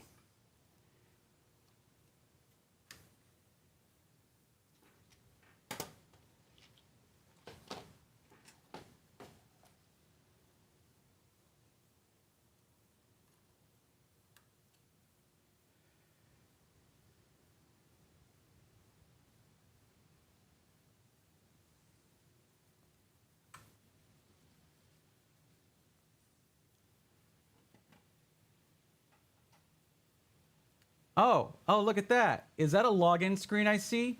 I think it is. There you go, everybody. Let's see what the poll says. I want to know. Yes, 100%. Oh my gosh, the faith, the love, the belief. Thank you so much. Okay, let's go back to this for a second. Let that do its thing. Look at that. Would you look at that? Look at how gorgeous that is. I love what mesh does to RGB. It just gives like such a subtle glow and diffuses it nicely. Man, this thing is not plugged in. That is not plugged in. I did not plug in the PWM connector for that. Oops. It is the only one that's purple, so I got to see what's going on with my RGB setup because some of these weren't on a controller before. So NZXT cam just needs a little bit of adjustment. Why did that one? No, we don't need you right now. Have it.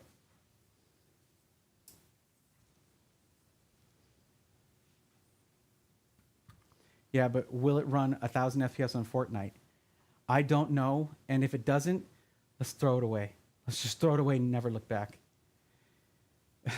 I appreciate the faith, everybody. Thank you again for the super sticker, Adam. I appreciate that. Bulldog Gamer, when's the stream for help figuring out parts builds? That's over on Twitch chat. Those were my Twitch streams where I would help people one-on-one with picking out the right system for them. Those are coming back. It's just I'm so behind on so many deadlines that I still haven't posted.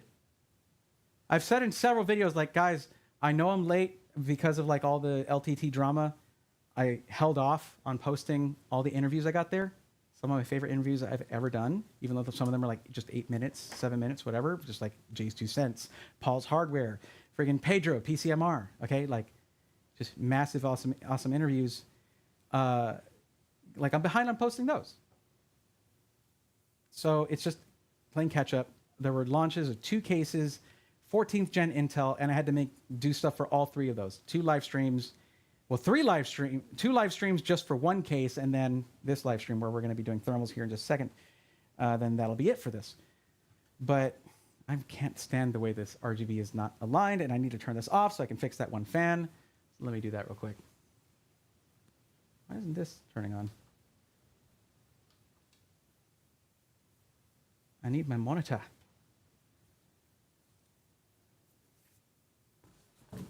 Yeah, I straight up just forgot to plug in that one fan connector, PWM connector.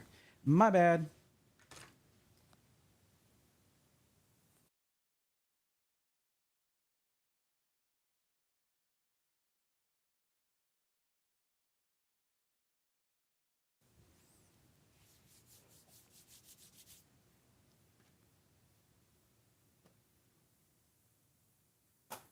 What do you mean no cable connect? Stupid monitor. I swear.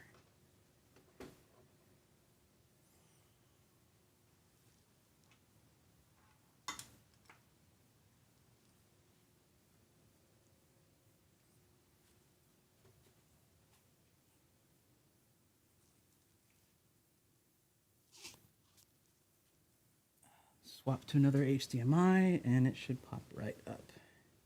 I can have faith too, you know?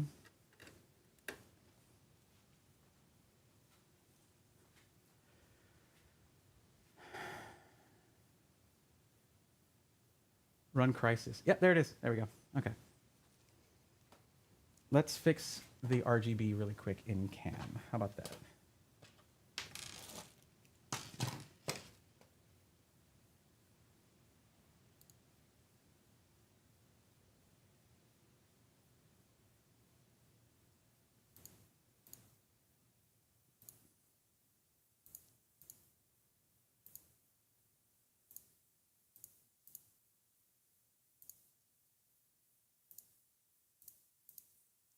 And then the bottom fans.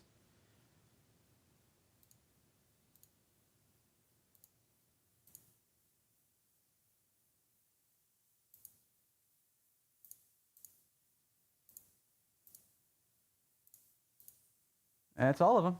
There we go. It's not a dark purple or anything, but it's and it's actually a little hard to tell, but sure.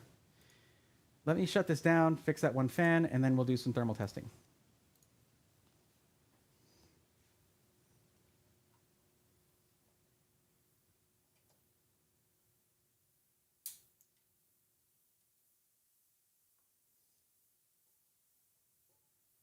You know, I am sorely tempted to like use this thing as my main PC for a while.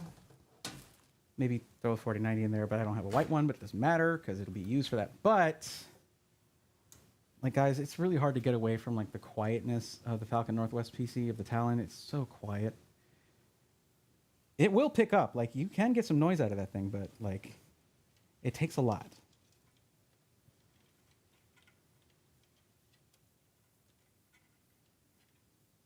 Oh, I just left it up here. That's right. Just left it hanging. Yep, there it is.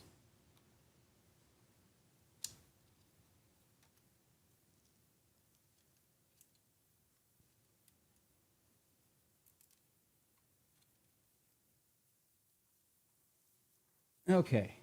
Now they should all spin. Everything will be good. And peace shall settle over the land. Oh, God. So many cables. You just put one Velcro strap in here just to sort of keep this mess together, keep it from pushing out on the side panel, which won't pop off once I have the thumb screw on there, but like, still.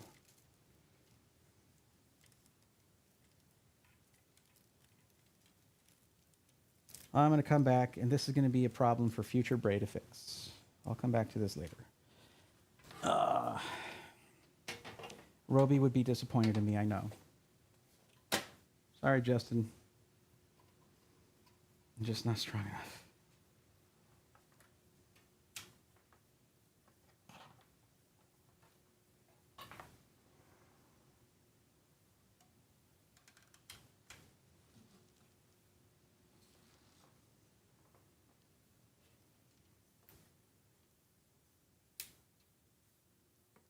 Now we can do the side panel. Haven't done the peels on this one yet, so let's do that.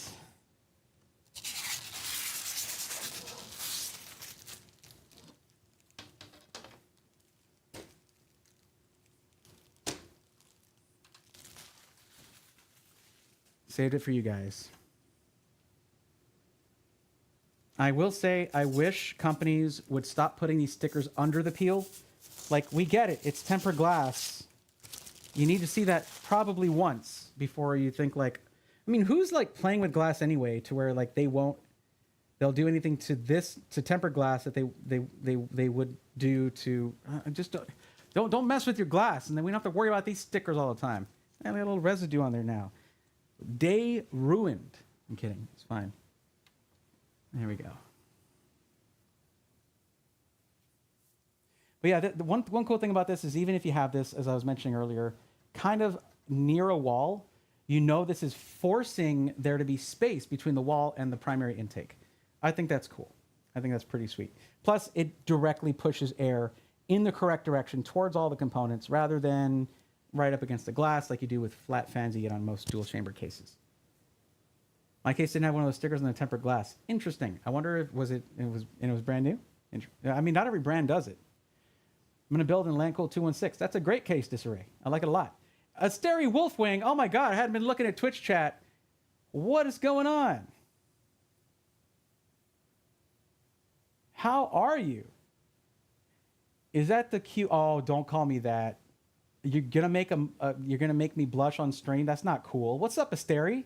How are you? And yeah, I just did a whole case migration to the new the H6 Flow. Which, look at that intake. It's so weird. This is gorgeous, though. Like, of course, the whole thing about having the 90-degree view of everything, front and side and all that, looking in on your stuff, it's really cool. And this right here takes that concept and improves on the airflow. I think it's great. Well, we'll find out if it improves on the airflow. Party Animals on... Oh, I'm playing Party Animals. That sounds fun. I never played that one. It looks like chaos. I promised to help someone in Wheel of Time. Is that what you're talking about? Is there a Wheel of Time game I don't know about? I would like to play it. Don't watch the Amazon series. Do not. That is not the Wheel of Time. All right. And I'm not the typical like, oh, the book was better kind of guy. It's just not even close. They didn't even bother. I don't even think they read the books at all.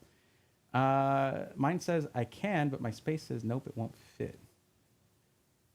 In case they didn't have one. Oh, okay. Tempered glass. If they want to warn you about anything, let your PC case warm up if you receive it during the winter and it's freezing outside. Sudden temperature shock by touching the glass should shatter it. That would be terrible.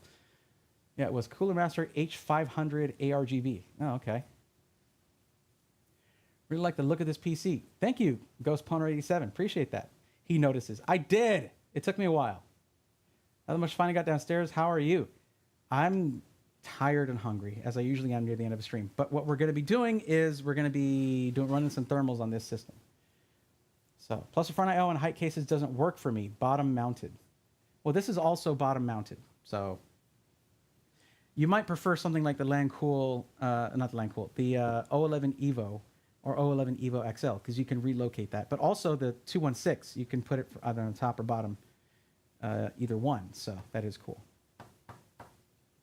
So you already mentioned, oh, World of Tanks. I was like, is there a Wheel of Time game? Oh my God, I hope they did it better than Amazon did the series. Oh, thank you, appreciate that, Adam. I hope you have a great evening. Sorry, I was in the weeds on this PC and then I had to catch up with it. I'm not used to having two chats. I'm looking at YouTube chat now for those who are in the Twitch chat. It's a lot to manage, trust me. A question, got a PC for Star Force today. It was working great. Did a Windows update. Now I'm getting continuous blue screen and I can't get it to boot into Windows. You need to contact contact SkyTech immediately. I don't know that they have 24/7 support, but put in a support ticket immediately. Yeah. I mean, you just got it, right? And did you get it directly from SkyTech or from another vendor? I usually recommend going directly through any system integrator rather than a third-party retailer, but that regardless, whichever you did, you need to get that, like, I know it's a pain in the butt to like package up a PC, send it off, do stuff like that, but like just get it taken care of. There, you shouldn't have to pay anything for shipping, none of that. So that should all be covered. You are guaranteed a working PC. Be pro and have 4 chats. Nope. No, thank you. I'm barely earning the title Twitch partner here. In fact, I don't think I'm even close to earning it, honestly, these days. But mostly, especially because I'm now multicasting, multi-streaming. But I'm interested. What am I? Let's see. 25 viewers on YouTube, and 25 on. There we go. And I'll usually get 50 or 60 if I just stream on YouTube. So that's about right. I don't know if any of you guys are watching both, but if you do, I do appreciate that. But also, if you're watching on YouTube, please drop a like. And I see there's 29 on there. We can probably get a few more than that. I do appreciate it because this is a lot of work. A lot of work to do this. We believe, as all things should be, Disarray. Yeah. Talk to SkyTech immediately about that. Just get that fixed up. Sir Clifton, $4.99. Thank you for the super chat. What should I buy? Alienware R15 or Prism 3? Both are i9 and 4090. Which would you prefer, honestly? It's my first big purchase. Never Alienware. Not Alienware, never Alienware. Proprietary hardware, don't like it. That's why my show is called System Integrators Weekly, because I don't cover OEMs. OEMs manufacturing their own hardware instead of going with standard ATX are just creating e-waste, unfortunately. But also, though they did make some improvements to airflow and such with their newer version, the R15 is not their newest version of the Alienware PC. That's the sort of egg-like one, right? More rounded and squared. Yeah, don't even bother. Don't even bother with that. The motherboard is freaky to look at. The power supply, not standard ATX. Motherboard, not standard ATX. Cooler, mounted directly to the case, of all things. Like, none of the stuff can be used in anything else. You can't upgrade it. You can't fix it. You want to go with SkyTech because, or any SI, because they're going to use off-the-shelf components that can be serviced, swapped out with anything that is standard ATX stuff. YouTube hates ad blocker. Well, generally, yeah. I mean, yeah. Wait, what? To the case? Yeah, to the case. It goes right through the motherboard into the case. I keep forgetting about the fact that I'm supposed to be testing something here. Hello? It's probably the monitor that freaked out and doesn't want to display anything. I have had problems with this monitor on that now and then. Okay. Oh, man, I'm excited. Adam wants to do another video at CES. That's so cool. Now I have to go. I got to go to CES.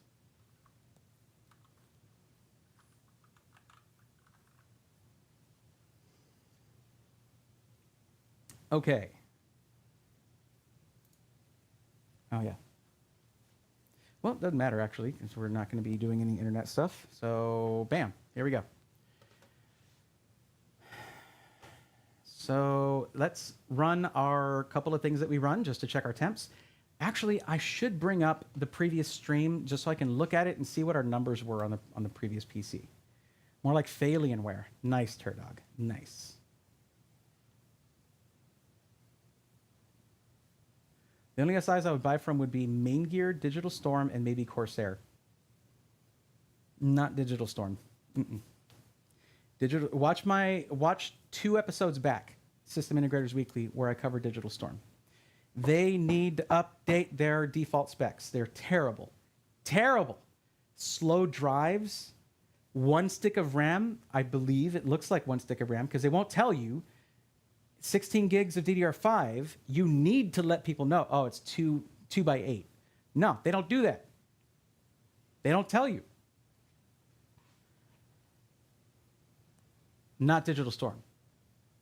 If anything, Yeah, okay, so my last episode where I covered Origin PC, I would prefer that over Digital Storm any day of the week.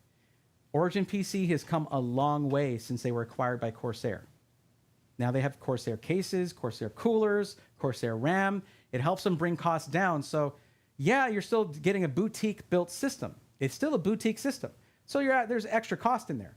But if you look at some of the prices that they're charging for the GPUs, they're at or under MSRP. The only downside to Origin, as far as I can see now, is that their warranty is not the best in the business, but you can upgrade it. It's a year of parts, but you get lifetime labor. It's a bit unbalanced, if you ask me. I'd rather have 3 years parts and labor, if you ask me. 2 or 3 years parts and labor is going to be more useful to most people than lifetime labor and 1 year of parts support. Like that's, yeah, not my favorite. Okay, so what were we doing? We had the last 2 episodes of System Integrators Weekly. On one of them, I covered Digital Storm, and on the other one, I covered Origin. Compare the two, okay? As for main gear, okay, hold on. That's all right. As for main gear is good.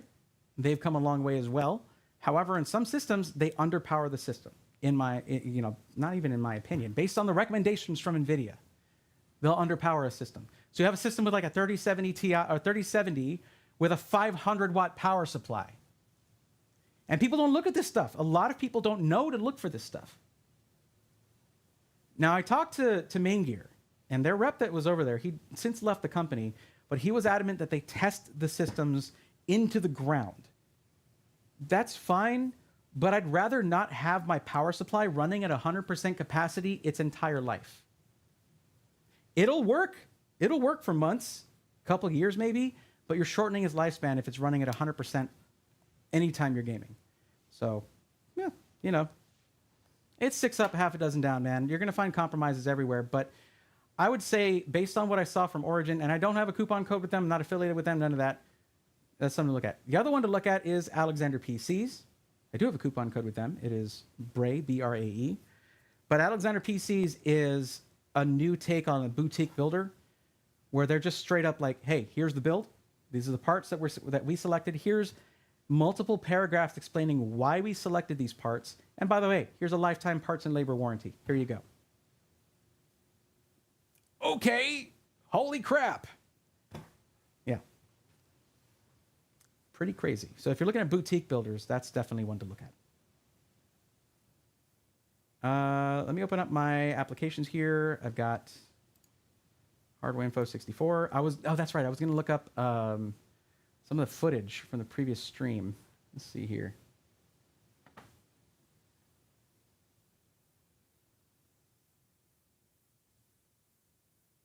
I don't think I muxed it yet.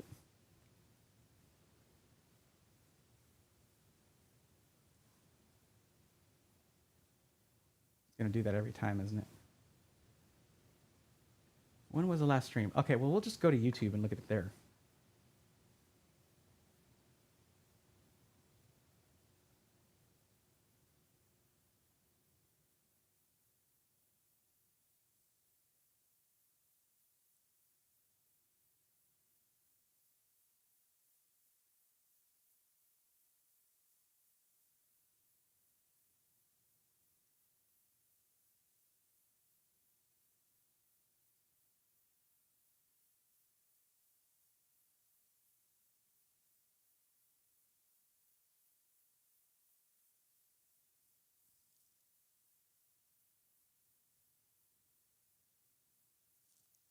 Okay.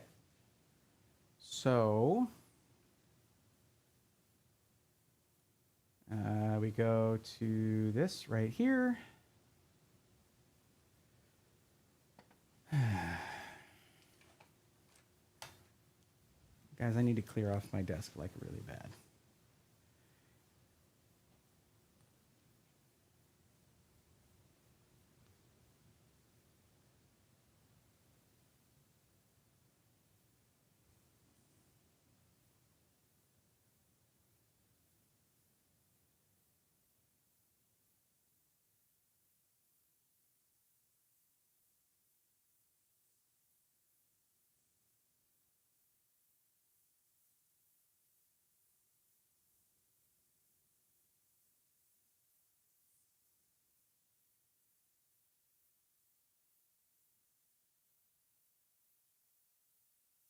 Okay, looking into this, it looks like we were hitting a max CPU temperature of 96 degrees Celsius.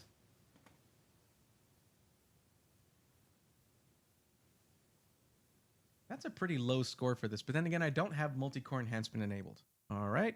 Yeah, that's one thing about this, guys, is I did this just as if it was a, say you're just a standard builder. You're just putting it together, put it in, thermal paste, CPU cooler, put the thing together, and you don't mess with the BIOS too much. Because there are different SIs that will do different, like, some SIs will put in their own, like, BIOS settings to sort of get it to a certain performance level and cooling level that is appropriate to the cooling that they can achieve with their case and cooling solution. That's too many variables. So I don't have MCE enabled. I didn't turn on download and install the Intel XTU. None of that stuff. This is just bone stock running. It's not hitting. We're not gonna hit no 6 gigahertz here. Doesn't matter. That's not what we're trying to do. So we hit. Let me see where I was. Where was it running?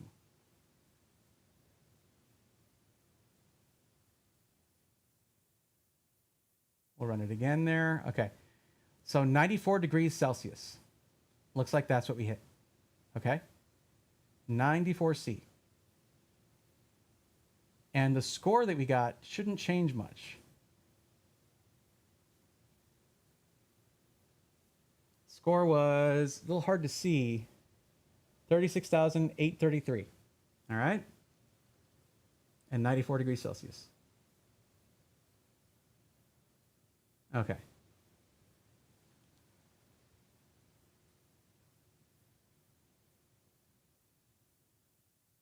All right, and we're back to this PC here.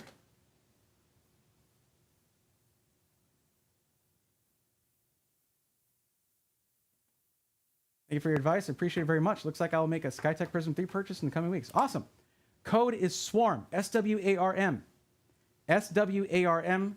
Sir Cliff Den, don't forget that, because that can save you a good chunk of money on a SkyTech PC. They are part of Operation Code Brave Thorn. And if you want to see the whole list of coupon codes we have amongst a list of system integrators, check the coupon code section in the Discord, which is linked in the description of the YouTube stream.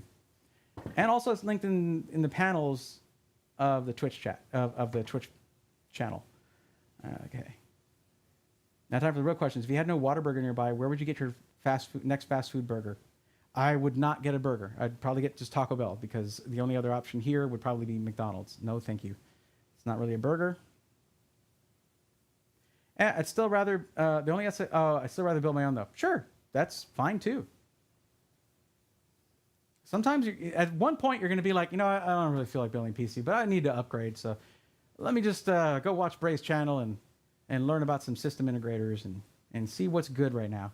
And then you could do that. No problem.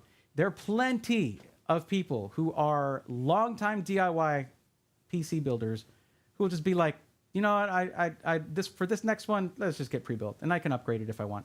There you go. And it has a warranty. It's great. Okay, so we got that running here. 94 degrees, 36,833 was a score. So let's open up Cinebench, and we'll do a single run. Oops, I clicked that twice, didn't I? We'll do a single run, and let me make sure it didn't actually open up 2 windows. It did not. And then we'll do a 10-minute run. Let that AIO get a full heat soak going on. All right, start. We'll do a single run. Looks like the last score recorded was 36,667. That was the last score recorded.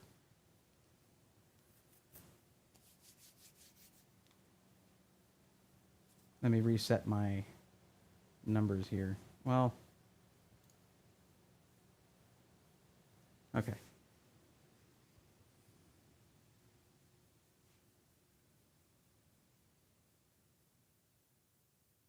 Well, all right. We got a 37,341. We went up by like 500 points in Cinebench. 500 or 600 points. That's not nothing. But I think this last run here was a 10-minute long stretch. Our max temperature recorded was 92 degrees Celsius for the CPU package. Let's do a 10-minute run and just hang out. Sound good? Sounds good. 37,341. All right. Is this thing going to cool better than that big old Y70 Touch? Probably. I do feel like this angled side intake is going to make a difference. And plus, the filtration, I think I like a little bit more. Bought a pre-built during COVID, but it's what I could find for a decent gaming rig, but I switched some components in the rig. Ghost Pwner, that's what started my show. I needed a pre-built. I remembered that HYTE had won the LTT Secret Shopper series 2 times in a row, and there were only 2 of those done at the time. So I was like, I'll buy one from HYTE. They seem to be getting good scores. So, yeah. And it was fine. There was like a chip in the glass panel. They sent me a new one. There was a dent in the right side panel. They sent me a new one. All that stuff was taken care of. And I just took it apart, built a custom PC out of it. This was during the big early parts of the shortages when the 30 series cards had just come out. So I was like, I need to tell everybody about this trick right here. This one easy trick can get you a GPU during the shortages. And it seriously was the best way. But like, nobody was talking about it. Do you know why no one was talking about it in tech YouTube? Because most of those channels had cultivated a distrust of system integrators over the years, a distrust of pre-builts in general. They had cultivated that and cultivated it and encouraged it and perpetuated it. And when it was time for them to be like, pre-builts are like the only way to get a good GPU right now, they would have their whole viewership turning against them if they did that. Finally, Jay was like, I guess you can buy a pre-built. And it was like, that's the thing is a lot of his viewership, his dedicated viewership, and I've talked to him about this. He's like, yeah, I know how they are. We're the ones coming into my channel being like, oh, pre-builts are stupid and they suck. It's like, how can all of any product be bad? That is not how products work.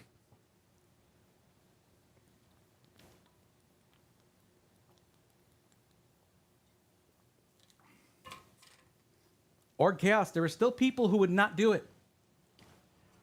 There were still people who were like, I'll just wait. And they were right in a lot of ways, where it's just like, you got a 1060, just rock that. Doesn't matter. You can game. It's better than paying 3 times MSRP, 4 times MSRP to get a mid-range GPU. It was ridiculous, dude. People were buying 3070s for $1,800.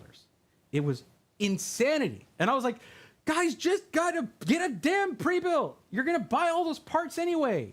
This way it just comes in, yeah, it's packaged. It's a fancy package. Just take it apart, put it together in a new case. There you go. You built a PC. Good job. I've never been a super stubborn DIY advocate.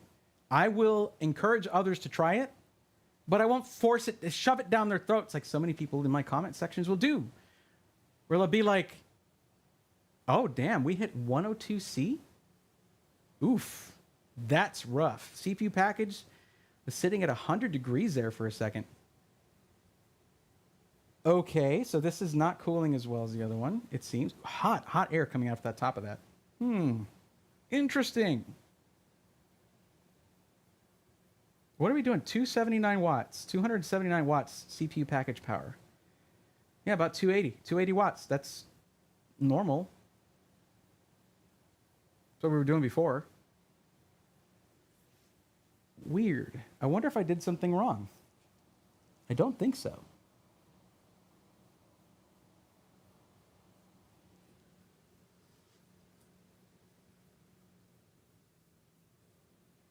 I mean, this thing's running like the dickens. It's going.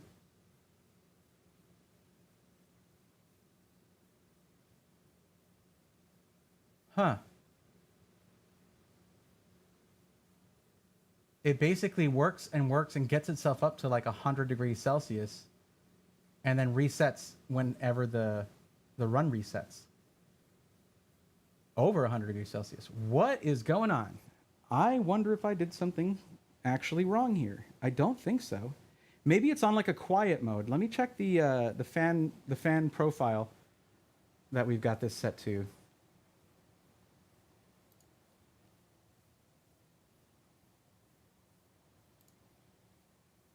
Cooling is set to default. What if we go to performance? Just check that out.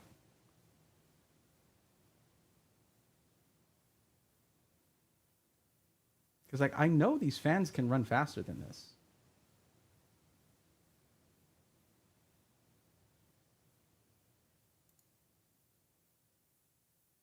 Okay, we're not going over 100 degrees Celsius anymore.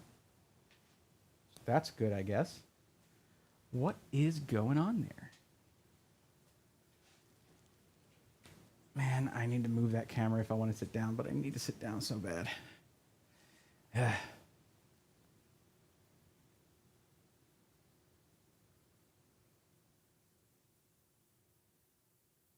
if I do this? No. Oh, wrong. Keyboard, of course.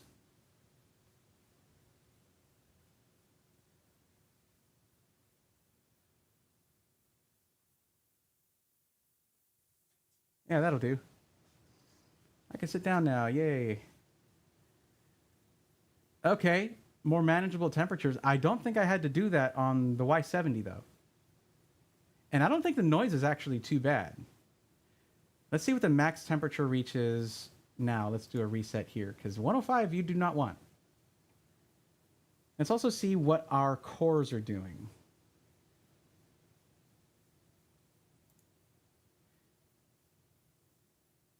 So it's one core. P-Core 5 is the only one that has hit 101. I wonder if maybe while I was moving everything, I might need to reseat that CPU pump, the CPU block. I might need to reseat that because it might have created a bubble in there or like pulled off of it a little bit. I might be getting bad coverage for that one core because 101 Celsius on only one of them. The max temperature on the other ones is like 97. So yeah, it could be bad coverage, something like that, or a spot just missing some thermal paste. It did not seem right to me that it was running that hot. Oh, that's when I found you also. Nice, Disarray. Yeah, Disarray, when I bought my system that had a 3070 in it, I bought it for the same price as buying a 3070 on eBay, $1,800. And it was a 3900X 3070 system. Not the most balanced system out there, but it was a really good deal. It was like $600 off at the time. And I got it in like 5 days. I was like, this is so cool. Maybe it's just on 13900K nuke everything mode. Not at 280 watts. It's maxing out at 280 watts. It's not on nuke everything mode. We'd be at or over 300. I'm pretty sure that my method of just like remove, because I moved the motherboard and AIO over to the other case at the same time. So that could have, and in fact, it looks like the CPU block is a little twisted. I might just try repasting it because the last build got a fresh paste in it because I built it in that case. And then it just sucks because I wanted it all to be as even as possible.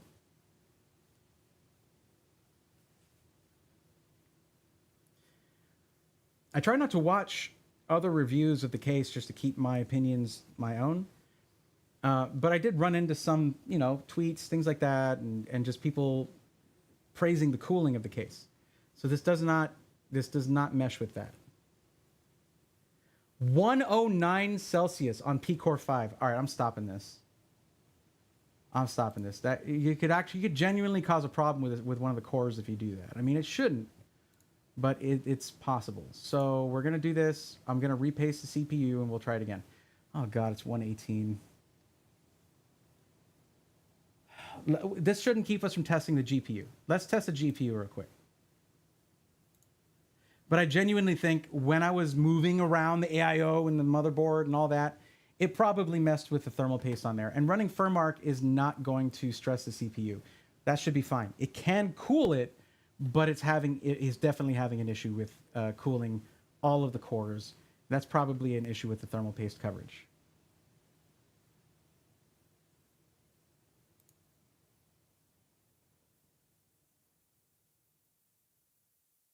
Well, I mean, the whole total package temperature didn't really. It was really just P-Core 5.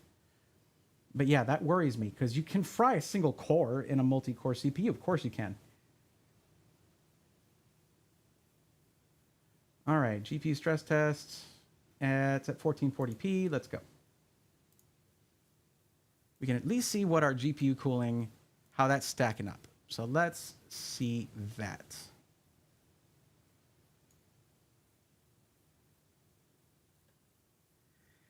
Alrighty then, let's reset our numbers here.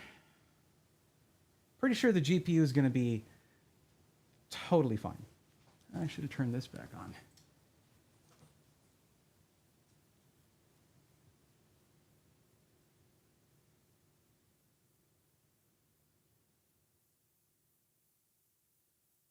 We're going to let this run for a little bit so that it can sort of wind up and heat up. I'm really concerned about that CPU. Should I try to fix that tonight, or should I revisit this? Like, answer it in the final video, or have it as a bit in next week's episode of System Integrators Week? I should probably do it in SI as an added thing in SI Week, because I am circling the drain, guys. I'm so tired. And repasting the CPU, I could do just a not good job of doing that because of how tired I am. And I need to remove all variables like that. I need to be rested and do this properly. I do not want to burn out my 13900K.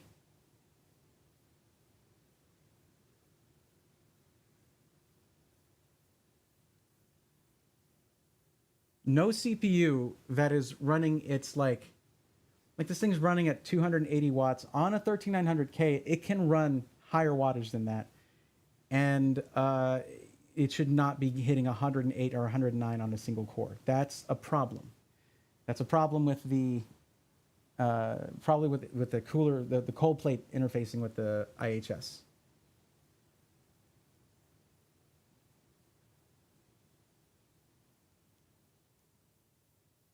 Would cryo sheets work better than paste? Well, the point of cryo sheets is not for them to work better. It's sort of like, I mean, you can get it nice and even, and it's not going to like phase change. It's going to stay in a sheet format. It's like basically, it won't dry out is the point. It's not going to dry out. That's the whole idea. And also like for a test bench, if you're going to be testing multiple coolers, you don't have to repaste every time. You just have a sheet that just stays there. Boom, boom, boom. Just that kind of thing. I really want to get a test bench set up, but honestly, there's no need in the YouTube landscape for another guy who just tests hardware. I mean, this is me making sure that the case can live up to its cooling needs. This is people aren't necessarily going to take something like a $500, $600, $700 CPU and put it in a build in a $109 case. That's a really high-end CPU, but this case is supposed to be able to handle high-end hardware. So I don't think that's the problem. Like looking at this 4080 is sitting 67 degrees, 67.6 Celsius. After running Firmark for how long? Sorry, I'm not zoomed in, so you can barely read the text. I wonder if I can make that text any larger. Well, whatever. We've been running it for... Where is that number? Almost 4 minutes. Almost 4 minutes. So not bad. Not bad.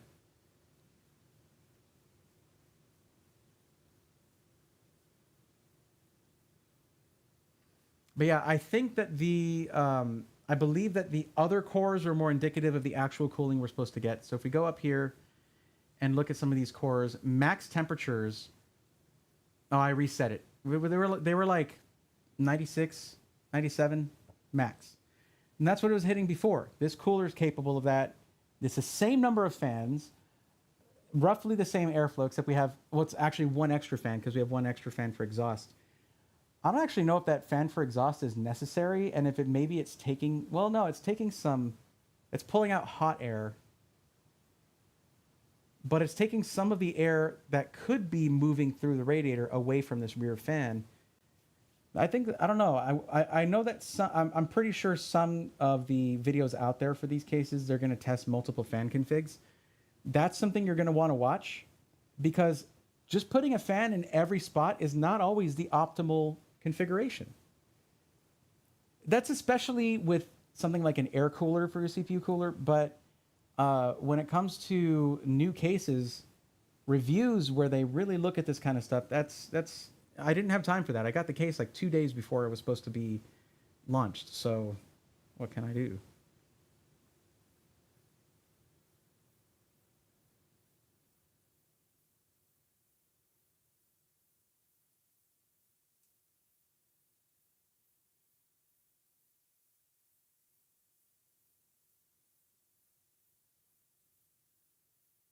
I'm not even looking at the GPU temps. What are we at now? Yeah, it's not. It hasn't gotten any higher. So we're pretty much balanced out about just under 68 degrees Celsius, around 68 degrees Celsius. That's where we're going to hang out for that. So this 4080 is pulling 340 watts, max 347 watts, and it's chilling at 68 degrees Celsius. That is not amazing, but it's not bad at all. 80 degrees is generally what you want to stay away from, and we're 12 degrees away from that. 12 degrees Celsius is a lot of degrees in Fahrenheit, right? So, I mean, it's a lot of leeway. So plus this is a little bit overclocked for a 4080 beyond the original spec. So yeah. For multi-fan configs, GN usually does a good job. Yeah. Also, I mean, check out Hardware Canucks. See if Hardware Unboxed did one. Those three should cover everything you need.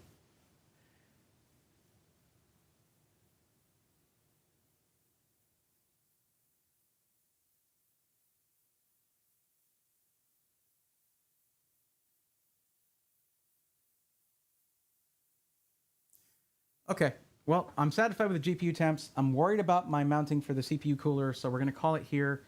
I'm gonna get some rest, come back to this and do that, and then I'll just film some retesting of that. And we'll see if it was just me doing the transfer without remounting the CPU block. Like, that's probably something that I should say, just go ahead and do it. Even if you're doing just a case migration, case swap, go ahead and remount your CPU block, because the tension that you're putting on it, the forces that you're putting on it can probably generate, maybe you might be pulling up on it a bit, pulling in an air bubble, something like that. It's a lot harder to have an air bubble in your thermal paste than you might imagine, because of all the pressure there. But it's not necessarily used to having that kind of force exerted on it like you do when you have just the cooler loose and the motherboard loose and you're moving it around. You guys saw how much I was moving that. So that's probably on me. And I'm not going to let it just sit like that. So we'll call it here. And yeah, I genuinely appreciate you guys hanging out for this. Thank you so much. I will say this. This case is gorgeous. Like, I cannot get over how cool this looks. I love the fans tilting in like that. And I don't know. I just think that it's much more compact. This is a little bit bigger, I think. And it's close to the size of like a standard O11, but a little bit smaller than that. Like, it's a little bit smaller. So somewhere closer to the O11, but somewhere between the O11 and O11 Mini, closer to the O11, the original, okay? But man, it is sick. I really, really do like it. Yeah. That is a damn good looking PC. It really is. I wish I had matching fans on the top. I know. They're not the core fans. They are the standard F120s. Sorry about that. But I had to run what I brung. Same fans I ran on the radiator on the last one, because you get different blade profiles on the F120s and the RGB core fans, where those are seemingly not as good for static pressure. So, since you already said it, test it without the rear fan, possibly with the rear fan as intake too, if you really want to. I don't think I would set it as intake at any point, like reasonably so, but you could reasonably be expected to not install it. That wouldn't be too much of an issue to do. The only thing is, if you're going to test without a fan, you don't just unplug it. You got to remove it. because then it's going to be blocking airflow if those blades aren't moving. And that could allow these fans here to pull in fresh air. So it could be very useful as intake. I would never use it as that because it's not filtered. I would put a filter over it. I would get like a 120 millimeter magnetic filter, mesh filter from Amazon, pop that onto there, and then maybe try that. Maybe it's something for the future. I don't know. But as intake, it could be really useful for cooling the CPU. It could. But I might not need to test that. I haven't really watched much content on this, and I'm sure somebody tested that. So, and rather than me needing to do it, I would just go watch some other content on it, see what other people said. Again,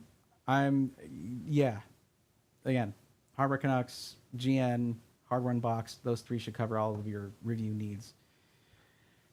But yeah, I mean, really, this part was meant to be like, hey, what's it like to K-swap into this, to build in it in general, and it was a delight to build in, that's for sure. It's a little bit more compact than I'm used to, but definitely nice to build in. And then what are the temps like? Can it cool?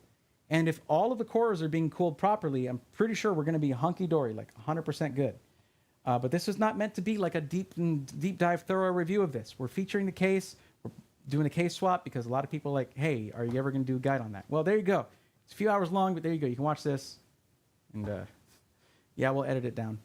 But that's it for this. That's it pretty much for the stream. O11 didn't have a rear fan, so I consider it optional. Sure. Yeah. O11 Evo does, though. Although it's a bit larger.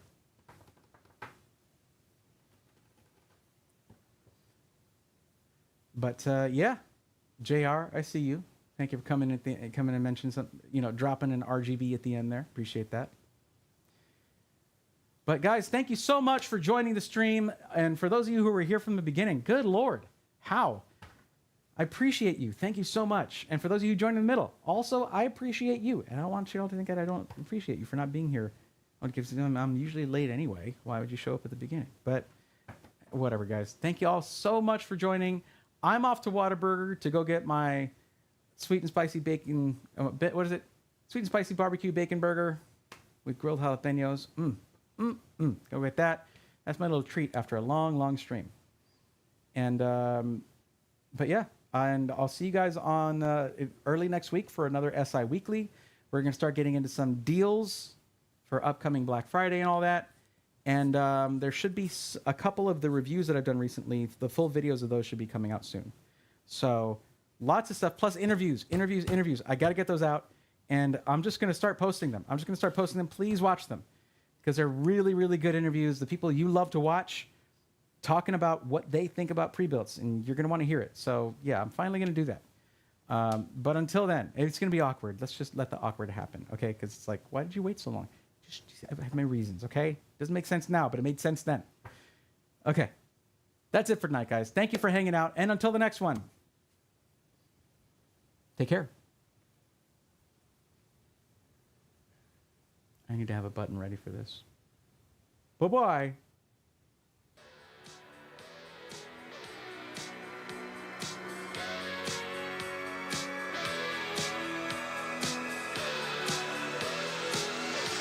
Let's go, nerds!